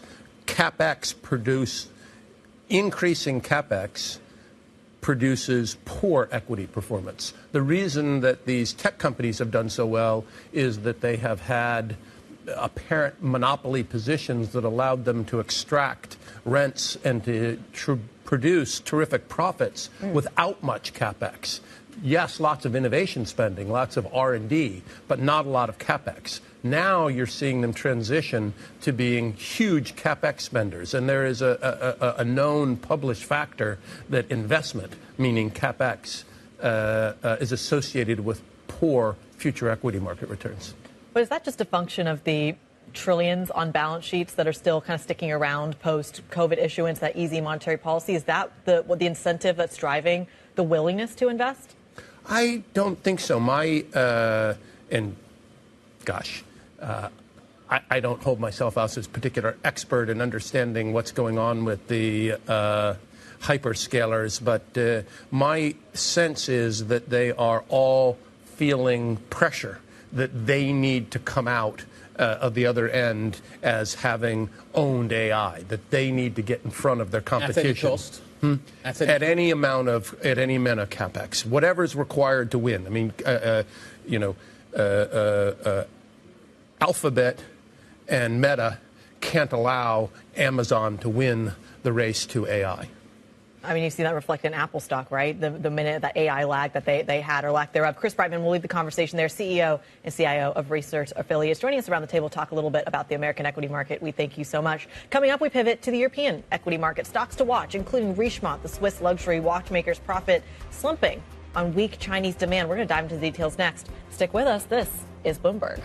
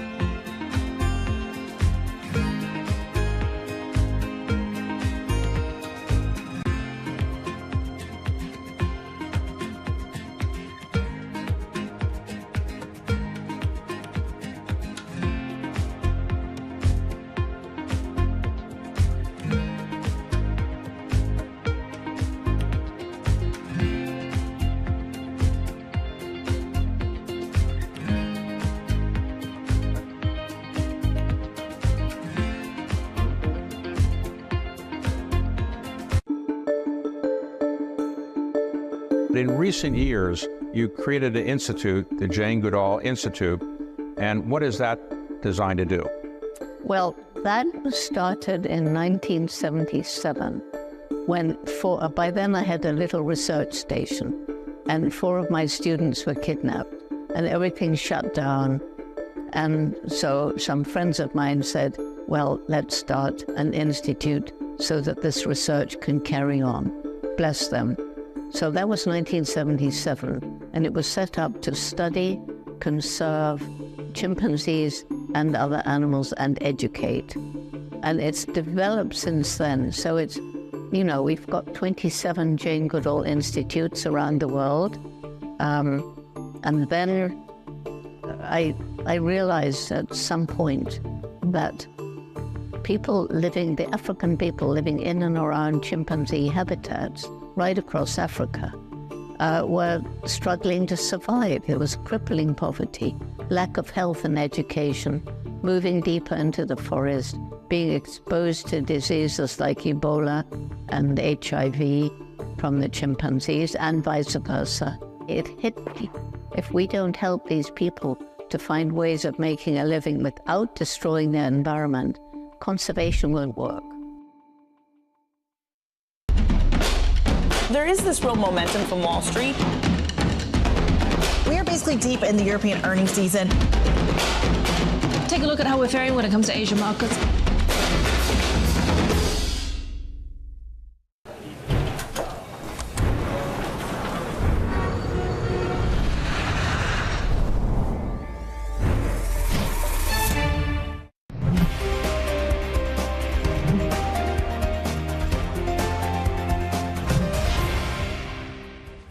There are a lot of uncertainties out there, both in the world and there's domestic uncertainties as well. So we've emphasised the word gradual again because we're going to have to take account of how those uncertainties play through.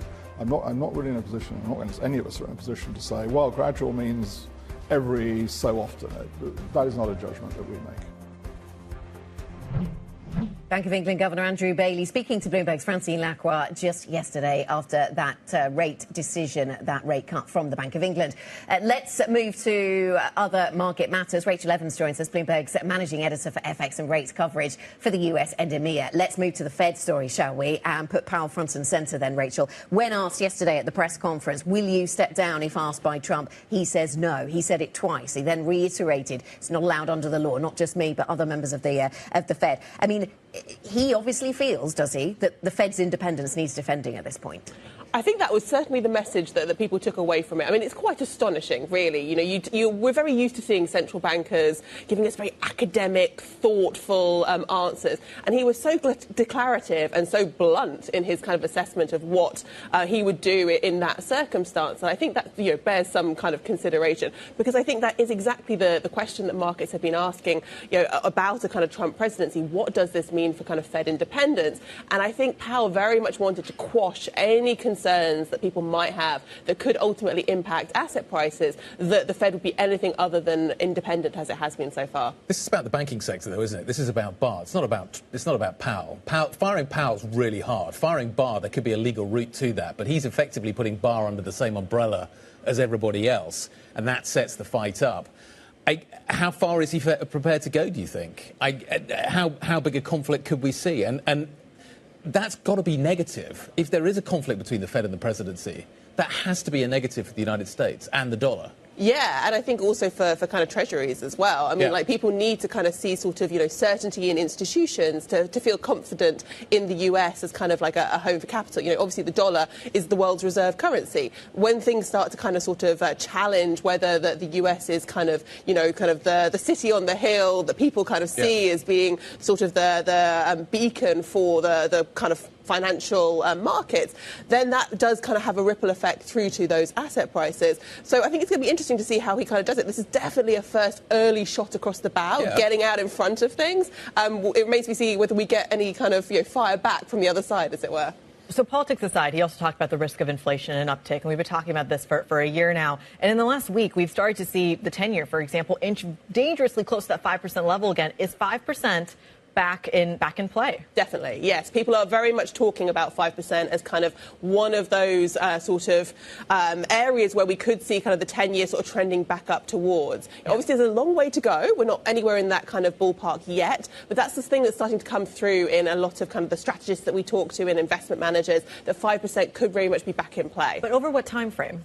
That's a good question. I think we need to see some of these policies coming through from the new administration to see whether they are as inflationary as people see. We've already seen a large backup in yield, so it feels like any kind of extension in the near term might be a little bit premature. But once we start to see kind of those policies coming through, tax cuts and the like, that could be the thing that really sort of starts igniting the yields going higher. All right, something we'll certainly have our eye on. Rachel Evans, Bloomberg's managing editor for FX and rates coverage for the U.S. and EMEA. She's a really fun job. Let's go from the macro to the micro and get our stocks to watch. Joe Easton standing by. Morning, Critty. So Richemont in the luxury space giving a bit of a weak update today, mainly due to the watch market, which they do say is softening. This is the key quote. The global watch market is experiencing a slowdown, particularly in China. However, they do say that the high-end segments are showing some resilience. And that final part of the quote actually plays into what we've seen in the big watch stocks this year. Richemont actually outperforming the other rivals, Watches of Switzerland, the retail group, which has a bit more of a mixed portfolio, and also Swatch as well. So potentially the more high-end watches is where Richemont might continue to outperform on sales. But for today, it could potentially be a weak stock this morning. Then over in airlines, we've also got IAG, the owner of British Airways, reporting some pretty strong numbers, and also a share buyback of around 350 million euros, which they announced last night. Now, some of their passenger numbers do look a little bit weak, but the main revenue actually holding up. We can see this stock rising almost 70% over the past couple of years, rebounding from that drop that we saw after the pandemic. Now, the interesting thing to note with this one is that it did decline yesterday. That was due to Air France's earnings. They were weak on a bit of a cost jump, and that did hit some rivals, including IAG. We can see that drop down there, down around 6% at the low yesterday, but actually recovered most of that, but potentially going to see more of a rebound today. Then in the auto space, we've got numbers from Pirelli reassuring the market, according to analysts over at Morgan Stanley. Now, the stock actually had a decent first half of the year, but then came off amid warnings from the sector. A number of parts makers and tyre companies have warned, so this is potentially reassuring. The street really likes this stock, though. 13 buys, not a single sell, so potentially expectations still high even after that recent decline. Then in terms of analyst ratings, got a few out today. Great Portland in UK real estate, that's a double upgrade over at Citi. Zealand Pharma in the obesity space got a new overweight rating, and Equinor over in oil is upgraded to buy over at ABG. All of those in focus as well today. Thank you very much. Our equities reporter, of course, Joe Easton, with all of those individual names to watch. Something we're also going to watch, we're expecting a press briefing to take place in China, coming up in around 10 minutes, so just time for the start of the European market open. And it's interesting because the finance minister is going to be speaking. We're also going to be hearing from the director of the budget committee of the NPC. So this is at the end of the National People's Congress, the standing committee that's been taking place over the past week. What conclusions have they come to, specifically around off-balance sheet debt for local governments? And that has been a headache for China for many years. It certainly accumulated a lot of that post the GFC, and now might we see some action being taken to remove some of the limits they have on that debt level, freeing up capital to be spent on investment, for example? Tom McKenzie, who is my go-to, of course, on China. 2 trillion is the line that everybody wants to hear. If the stimulus package in totality kind of that we're going to get announced doesn't match up to that, then the market's going to be disappointed. If it goes more than that, that would signal that already we're starting to see some of the Trump trade effect being priced in to the China response. His expectation is that we actually see some of the dry powder being kept on the sidelines, though. So can they match expectations today? And then what's the ripple into the European equity space as well? Well, I think the fact that the Chinese authorities are thinking about, they're almost putting their Powell circa 2019 hat on. It's like, what kind of insurance do we need for a very volatile 4 years that may be ahead of them? To me, I think the breakdown is really interesting because it comes back to this idea of the Chinese consumer. How much of the stimulus, and that's where the debt program matters even more, is that how much of that is actually directed to the consumer. And my understanding is that not much at the moment. Most of it, to your point, Anna, is going towards local governments. And I wonder if that has an effect, not just in Europe, but in US. Yeah, so if that is it, and we heard about a suite of policy measures, but this seems to be the one getting a lot of attention at the NPC, and if this is the one that the only one they're talking about today, is that going to underwhelm the markets? Is that going to underwhelm European stocks that are pegged to the consumer in China? Chinese stocks fell after the announcement of this briefing and have faded into the close. So the expectation is already declining that we're going to see something more or over and above what was expected. Maybe there's an underwhelming briefing coming. Certainly that, if you look at the price action, that would you would see being signaled maybe. Yeah, when we're talking about the market reaction as well, and I think this is so interesting. I'm going to bring it right back to the consumer because our editors and journalists on our top live blog, TLIV Go, they're live kind of previewing this for us. They're talking about Chinese liquor stocks actually surging on the expectation of that consumption boost as a function of the stimulus. And I think that's a fascinating spot to look at when it comes to just maybe one gauge of that potential strength. OK, so that might be where we get some action at the start of trade. In terms of the other links between China and the European markets, we had seen a little bit of upside, I think, for copper earlier on. I noticed that iron ore is now down by 2.3% in this morning's trading session. So we'll continue to watch what is happening with those commodities. Of course, they often have an impact when it comes to China. And, of course, the consumer read across from China into Europe. That could be evident as well. We'll keep an eye on Richemont, as we've been saying, because of the numbers that came out there and the China link with the consumer evident. This is the features picture then for European stocks. We are expecting, actually, these are improved a little bit, haven't they, just over the last 50 minutes or so. So we expect a little bit of upside. US futures point slightly higher. This is Bloomberg.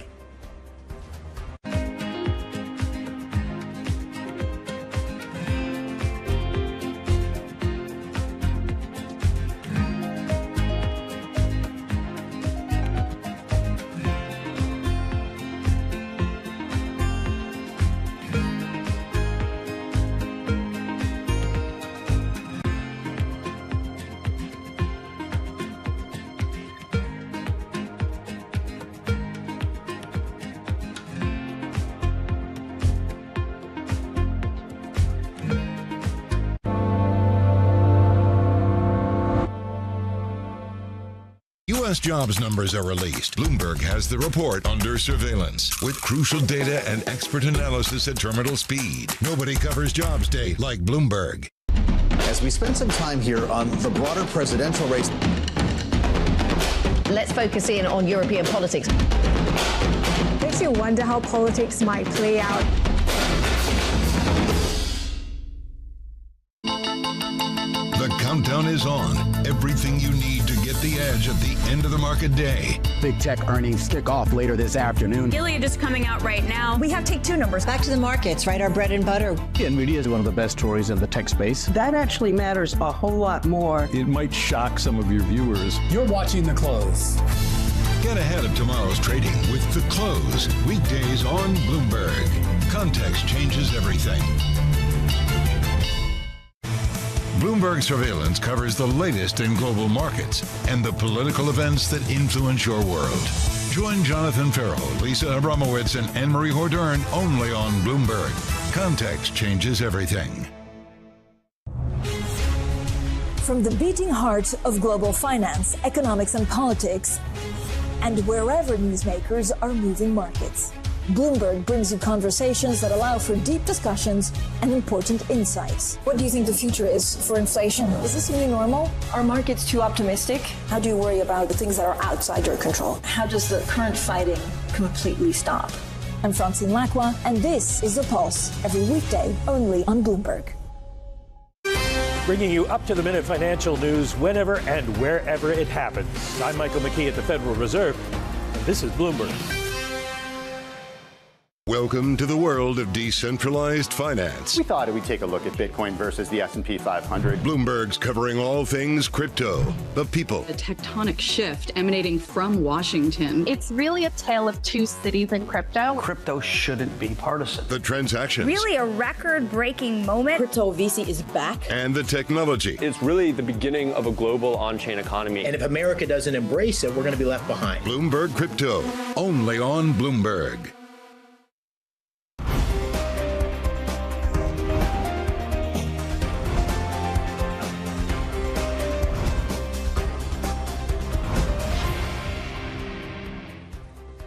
Friday morning, good morning. I think everybody's looking forward to the weekend. It's been quite the week. Let's wrap up the Friday session, or at least get it going. Let's talk about kind of where the Thursday session influences the Friday session. White line, European equities, little fade into the close. The US picked up a little bit sort of subsequent to that, but later in the afternoon, that has still got to be priced in. We're keeping a firm eye post-Powell, obviously, on what is happening with the bond market. Kriti, what are you seeing in futures?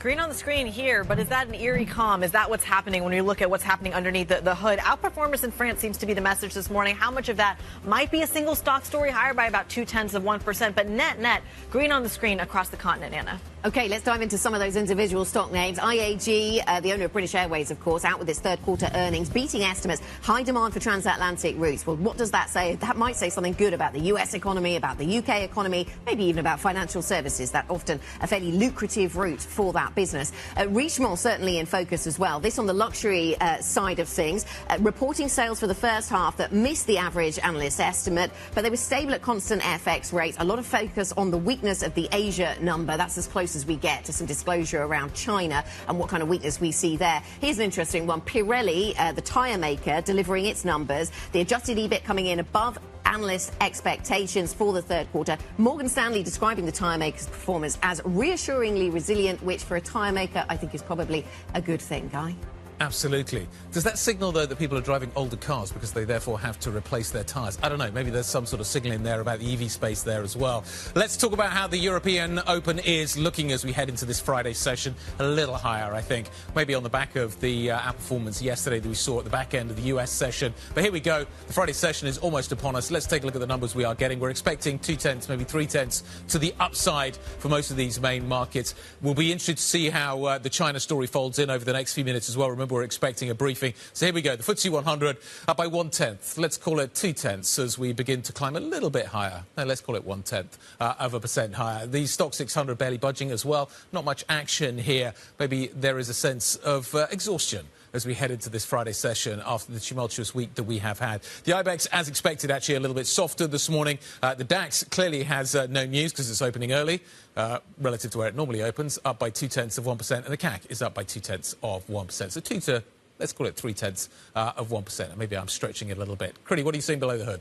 Well, it looks like this is a Guy Johnson Core 6 kind of day because those are your big movers to the upside, at least when it comes to index contribution. Novo Nordisk, SAP, and ASML at the top of the pile when it comes to the gains that you're seeing on the screen. To the downside, though, and we are seeing a little bit of a mixture of some of the weights on this index. A lot of this seems to be a little bit in the banking sector. I'm seeing a little bit of Santander and a little bit of BBVA as well, which might explain that red on the screen that Guy was talking about when it came to the IBEX as well. So the bank stocks seem to be the underperformers, but even they are just flat right now. The rest, it seems to be tech, healthcare in the driver's seat, a defensive trade on the surface, Anna. Yes, and looking at what we're seeing out of China, because we set this up at the before this break, didn't we? We talked about what that might lead to. We're seeing China's top lawmakers approving the local government debt swap plan. There doesn't seem to be any number attached to that just yet, but this press conference is just beginning. These are live pictures coming to us.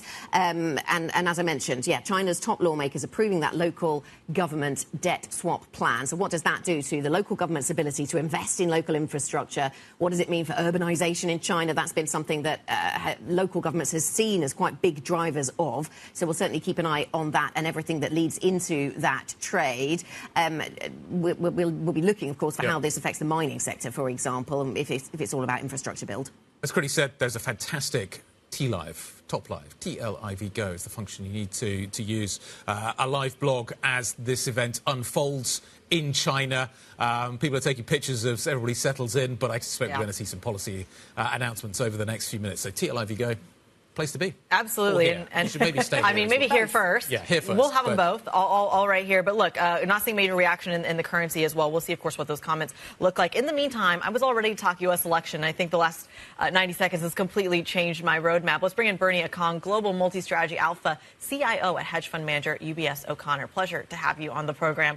Maybe we marry the two key topics here. What is a bigger mover for markets right now? Commentary out of President-elect Trump, or what we're going to hear out of China? Definitely China. I think the market is waiting to hear whether there's going to be something on the consumption side. As you said, the headlines right now look like it's just a debt swap, which is frankly not going to be that exciting for markets. But the big factor is really between now and the end of the year, are we going to get some incremental stimulus on the consumer side from China? In terms of how we price this in, where we price this in, do I play this through China? Do I play this through Europe? Where's the underpriced trade around the China narrative? I think you can play it through European cycles, which don't necessarily have to have that direct exposure. The problem with that direct exposure is not only just, are we going to get the stimulus, but obviously, what are we going to hear out of Trump now and from the tariff side? There are a number of European cycles which aren't in the direct line of fire, which will benefit from improved China stimulus, but also are going to be helped by the fact we're seeing right now orders to inventories improve. Like October, that's the story that's not getting talked about so much, actually. October, the data you saw coming out of Europe in terms of orders to inventories, as well as US and China, is dramatically improved. And if you look at the ECB lending survey for Q3, Germany is leading in terms of improvement across a lot of Europe. So that's going to help European cycles, and the China stimulus could be just a kicker on top.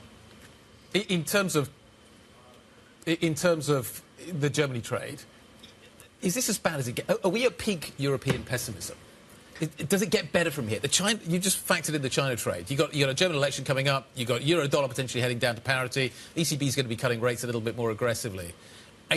Does Europe stick out as the kind of the underpriced asset right now, or is that still China? From a cyclical perspective, to me, it does. I mean, I think it's something we've probably discussed before, where structurally I still think there's a lot of question marks in Europe. But from a cyclical perspective, it does stand out as the one where there's not a lot priced in. I think I saw one survey the other day where people had to vote on what the favorite equity index was going to be in terms of the next few months' performance. And I think out of survey maybe 150 voters, I think one voted for Europe. It's pretty depressing when you see that. But from a cyclical perspective, I mean, you touched on Germany. I think the other thing that's fresh and live is what we saw yesterday in terms of the government, starting to fall apart and really call for snap elections. I do see that as a positive. I think that is a signal that we're going to have a pivot from a fiscal perspective, which has to be more supportive. And frankly, the economy needs it. And that's going to be, bring, I think, a different, renewed confidence from a lot of the corporates and then, therefore, investors. Let me just go to a few lines coming out of China. So we're seeing the Finance Ministry and the NPC giving this briefing. They're talking about the scale of this debt swap, local government debt swap. 6 trillion yuan in local government special bonds is being discussed today. All this 6 trillion yuan are local special government bonds. The debt proposed, anyway, lots of lines coming through, and they all have 6 trillion yuan attached to them. I saw a range of 6 to 10 trillion, so we'll see how this goes down with the market. The IMF has said that there's 60 trillion in total in terms of this supposedly hidden debt in China. We'll let the market digest some of that and see how that goes down with investors. But what's at stake for Europe in this is interesting, Bernie, as you were just uniting these themes, talking about Germany a little bit there. Germany has, according to some of our analysis I was reading this morning, not just a cyclical problem, but a structural problem, and an over-reliance on the Chinese demand might have been one of the things. I mean, that's a bit of structural and cyclical, perhaps. Maybe they need to take action on both. There's still quite a lot at stake for Germany in what's going on in China, I suppose, is where I'm getting to. Yeah, no, absolutely. And just on those numbers, I would say 6 trillion local government debt swap, that's probably in line with expectations. I think to really have a positive for markets, you want to see something which is 2 trillion or above, specifically talking about consumption-related stimulus. So at the moment, what we're seeing, I would say that's going to be a slight disappointment in the margin. And specifically to your question around Germany, yes, they're still going to be reliant upon China in the near term, for their growth. I do think with a new government, you're going to see them start to pivot and change some of the policy to focus more inwards and domestically. Things like, obviously lowering the tax rate, like the CDU-CSU is talking about, is going to be important. They're going to probably give a number of incentives, I'm guessing, to smaller domestic-focused companies and businesses. So I think they recognize that, and they're going to have to transition. Speaking of that transition, I mean, off of these China headlines, we are getting, I should mention, a little bit of weakness, of course, off in the Chinese yuan and a bit into U.S. Treasuries as well, which I thought was interesting coming off of these headlines. I want to pivot back to the U.S. story because we're talking about taxes, fiscal sustainability as well. Talk to us about the range on the 10-year now that we have a Trump administration. I think will have a Trump administration. That is the key risk. So, like, when people ask me what could derail, this optimism now post-elections, I think it is really the level of the 10-year. So you're right to focus on that. And for me, I think it's going to be a level which is probably 460 and above. Why do I say that? I think 450, is a threshold. Obviously, it's which people talk about a lot. You have a lot of advisors recommending to their clients buy treasuries at 450. It's almost a no-brainer, I hear some people say. I think people are going to get concerned when 10 years move sustainably above that level. They're going to say, hey, you told me to come in and be buying treasuries for 30, 440 as we get closer to 450. Why is this not working? Why is it why treasuries continue to sell off? And then people are going to start to worry more about some of the negative effects we've talked about in terms of Trump coming to power and obviously having a Republican-led Congress. That is the key issue for equities. As long as we don't have that, I do believe we can continue to trade in a very favorable fashion in the near term. But that is the risk I'm watching out for. So in theory, we are all in the volatility business, you included. Mm-hmm, absolutely. So that's what we do. How are you going to handle Trump tweeting? I'm not sure we tweet anymore, but how does the world change for you as we enter a new Trump administration, just in terms of the way you manage money and handle risk? Does the risk of a kind of off-the-wall Trump tweet change the way you think about how much risk you're prepared to put into any given position?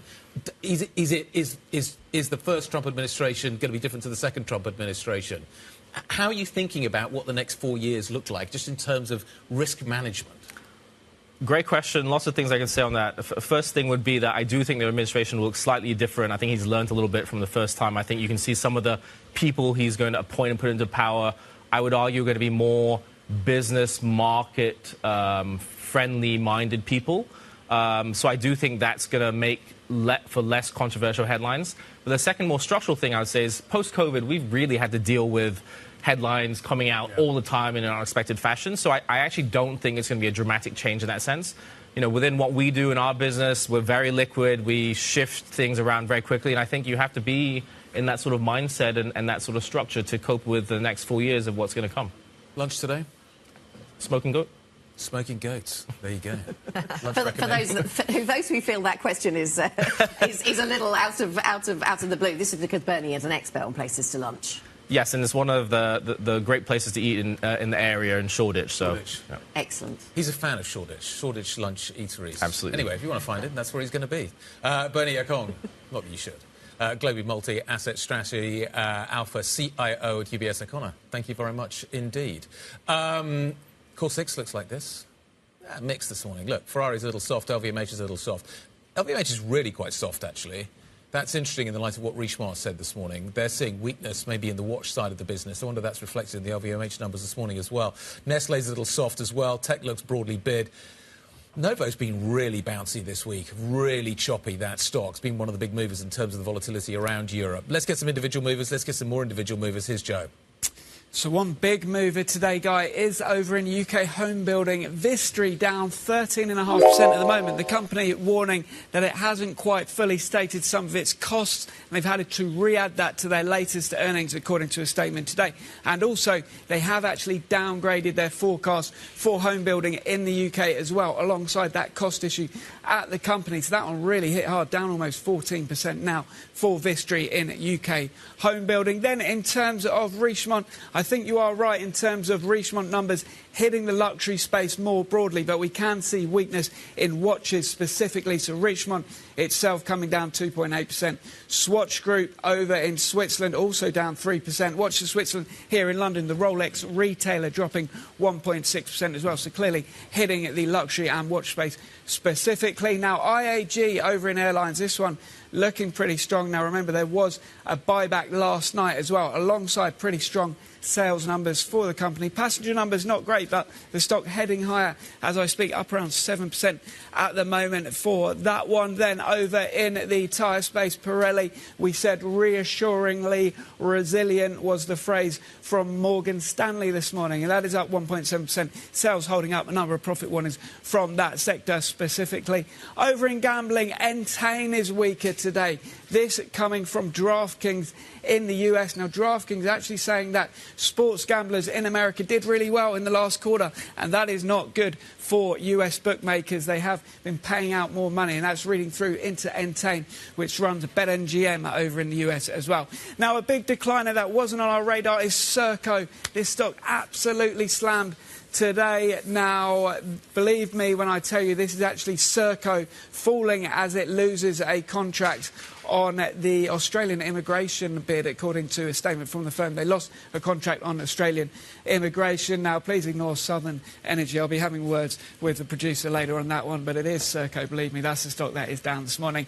Then, in terms of your ratings, we mentioned Great Portland. Now, this is a company that owns a lot of land all around London, a lot of portfolios. This one is gaining on a double upgrade over at City. There's notes of trough valuation on the stock on that one. And finally, Guy mentioned the Novo Nordisk move's been pretty crazy for that stock this week. But the other obesity stock, much smaller, is Zealand Pharma. This one, it's overweight, no pun intended. It is an obesity stock. But Zealand Pharma is up 8% today as JP Morgan upgrades that stock to overweight. They like that one as an alternative to Novo Nordisk, the best performer in Europe today. Joe, thank you very much. Joe Easton from our equities team. We will come back with an update on what's going on in China. A lot to talk about there this morning and what's happening to markets in the wake of that. We'll also focus in on the aviation sector. As Joe mentioned, shares of IAG in the green after delivering a third quarter beat. More on the results next. This is Bloomberg.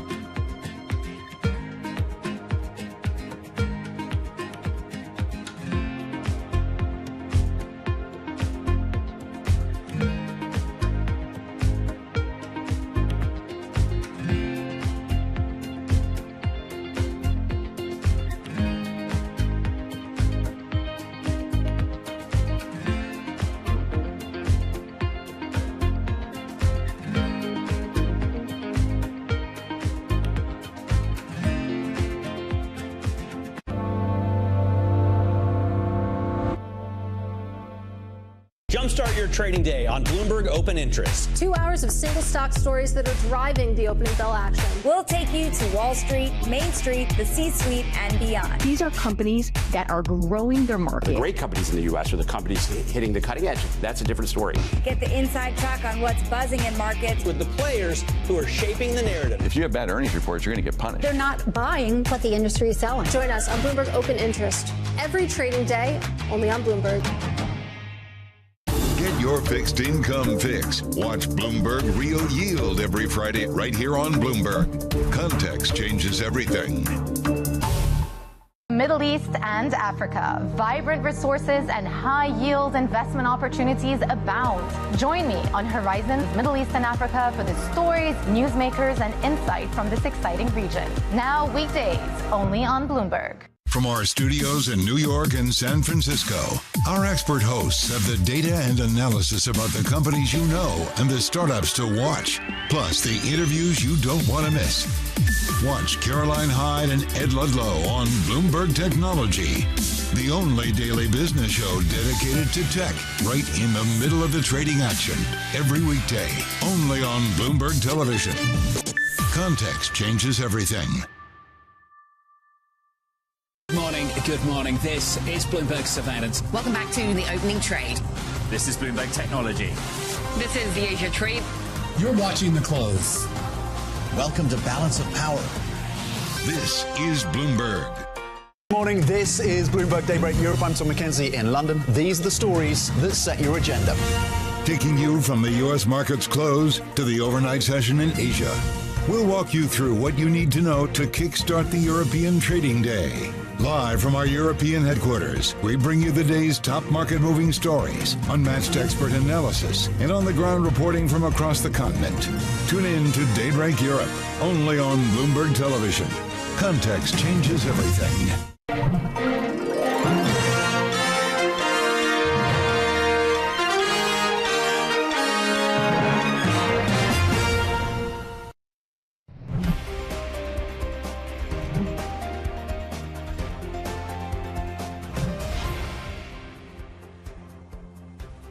Welcome back. We're getting lines out of China. We're 70 minutes into the European session.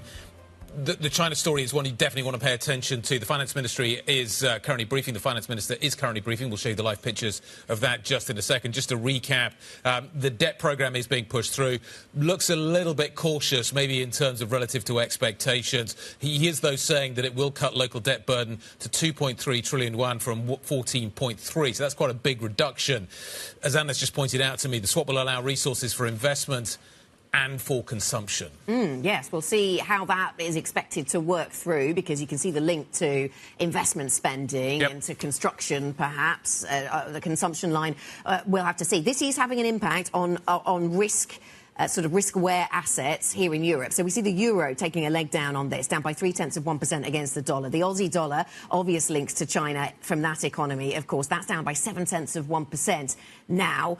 We're actually seeing German bonds gaining. There's a lot of other noise happening in the German bond story right now, so I'm not sure about that. But we are certainly seeing a reaction, and the Chinese currency, of course, is one of those that is weakening as a result of this.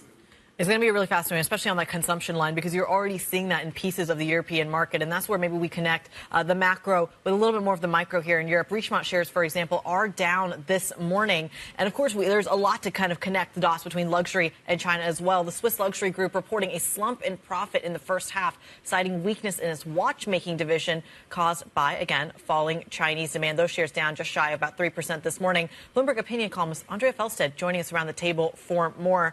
Andrea, connect the dots for us here. Talk to us about their performance. Well, China is weighing on all the luxury groups, and we've seen that with Richemont. Jewellery is holding up, but watch demand has really come under pressure, and it's really that lack of demand for watches that is behind the weakness. And China in particular, then, Andrea? Yes. Or do we know? Because they talk about Asia, but we suspect that's China. It's really China. It's China and it's watches. There is less demand for those, upmarket watches, IWC, A. Lange & Söhne, Panerai, all those types of models. So what does this mean going forward for the group? This is a hard luxury group. How does it move forward from this? Are there other areas that we can see pick up in demand? What does this mean in pricing for everywhere else? They've been the watches have gone up a lot over the last few years. They have. Does that now taper off? It probably does a bit. They were still quite upbeat on China for the long term. Don't want to pull back their visibility and presence there. They said they couldn't tell when it would turn, but they did expect things to improve in the mid-term. They didn't put any... Because others are signalling that they think that China's bottom now and it's going to improve from here. Other luxury groups. Yes, there's not a lot of visibility. I think, I don't think anyone's expecting it to rebound. We may be at the bottom, but there's not a lot of visibility on when it's going to come back. Andrea, thank you very much indeed. Andrea Felstead of Bloomberg Opinion on what is happening at Richemont and, by extension, the luxury sector this morning. Let's turn to what is happening in the aviation space. British Airways owner, Iberia owner, Aer Lingus owner, IAG has posted third-quarter earnings, beating estimates on higher demand for transatlantic routes. Let's get the details now with Benedict Camel, Bloomberg's global aviation lead. Benny, let's start with the numbers. These numbers are really strong, and I can't help but compare and contrast what we've just heard from Ben Smith a couple of days ago at Air France and what we're hearing from Luis Gallego at IAG this morning. Why are they in such a different space? Why are the numbers so different at IAG versus Air France KLM? Well, the short answer is transatlantic. That's really where the strength is for British Airways in particular. That's the market that keeps delivering for them. And that's where, as we heard from Luis Gallego this morning, the CEO of IAG, that's where they want to put more capacity. If you look at it regionally, he said, this is really where the growth is. Asia, by contrast, is where we're going to focus less. And it'll be interesting to see whether they might pull more capacity out of the Asian market and redeploy it into the transatlantic routes. We already heard from them a couple of weeks ago that British Airways is cutting its London-Beijing route. So we'll see if more will fall victim to that kind of split screen, shall we say, between what's happening on the transatlantic market, very strong, and the Asian market that's sort of just ticking along but not really growing. Well, how much of that is actually impacting the outlook here? I mean, look forward for us if you can. So the outlook is fairly strong. They said they expect the rest of the year to remain strong. They expect costs to remain low. That, again, is a contrast to what we heard from Air France yesterday. Those shares yesterday really took a clobbering, falling quite dramatically. And you can see the contrast also in the stock today. IAG up significantly, the most in more than 2 years. And one thing they did say was that they are taking their capacity expansion, so sort of the number of seats, simply put, down ever so slightly. They now see capacity expansion at 6%. They previously saw 7%. A little bit of that has to do with Asia. Some of it has to do with issues they've had with Rolls-Royce engines.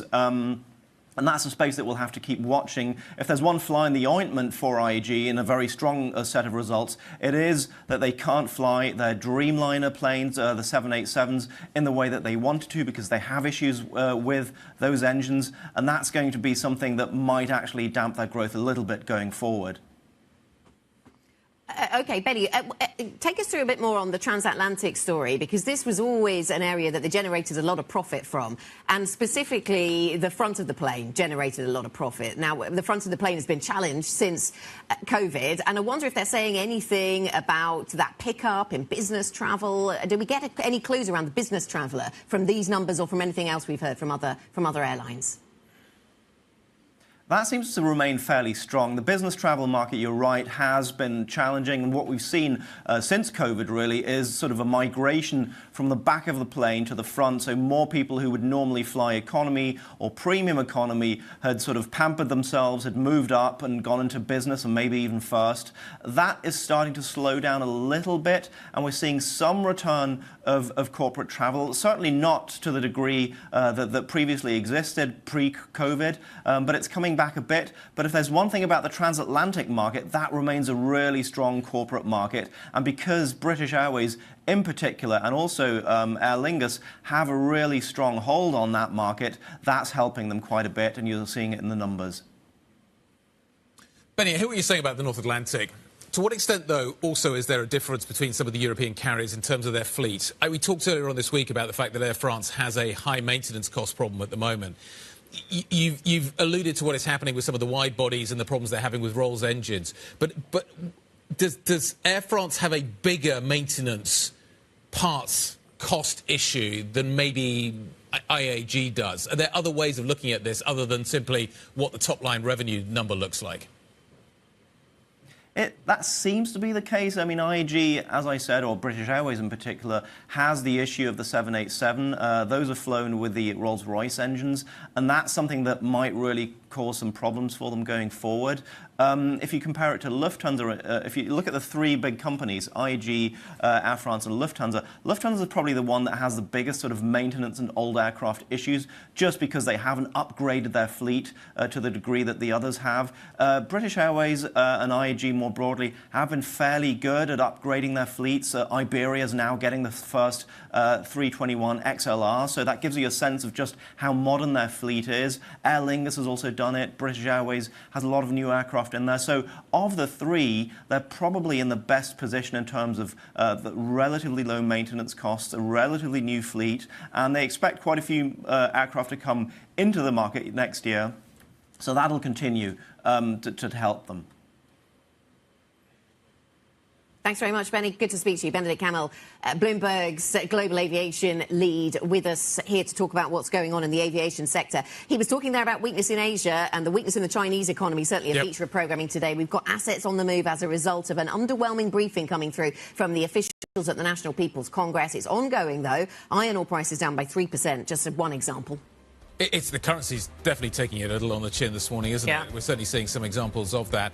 We're going to leave you with live pictures of the briefing that is following the NPC. The NPC is now closed. It has been a tumultuous week on many fronts this week, and this is just the latest. But you can see the reaction in dollar offshore as you watch this unfold. We'll continue to monitor this story very, very carefully over the next half hour. This is Bloomberg.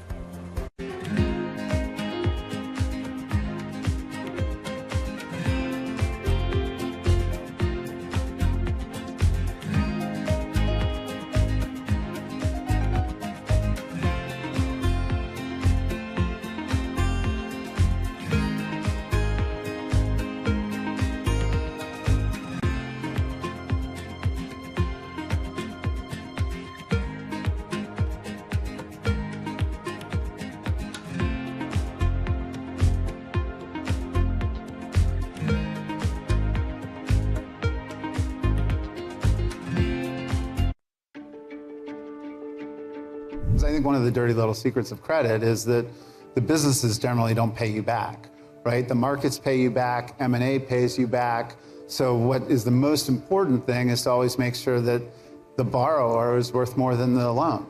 And as long as the borrower is worth more than the loan, then it might be a rocky ride, but you're going to get your money back. And this world where there's these disruptive companies that have, let's call it 100, 200, 300 million of ARR, are looking to not raise equity capital because of the fact that they raised it in 2021 or 2022, and no one really wants a down round. But there's a lot of capacity in the capital structure to have, let's call it a structured solution. We think that there's a lot of opportunity with those businesses.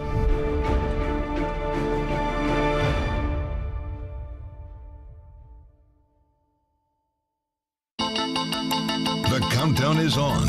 Everything you need to get the edge at the end of the market day. Big tech earnings kick off later this afternoon. Gilead is coming out right now. We have take two numbers. Back to the markets, right? Our bread and butter. NVIDIA is one of the best stories in the tech space. That actually matters a whole lot more. It might shock some of your viewers. You're watching The Close. Get ahead of tomorrow's trading with The Close. Weekdays on Bloomberg. Context changes everything. From the beating heart of global finance, economics and politics, and wherever newsmakers are moving markets, Bloomberg brings you conversations that allow for deep discussions and important insights. What do you think the future is for inflation? Is this new normal? Are markets too optimistic? How do you worry about the things that are outside your control? How does the current fighting completely stop? I'm Francine Lacroix, and this is The Pulse, every weekday only on Bloomberg. From the world of politics to the world of business, Joe Matthew and Keely Lyons deliver news, insight, and analysis live every trading day. Balance of Power live around the world every weekday, only on Bloomberg.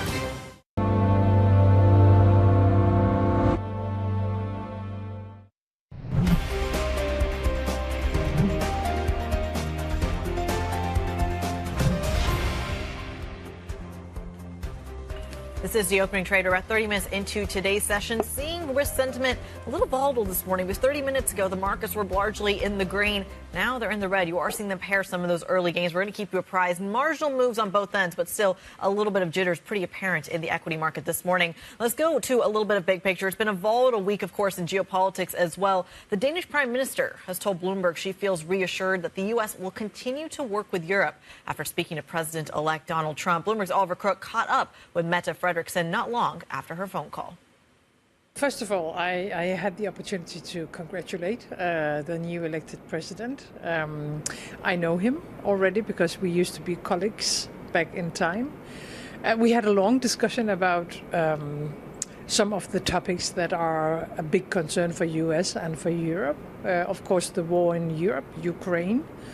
The closer cooperation between Iran, North Korea, Russia, and unfortunately also China. We talked about defense and deterrence and the future of NATO. We had the opportunity to talk about Israel and the situation in the Middle East, and also our common concerns about Iran. So it was primarily a discussion about security, defense. I am really transatlantic. And I said, of course, to the president that I hope there will be no conflicts, no bad discussions between Europe and US, because I think, especially in this world of today, we really have to stick together. And what parts of the conversation were you most encouraged by? On what topics do you think you see most closely eye to eye? Well, I will say, first of all, what I see is a US president who is spending a lot of time these days in reaching out to partners globally, worldwide. That is, of course, important, but it's also something that we are thankful about from a European perspective. I heard the president being very direct in saying we have to solve these problems, and I did not see any signs of, US is here and Europe is there. I had the feeling that we are going to talk about these issues. We're going to try to solve them together. And even on this subject of Ukraine, because of course this has been, I think, the largest concern for a number of your colleagues and yourself, I imagine, in the lead up to the election. Were you reassured about what he had to say about Ukraine? Do you know if he's, open to talking to Vladimir Putin? There had been this sort of 24-hour ultimatum you talked about. I think it's better that you ask the incoming president about what will be the priorities seen from a U.S. perspective. But I had no bad feelings about a U.S. moving away from Europe or a U.S. moving away from taking up on responsibility for what's going on globally. And of course, from a European perspective, that is important. The Danish Prime Minister there speaking exclusively to our very own Oliver Crook. He joins us now from Budapest, where European leaders are meeting. Ollie, in your conversations, have you gotten the sense that other leaders are also reassured?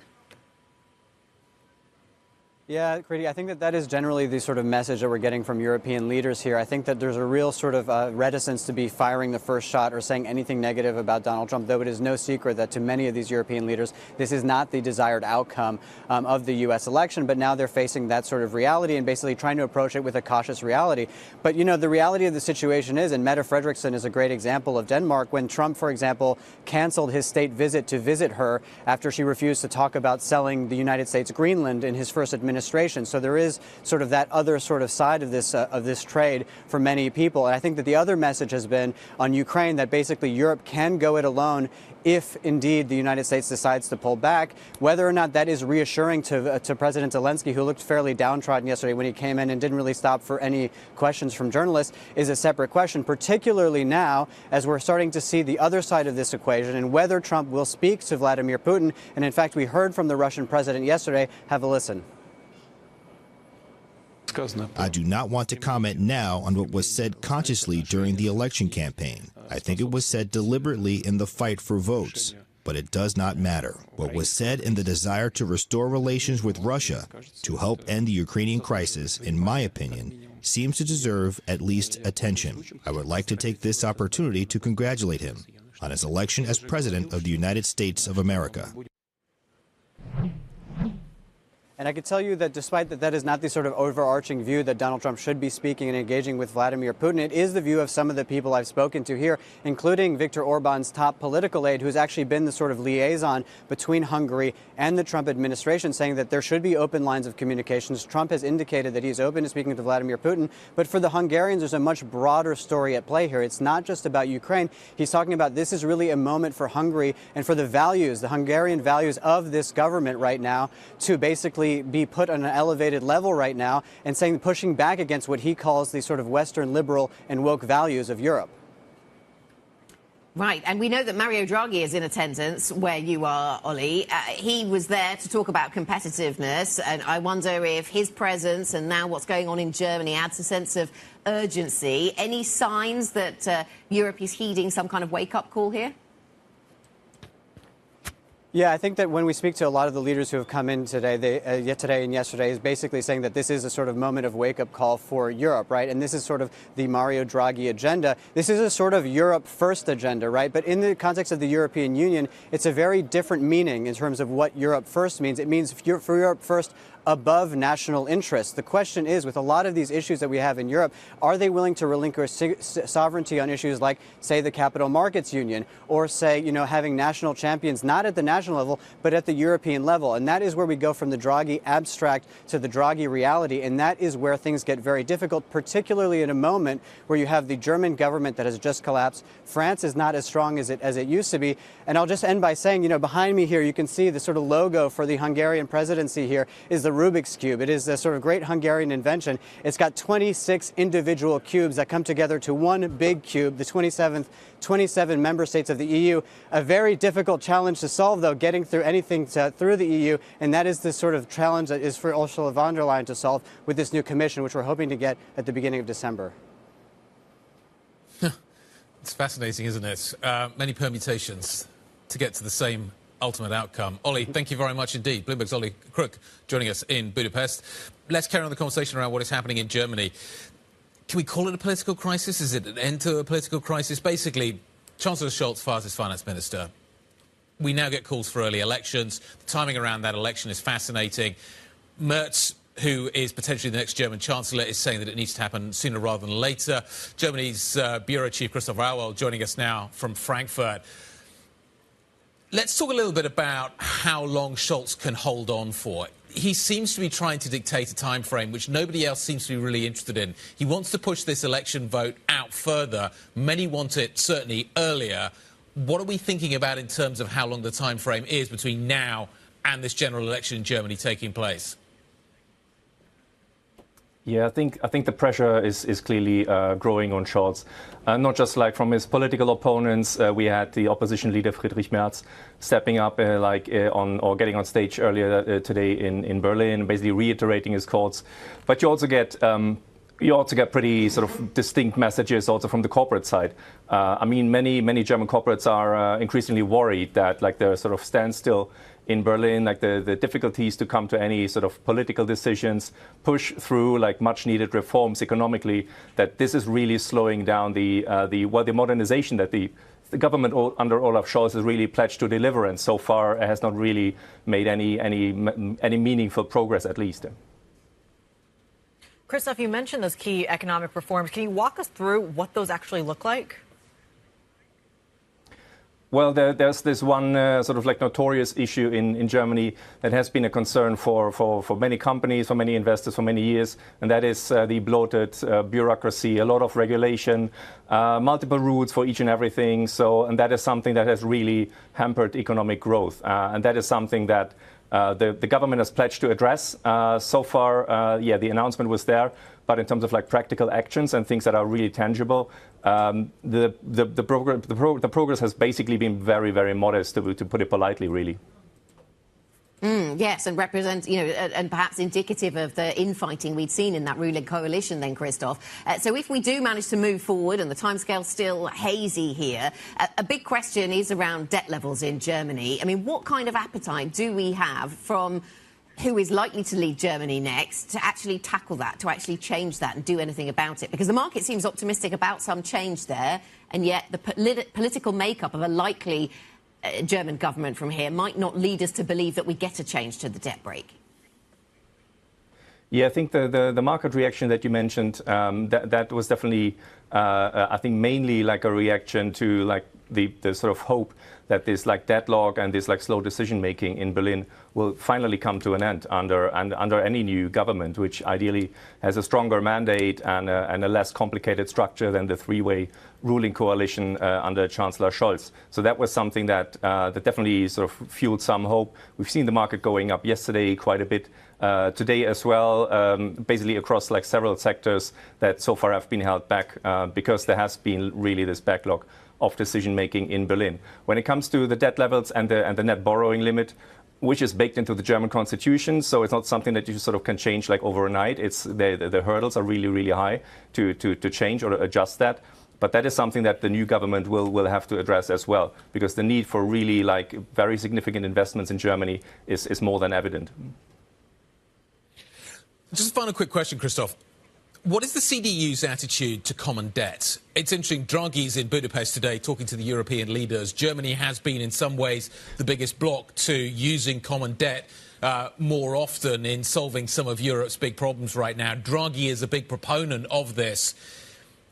Does Friedrich Merz have a more open thought on this rather than the kind of closed thought that the current coalition has? What do we know about his history around this subject? He usually tends to be a bit more on the hawkish side. Having said that, Friedrich Merz has in the past also, I think, made it very clear that whatever like the financing methods are, the need for investments is really very much evident when it comes to like the crumbling German infrastructure, investments in future technologies, semiconductors, chips, etc. All these things need to be financed. There will probably be some flexibility on Friedrich Merz's side if he was to become like the new chancellor, but he's not somebody who would like go out and say like let's sort of issue lots of like new debt and raise the debt level in Germany, which would also be like a sort of risky play. given that the German economy has been stagnating effectively for two years now. So, and when the economy is stagnating and you just pile up lots of debt, that's a pretty difficult and risky combination as well. Yeah. I maybe want to lean into the cyclicality of all of this. Christoph, thank you very much indeed. Christoph Rauwald, Bloomberg's Germany bureau chief, joining us out of Frankfurt. Quick look at what is happening with the Chinese currency right now. The NPC is over. The press conference is over. This has been the reaction over the last half hour or so. You have seen a tick higher in the US dollar, a fade for the Chinese currency. This is not substantial. This is maybe a signal that what the market was anticipating and what was actually being delivered is a little different, but I don't think there's a massive difference in terms of the gap that we are seeing here. Anyway, that's been the market reaction. But as I say, the NPC has now concluded. More ahead. This is Bloomberg.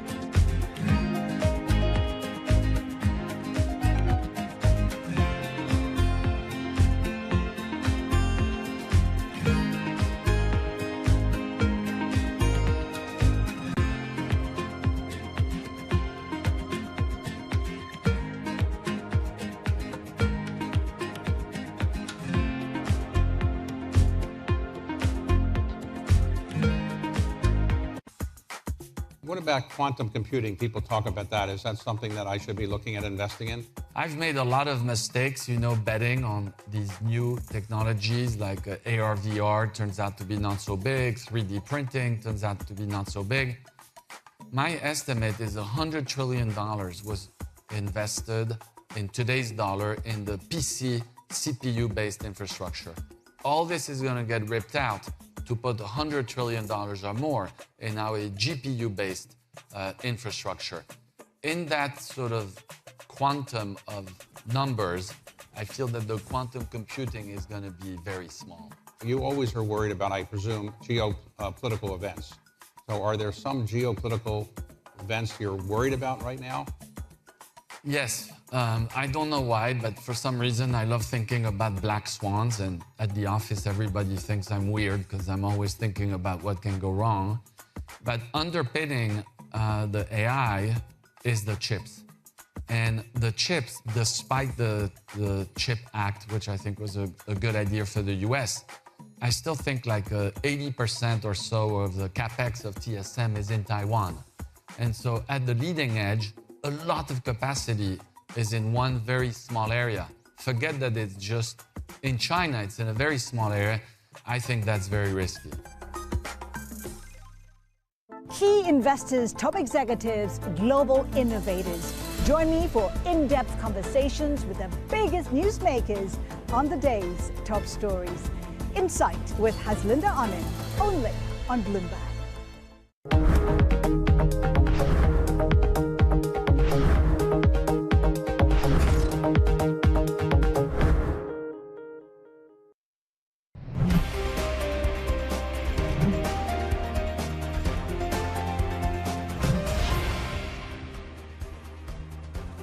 Welcome back to the opening trade. 8:46 in London, 46 minutes into a European session that has weakened a little bit as we've been hearing what's been developing through this Chinese MPC press conference. That's the negativity on your screen. So not outsized, but there is a little bit of it. We have some disappointment around numbers in the luxury sector as well. That no doubt weighing on the French market. The CAC 40 under pressure.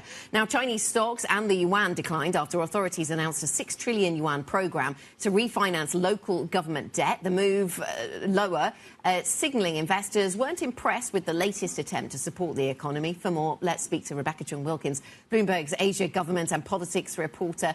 Rebecca, well, that sets things up a little, doesn't it? Investors seem to be a little disappointed, but disappointed in what? Take us through some of the detail as to what we've heard today. I mean, all in all, just to give you the headline, essentially what this is a 10 trillion yuan debt swap program. So 6 trillion of yuan, as you mentioned, that is going to come in the form of refinancing, swapping out hidden debt for local government bonds. And as part of that, they've actually raised the debt ceiling for local government. That's happened the first time since 2015 that they've done that mid-year. In addition to that 6 trillion yuan, we also have 4 trillion yuan of special local bonds that again will be used as part of this debt program. But what we didn't hear about is anything specific on property, anything specific on consumption or trying to boost domestic demand. Rebecca, I'm having a little bit of deja vu when you look at this market reaction, because about a month ago we had a similar one from the NDRC, and I'm curious how much of that dynamic has actually changed. To your point, they're falling short on that key word, consumption.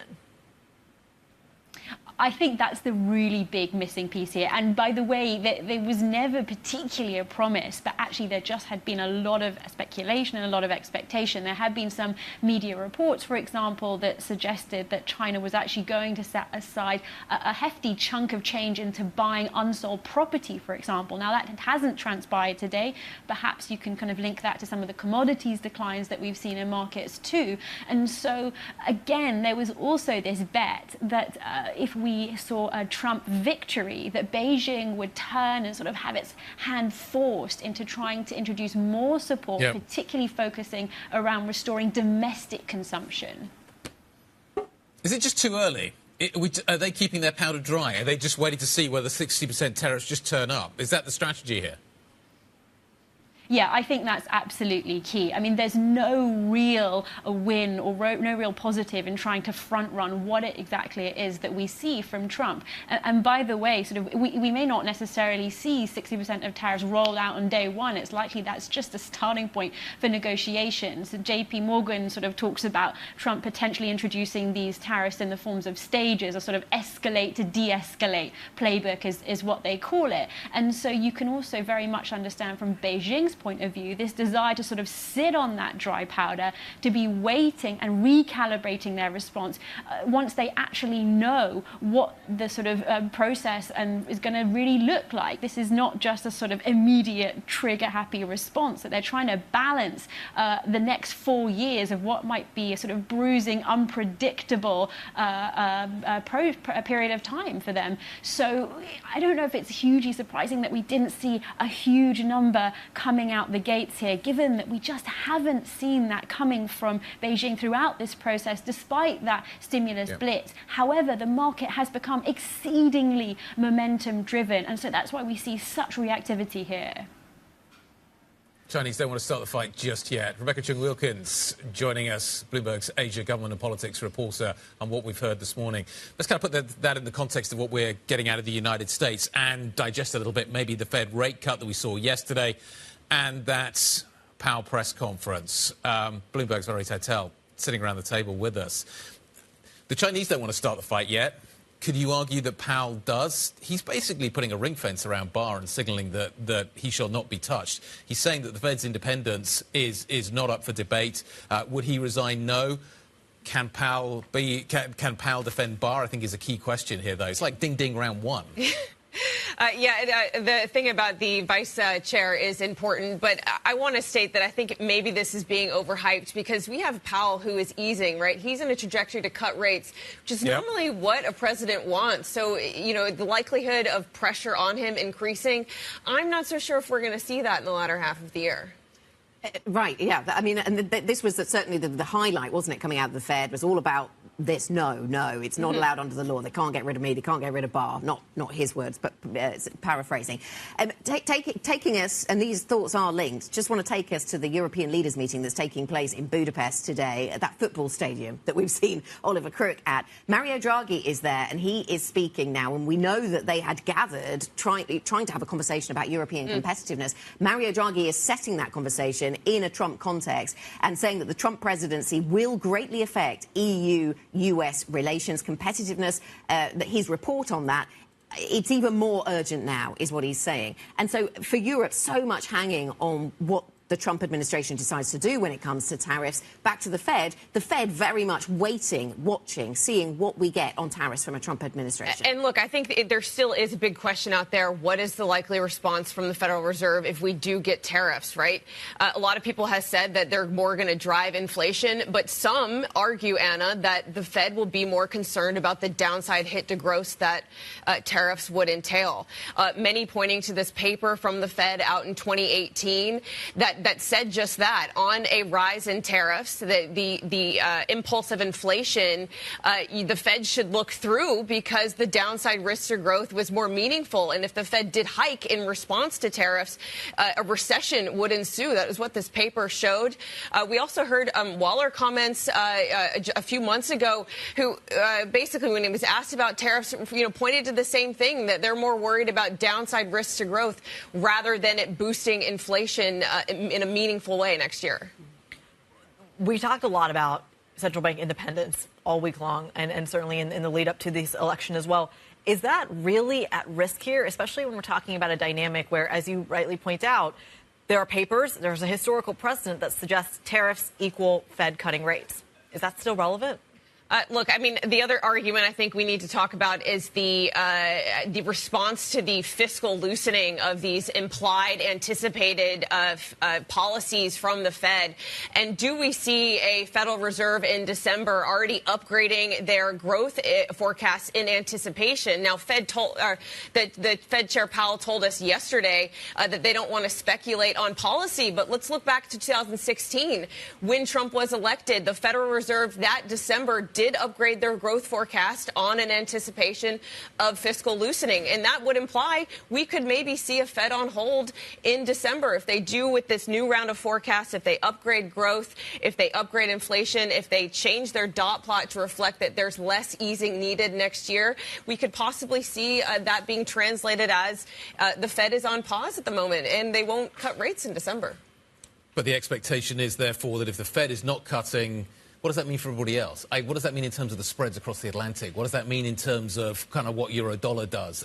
Is that the right way around of thinking about it? I don't know. I would flip it around and I would say that the world would be more positive about the upside risks to the U.S. economy. This economic growth engine coming out of the U.S., I'm less concerned about rates staying higher because this strong U.S. economy is going to lift all boats.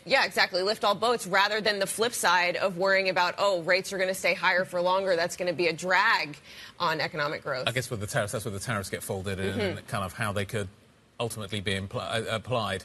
Val, thank you very much indeed. Busy week. Valerie Tatel, thank you very much indeed. Should we mention some of these lines coming out of Mario Draghi at this event, at the European Leaders event, saying that the Trump election has deepened this sense of urgency, reiterating that line again. We have to negotiate with our US ally to protect EU producers, and to use your metaphor about boats, because we've had this conversation all week, to what extent does a strong US economy actually have a positive for Europe, even if tariffs don't? Maybe it depends how you position your boat. And that's what he's talking about here, about trying to make things better for European producers, even in a tariff environment. Yeah, but also, how does Europe respond? How with its own tariffs. How does Europe aggressively respond to all of this? I think is going to be really interesting to watch. And Draghi seems up for the fight. That will be interesting to watch. Big plans for the weekend? I'm watching Mario Draghi, obviously. Watching Mario Draghi. I think we have some things on the weekend agenda to mention, don't we? I think everybody needs a weekend. I need a weekend. So tonight, lunch curry. We're going to watch New Zealand take on Ireland. Excellent. They beat us. It's very disappointing. I needed some further explanation of the first item on here. It's a motorcycle exhibition. But then I found out it was in Milan, and I became more interested. It should be like Bologna, maybe. If you think about kind of where Ducati is based, that would be great. Lord Mayor's show, you going to that? No, but I see the preparations outside the building, so it's good to know that's happening. So those things are all for your amusement over the weekend. A reminder, you can check out the Bloomberg New Weekend Edition as well. We bring you a collection of ideas, essays, reviews, interviews and stories that explore fascinating places where finance and culture meet. It's been a busy week. Have a good weekend. This is Bloomberg.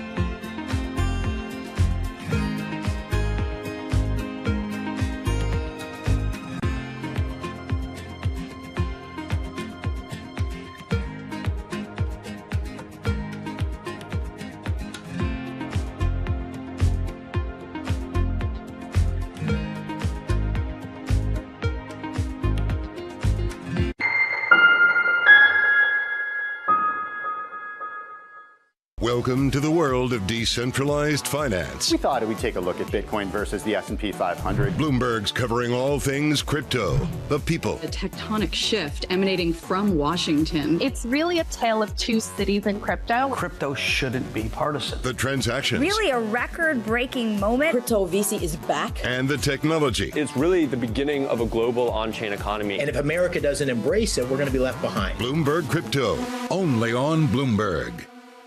It's a multi-trillion-dollar industry. We'll show you what's happening in ETFs like no one else. Bloomberg ETF IQ, Monday on Bloomberg. Middle East and Africa. Vibrant resources and high-yield investment opportunities abound. Join me on Horizons Middle East and Africa for the stories, newsmakers, and insight from this exciting region. Now weekdays, only on Bloomberg. Jumpstart your trading day on Bloomberg Open Interest. 2 hours of single stock stories that are driving the opening bell action. We'll take you to Wall Street, Main Street, the C-suite, and beyond. These are companies that are growing their market. The great companies in the U.S. are the companies hitting the cutting edge. That's a different story. Get the inside track on what's buzzing in markets. With the players who are shaping the narrative. If you have bad earnings reports, you're going to get punished. They're not buying what the industry is selling. Join us on Bloomberg Open Interest. Every trading day, only on Bloomberg. There is this real momentum from Wall Street. We are basically deep in the European earnings season. Take a look at how we're faring when it comes to Asian markets. From our studios in New York and San Francisco, our expert hosts have the data and analysis about the companies you know and the startups to watch, plus the interviews you don't want to miss. Watch Caroline Hyde and Ed Ludlow on Bloomberg Technology, the only daily business show dedicated to tech, right in the middle of the trading action, every weekday, only on Bloomberg Television. Context changes everything.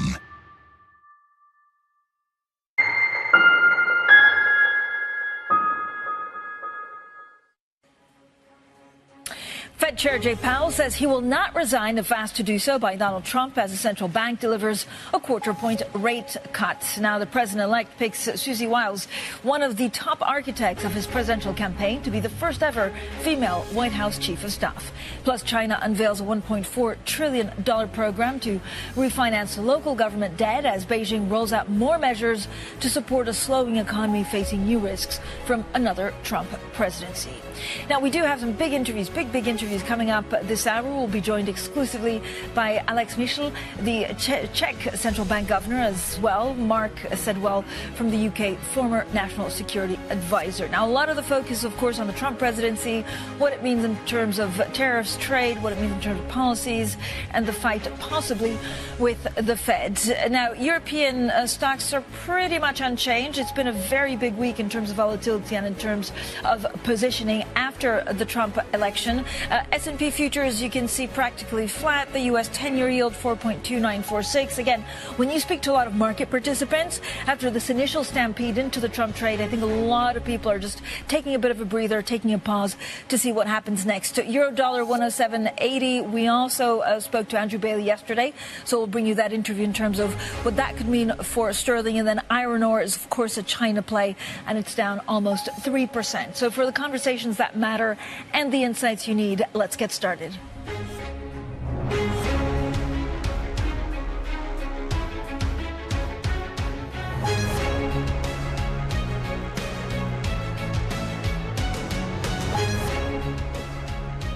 Newsmakers and market movers. This is The Pulse with Francine Lacqua. Well, good morning, everyone, and welcome to The Pulse. I'm Francine Lacqua here in London. Happy Friday. It's been a big week. It's been 2 days since Donald Trump won the U.S. presidential election, and he's already building his cabinet. Now, Trump has picked Susie Wiles, one of the top architects of his political campaign, as his White House chief of staff. Policymakers are now trying to understand what some of his policies could mean for the U.S. and the rest of the world. So let's bring in Tina Fordham, founder and geopolitical strategist at Fordham Global Foresight, and Rachel Evans, Evans, Bloomberg's managing editor for FX and rates. So thank you both for joining us. I mean, Tina stopped sleeping on Tuesday, waiting for the election, and you look awake and fresh, actually. Rachel, when you look at the Trump trade, and this I think is what the market is very telling, because they went all in, and now they're pausing and saying, well, actually, we don't really know what happens with trade. We don't really know what the tariffs look like, and so they're taking a little bit of a breather. Exactly that. And I mean, you always see this whenever there's any big catalyst for markets, that everybody piles in, gets their trades going, and then there's just a little bit of kind of a pullback. Maybe you take a little bit of profit, maybe you take some money off the table and wait to see exactly what the detail is going to be, because we have kind of sort of the sort of broad scope of what we think a Trump presidency might look like, and he's talked a big game around some of those policies, putting quite big numbers around sort of the likely tariffs that he thinks he might be able to put on countries. But we don't actually know how much of that is going to come to pass. And we also don't know the exact composition yet of Congress, which will obviously bear a lot of importance for how much of those he can actually get done as well. What do we know, Tina, in terms of, so we have the chief of staff now, the first female person to be in that role? What else do we know about his team? Of who he could pick, or even the chief of staff? This is just starting to evolve. I mean, I think there are questions about Elon Musk. Can he be this head of government efficiency with a giant axe swinging at government entitlement programs? Because will his shareholders allow him to take that role?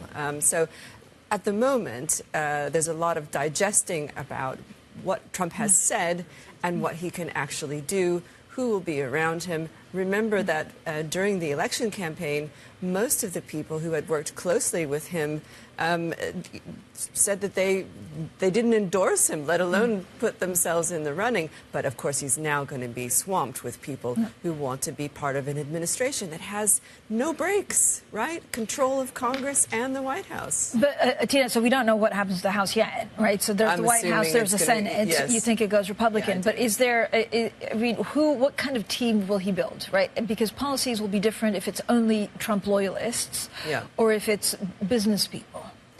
Well, so will Trump be magnanimous in victory, I think is what you're asking. And we haven't seen enough to know whether he's going to change his tone. But I think that it's loyalty is what Trump prizes most. Will he bring in expertise? I think that depends a lot. I haven't seen a lot of names for Treasury Secretary, for example. At the moment, there is so much euphoria, but there has to also be some consideration about the reputational risks of being associated with an unfettered Trump administration, I think. Rachel, one of the other questions is, of course, what he does with the Fed. I mean, there's talk, Fed independence. Does he actually get much more involved? He gave this interview to John Micklethwaite where he was pretty unhinged, even saying that actually Jay Powell doesn't work very hard. So Jay Powell yesterday cutting interest rates by 25 basis points, and he was asked on this very point. This is what he said. Some of the president-elect's advisors have suggested that you should resign. If he asked you to leave, would you go? No. Can you follow up on, do you think that legally you're not required to leave? No. Do you believe the president has the power to fire or demote you, and has the Fed determined the legality of a president demoting at will any of the other governors with leadership positions? Not permitted under the law. It looks like Jay Powell's here to stay until his term ends. Yeah, I mean, he certainly came out swinging in that press conference, didn't he? I mean, we're so used to seeing central bankers being very considered, slightly academic, kind of dry. So for him to be so blunt in his kind of assessment of what he would say if asked to resign and the legality of that situation, I thought was pretty noteworthy. And I think it speaks to just how much that kind of question of Fed independence has kind of been looming over not just Powell, but markets more generally. I mean, if we think about the US as kind of the ultimate haven, it's the driver of the world's economy, it's the kind of linchpin of financial markets, it needs to see kind of Powell kind of coming out and sort of being strong, and the Fed as an institution being protected. And it sounds like Powell is going to very much do what he can to at least make sure that Trump doesn't have undue influence over his organisation. So the theme of this week was definitely bond vigilantes, kind of, already telling the Trump administration, please don't spend too much or there's going to be trouble ahead. But also this dollar rally. What does the dollar look to next? Yeah, I think, we've already seen the dollar moving to a one-year high off the back of kind of the election results on Wednesday. We've seen that ease up a little bit yesterday since then. So there's going to be a question mark about how much you can see the dollar rise when you have a Federal Reserve that is still going to cut. We are not necessarily seeing as significant interest rate cuts priced in as perhaps we were, a few months ago, but we're still looking to see, another 3, maybe 4 cuts between now and the end of next year. So that could still potentially mean that the dollar has room to run if we don't see those cuts becoming more necessary and seeing them kind of getting deeper. That would obviously be a weakening impact on the dollar. What are you expecting in terms of first policies from Donald Trump? Is it immigration? Is it tariffs? Is it? We heard already a couple of things on Ukraine. Yes, well, and there are a lot of things that Trump has said he would do on day one, right? Mass deportations, I think, is going to be very high on his list. But it will take a long time to achieve what he has said he will do. I'm talking about millions of people. But linking back to the central bank point and inflation, we know that Trump's policies are inflationary. And I think that takes us back to what is going to be a tension in the markets going forward. Mass deportation is going to drive up prices for food, among other things. And at what point does the market optimism about all those rate cuts that you mentioned actually start to get, blunted by reality? This is what we are talking to clients about most. How long can the sweet spot in markets last? Because the things that Trump has said he will do are going to drive up inflation. That tension with Powell is going to be acute. And don't forget the policy that they announced about a shadow chancellor idea like we have in the UK, a shadow central bank chair. There's a lot to unpack. Tina, thank you so much. As always, Tina Fordham, geopolitical strategist, and Bloomberg's Rachel Evans stays with us. Coming up, China unveils a $1.4 trillion debt swap to support a slowing economy, with all eyes still firmly on Donald Trump's plans for tariffs. We're live in Shanghai with the latest next, and this is Bloomberg.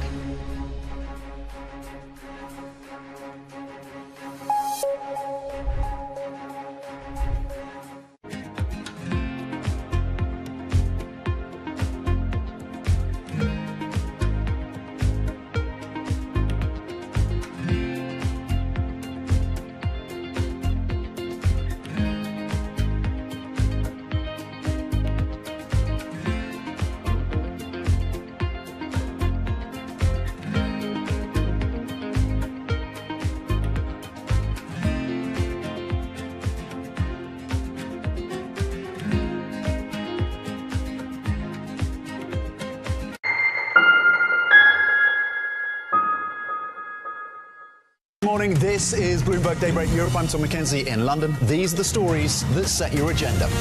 Taking you from the U.S. market's close to the overnight session in Asia. We'll walk you through what you need to know to kickstart the European trading day. Live from our European headquarters, we bring you the day's top market-moving stories, unmatched expert analysis, and on-the-ground reporting from across the continent. Tune in to Daybreak Europe, only on Bloomberg Television. Context changes everything. Bloomberg loves earnings. I know it's like your Super Bowl, right? I can't wait. It's like opening presents in the morning. All right, it will be exciting. Nobody covers earnings like Bloomberg. As we spend some time here on the broader presidential race. Let's focus in on European politics. Makes you wonder how politics might play out.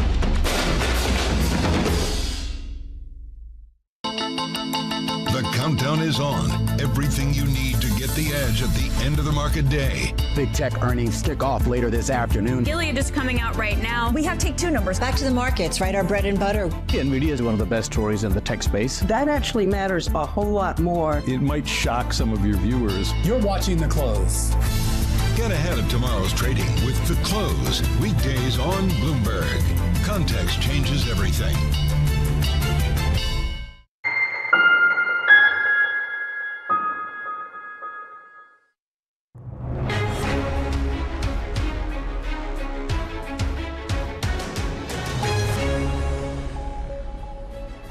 So China has unveiled a $1.4 trillion program to refinance local government debt as Beijing rolls out more measures to support a slowing economy. Now, for more on all this, let's get straight to Bloomberg. Charlie Zhu in Shanghai. Charlie, this seems to be at the higher end of what we expected. How worried are they about the economy?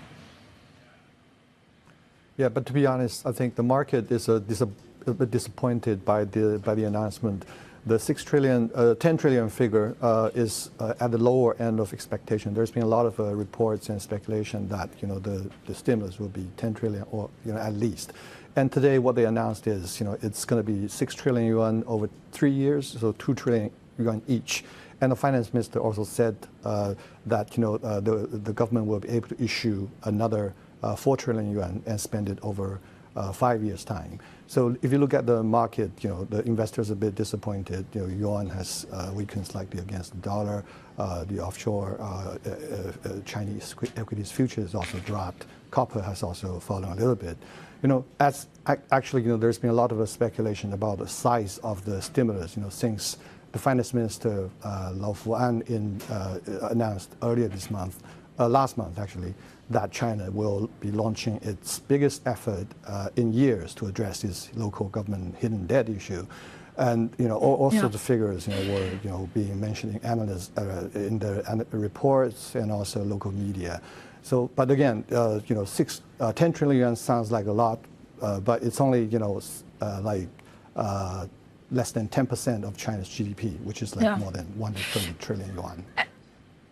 And Charlie, I imagine, and I know investors have been waiting for a kind of big bazooka, and that was very long in the making, because if you stimulate too much on the old economy, then it's very difficult to transition to the new economy. With Donald Trump now in the White House from January 20th, what more can we expect in terms of policies? You're right. Donald Trump's he's threatening to increase China's tariff to 60%. So that's definitely complicating Beijing's economic agenda. Yesterday, the market rebounded very sharply because of speculation that China will have to come up with a much bigger than expected stimulus to counter the potential fallout from the higher tariff under Donald Trump. But anyway, we don't know how much more effort China will be making to address that issue next year. The main thing probably investors will be looking at will be March next year, when China's legislators will gather in Beijing to review the country's GDP target and also the fiscal deficit ratio, which is at 3%. There's been a lot of expectation China will have to raise that to 3.5%. to raise the GDP, the fiscal deficit to more than 4.5 trillion yuan. And that's only part of the measures to address the problem. The main thing dragging Chinese economy is consumer spending, consumer spending, and also the property market, which has fallen sharply. Government is not, it's under a lot of debt pressure because they have difficulty selling the land, which used to be the main source of their funding. Charlie, thank you so much. Our Shanghai Bureau Chief there, Charlie Zhu. Now, in a moment, we'll speak to Andrea Felsted from Bloomberg Opinion on China's shrinking luxury market, certainly when it comes to some of the luxury good makers. But first, let's get back to Bloomberg's Rachel Evans. Rachel, again, we're in this situation where we're trying to figure, some of the tariffs. I don't know whether we assume that Trump definitely goes after China first. It seems likely, doesn't it? I mean, everything that we've heard in terms of kind of rhetoric around tariff seems to be kind of directed very specifically towards China in particular. And I think the fact that he's kind of put a number on those tariffs for China, around 60%, as Charlie was saying, it does suggest that there is kind of more of a sort of policy thought behind, tariffs for China than perhaps elsewhere. And I think we also saw that in his first administration, that it was about kind of countering sort of China's challenge to US power more generally that seemed to kind of motivate some of those trade policies. So, I think, you sort of see the impact that the stimulus today measures have had on broader markets than just Chinese markets. I was looking really kind of at the Australian dollar, which took a hit down from this as well. It just sort of shows you that this is not just a Chinese problem. What happens to China and Chinese growth really matters for the rest of the world and for the global economy. And I think that's going to be something that we need to watch quite closely, depending on kind of how much of that Trump rhetoric kind of becomes reality. Yeah, and China's really been a downbeat for a lot of luxury goods companies. Cartier owner Richemont joins luxury peers LVMH in caring and feeling the pinch for more cautious shoppers in China. So we're also joined by Andrea Felsted from Bloomberg Opinion. Andrea, first of all, China is extremely important to a lot of these big companies. And I think even Hermes, the gold standard of luxury, took quite a hit in China. Exactly. China has been the main driver of luxury demand, really, for the last decade or so. Over the COVID period, the US stepped up, but really China is so crucial for these companies, and that's really what hit Richemont, particularly in the watches. Watch demand in China was really what affected them today. So what's going on in China? I mean, this is not anti-graft, right? There was a period where the government basically said, please don't show off too much if you have wealth. Please don't give expensive gifts. This is because the economy is not doing well. Exactly. It's really about consumer confidence, the negative wealth effect from the property situation. There is a bit of a concern over the luxury brands that there's a bit of a turn off from Western luxury because prices have gone up so much. That has, deterred consumers. Particularly, we're seeing things like slightly different market. We're seeing in cosmetics, there's been a big shift towards native brands, which are seen as more affordable and more in tune with consumer taste. We're not seeing that so much in luxury, but it's a bit of a warning as to what might happen. So, Andrew, for a lot of these luxury companies, including Richemont, do they then try and get the consumer in the US? Exactly, exactly. Now, the problem is the US market hasn't been on fire either. So you've had the two big engines of growth slowing. With China depressed, they will put more emphasis on the US. We don't know what the new administration is going to mean. Tax cuts could be positive, but then again, if tariffs were to be put on luxury goods in some way, that would be very bad. One thing Richemont was saying was that one thing we haven't had that a lot of people were expecting was this uncertainty. We know what the result is. There isn't a period of uncertainty. That's one the kind of silver lining going into the holiday season. We've got a decisive outcome. Then we go into the holiday season. That could be quite good for luxury. And another thing is with China, weak, if you're after one of those items that is perhaps been capacity constrained, a Cartier watch, or an Arpels necklace, a Cartier love bangle, you might have more chance of getting it this holiday season because there isn't that demand from China. There you go. I mean, it's bringing back memories of actually Emmanuel Macron inviting Donald Trump, I think, to like a military parade to make sure that the Dior handbags wouldn't be taxed more than in the past. Andrea, thank you. Andrea Felstead from Bloomberg Opinion. Now, one of the top earnings stories in the U.S., Airbnb giving up gains during its earnings call. It's rallied, saying it expects fourth quarter growth in nights and experiences booked to be higher than the third quarter. Airbnb down 4.8%. Coming up, we'll bring you more of our interview with the Bank of England Governor, Andrew Bailey. We'll get back to Rachel Evans to understand what this all means for gilts, but also sterling. That's next, and this is Bloomberg.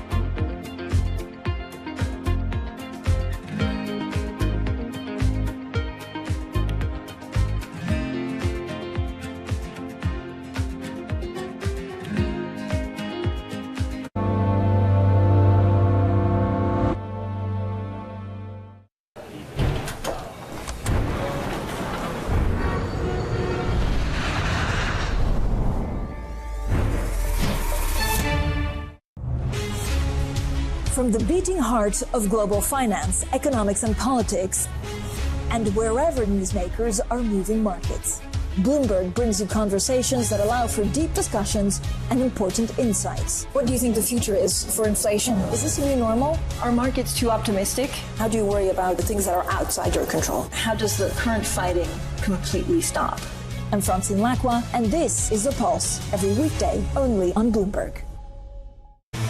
Bloomberg Surveillance covers the latest in global markets and the political events that influence your world. Join Jonathan Farrell, Lisa Abramowitz, and Anne-Marie Hordern only on Bloomberg. Context changes everything. Welcome to the world of decentralized finance. We thought we'd take a look at Bitcoin versus the S&P 500. Bloomberg's covering all things crypto, the people. A tectonic shift emanating from Washington. It's really a tale of two cities in crypto. Crypto shouldn't be partisan. The transactions. Really a record-breaking moment. Crypto VC is back. And the technology. It's really the beginning of a global on-chain economy. And if America doesn't embrace it, we're going to be left behind. Bloomberg Crypto, only on Bloomberg. Middle East and Africa. Vibrant resources and high-yield investment opportunities abound. Join me on Horizons Middle East and Africa for the stories, newsmakers, and insight from this exciting region. Now weekdays, only on Bloomberg.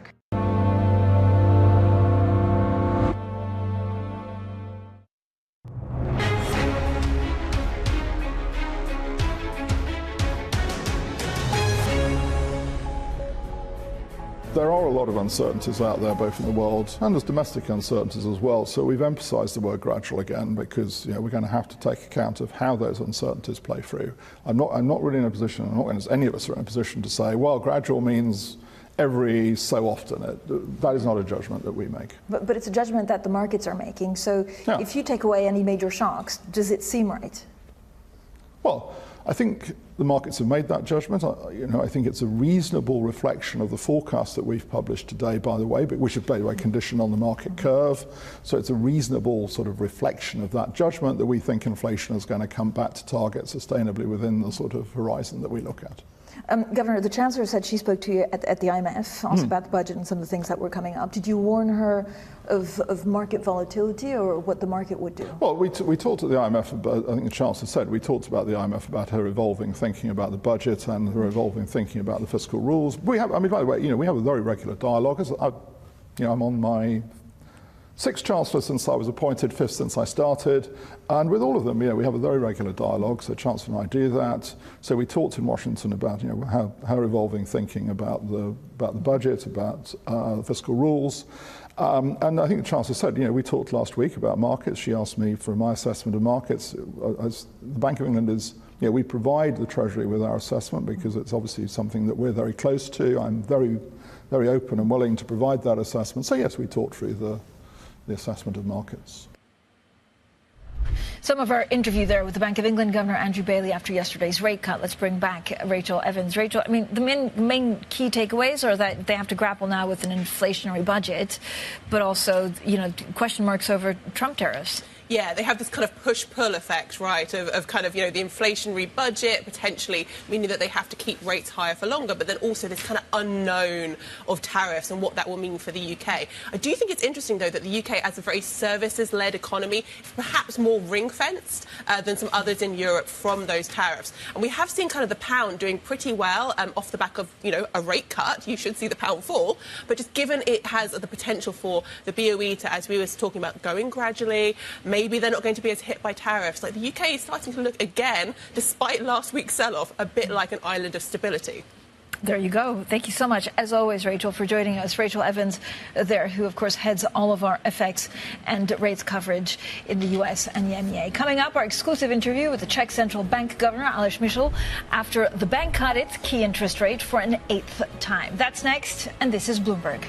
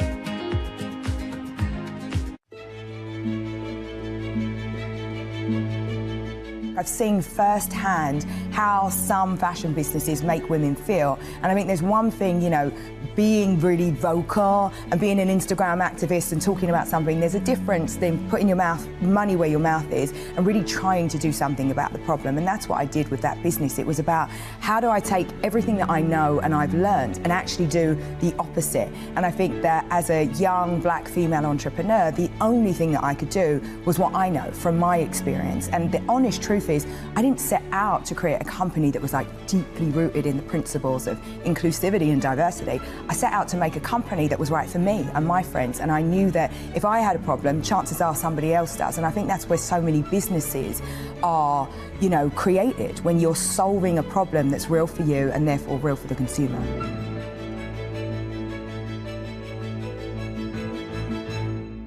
Jumpstart your trading day on Bloomberg Open Interest. 2 hours of single stock stories that are driving the opening bell action. We'll take you to Wall Street, Main Street, the C-suite, and beyond. These are companies that are growing their market. The great companies in the U.S. are the companies hitting the cutting edge. That's a different story. Get the inside track on what's buzzing in markets. With the players who are shaping the narrative. If you have bad earnings reports, you're going to get punished. They're not buying what the industry is selling. Join us on Bloomberg Open Interest every trading day, only on Bloomberg. Good morning. This is Bloomberg Surveillance. Welcome back to the opening trade.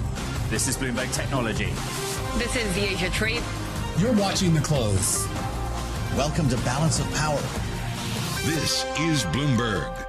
U.S. jobs numbers are released. Bloomberg has the report under surveillance with crucial data and expert analysis at terminal speed. Nobody covers jobs day like Bloomberg.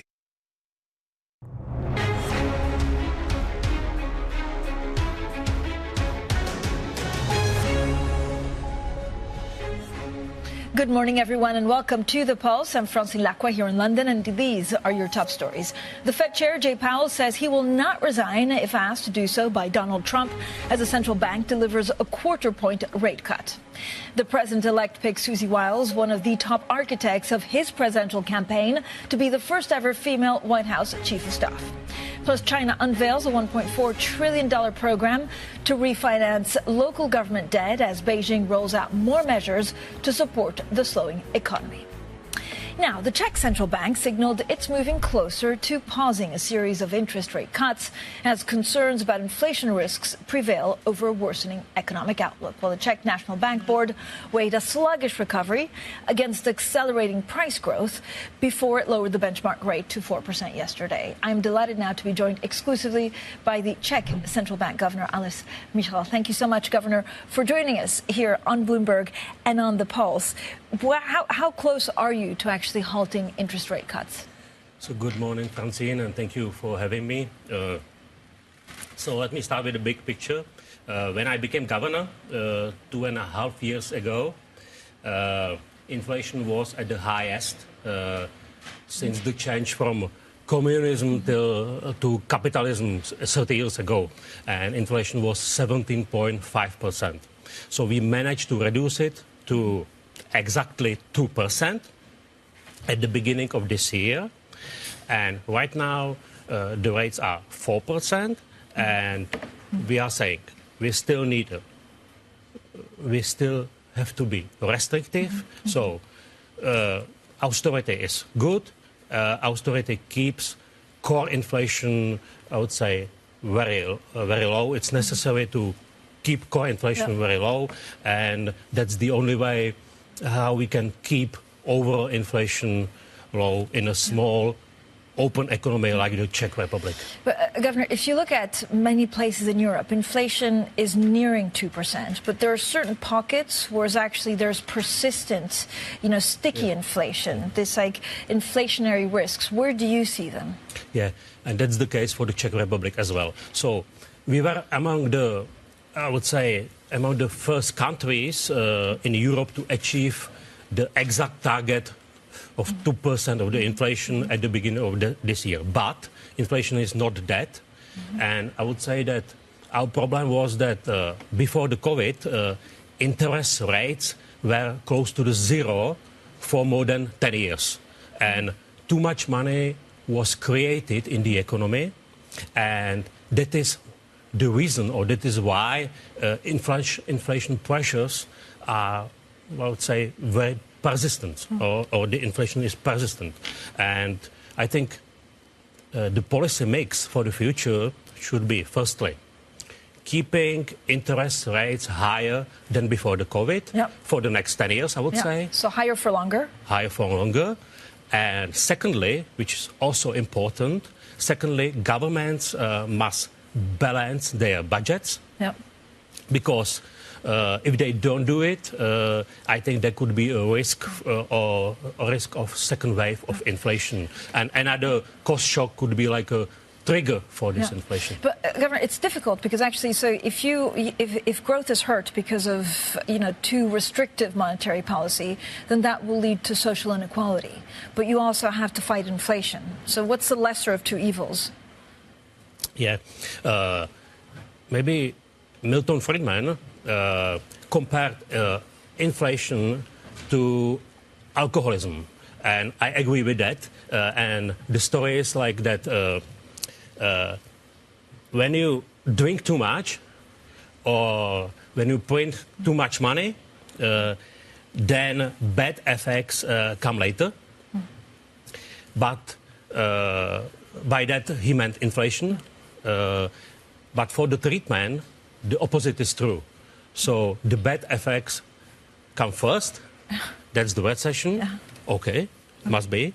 But positive effects come later. That's it. So can you talk us through your thinking in terms of, you're already discussing when to halt rate cuts. When could that come? Right now, core inflation in the Czech Republic is 2.4%. And we are saying that for the future, for the small and open economy, it's necessary to have core inflation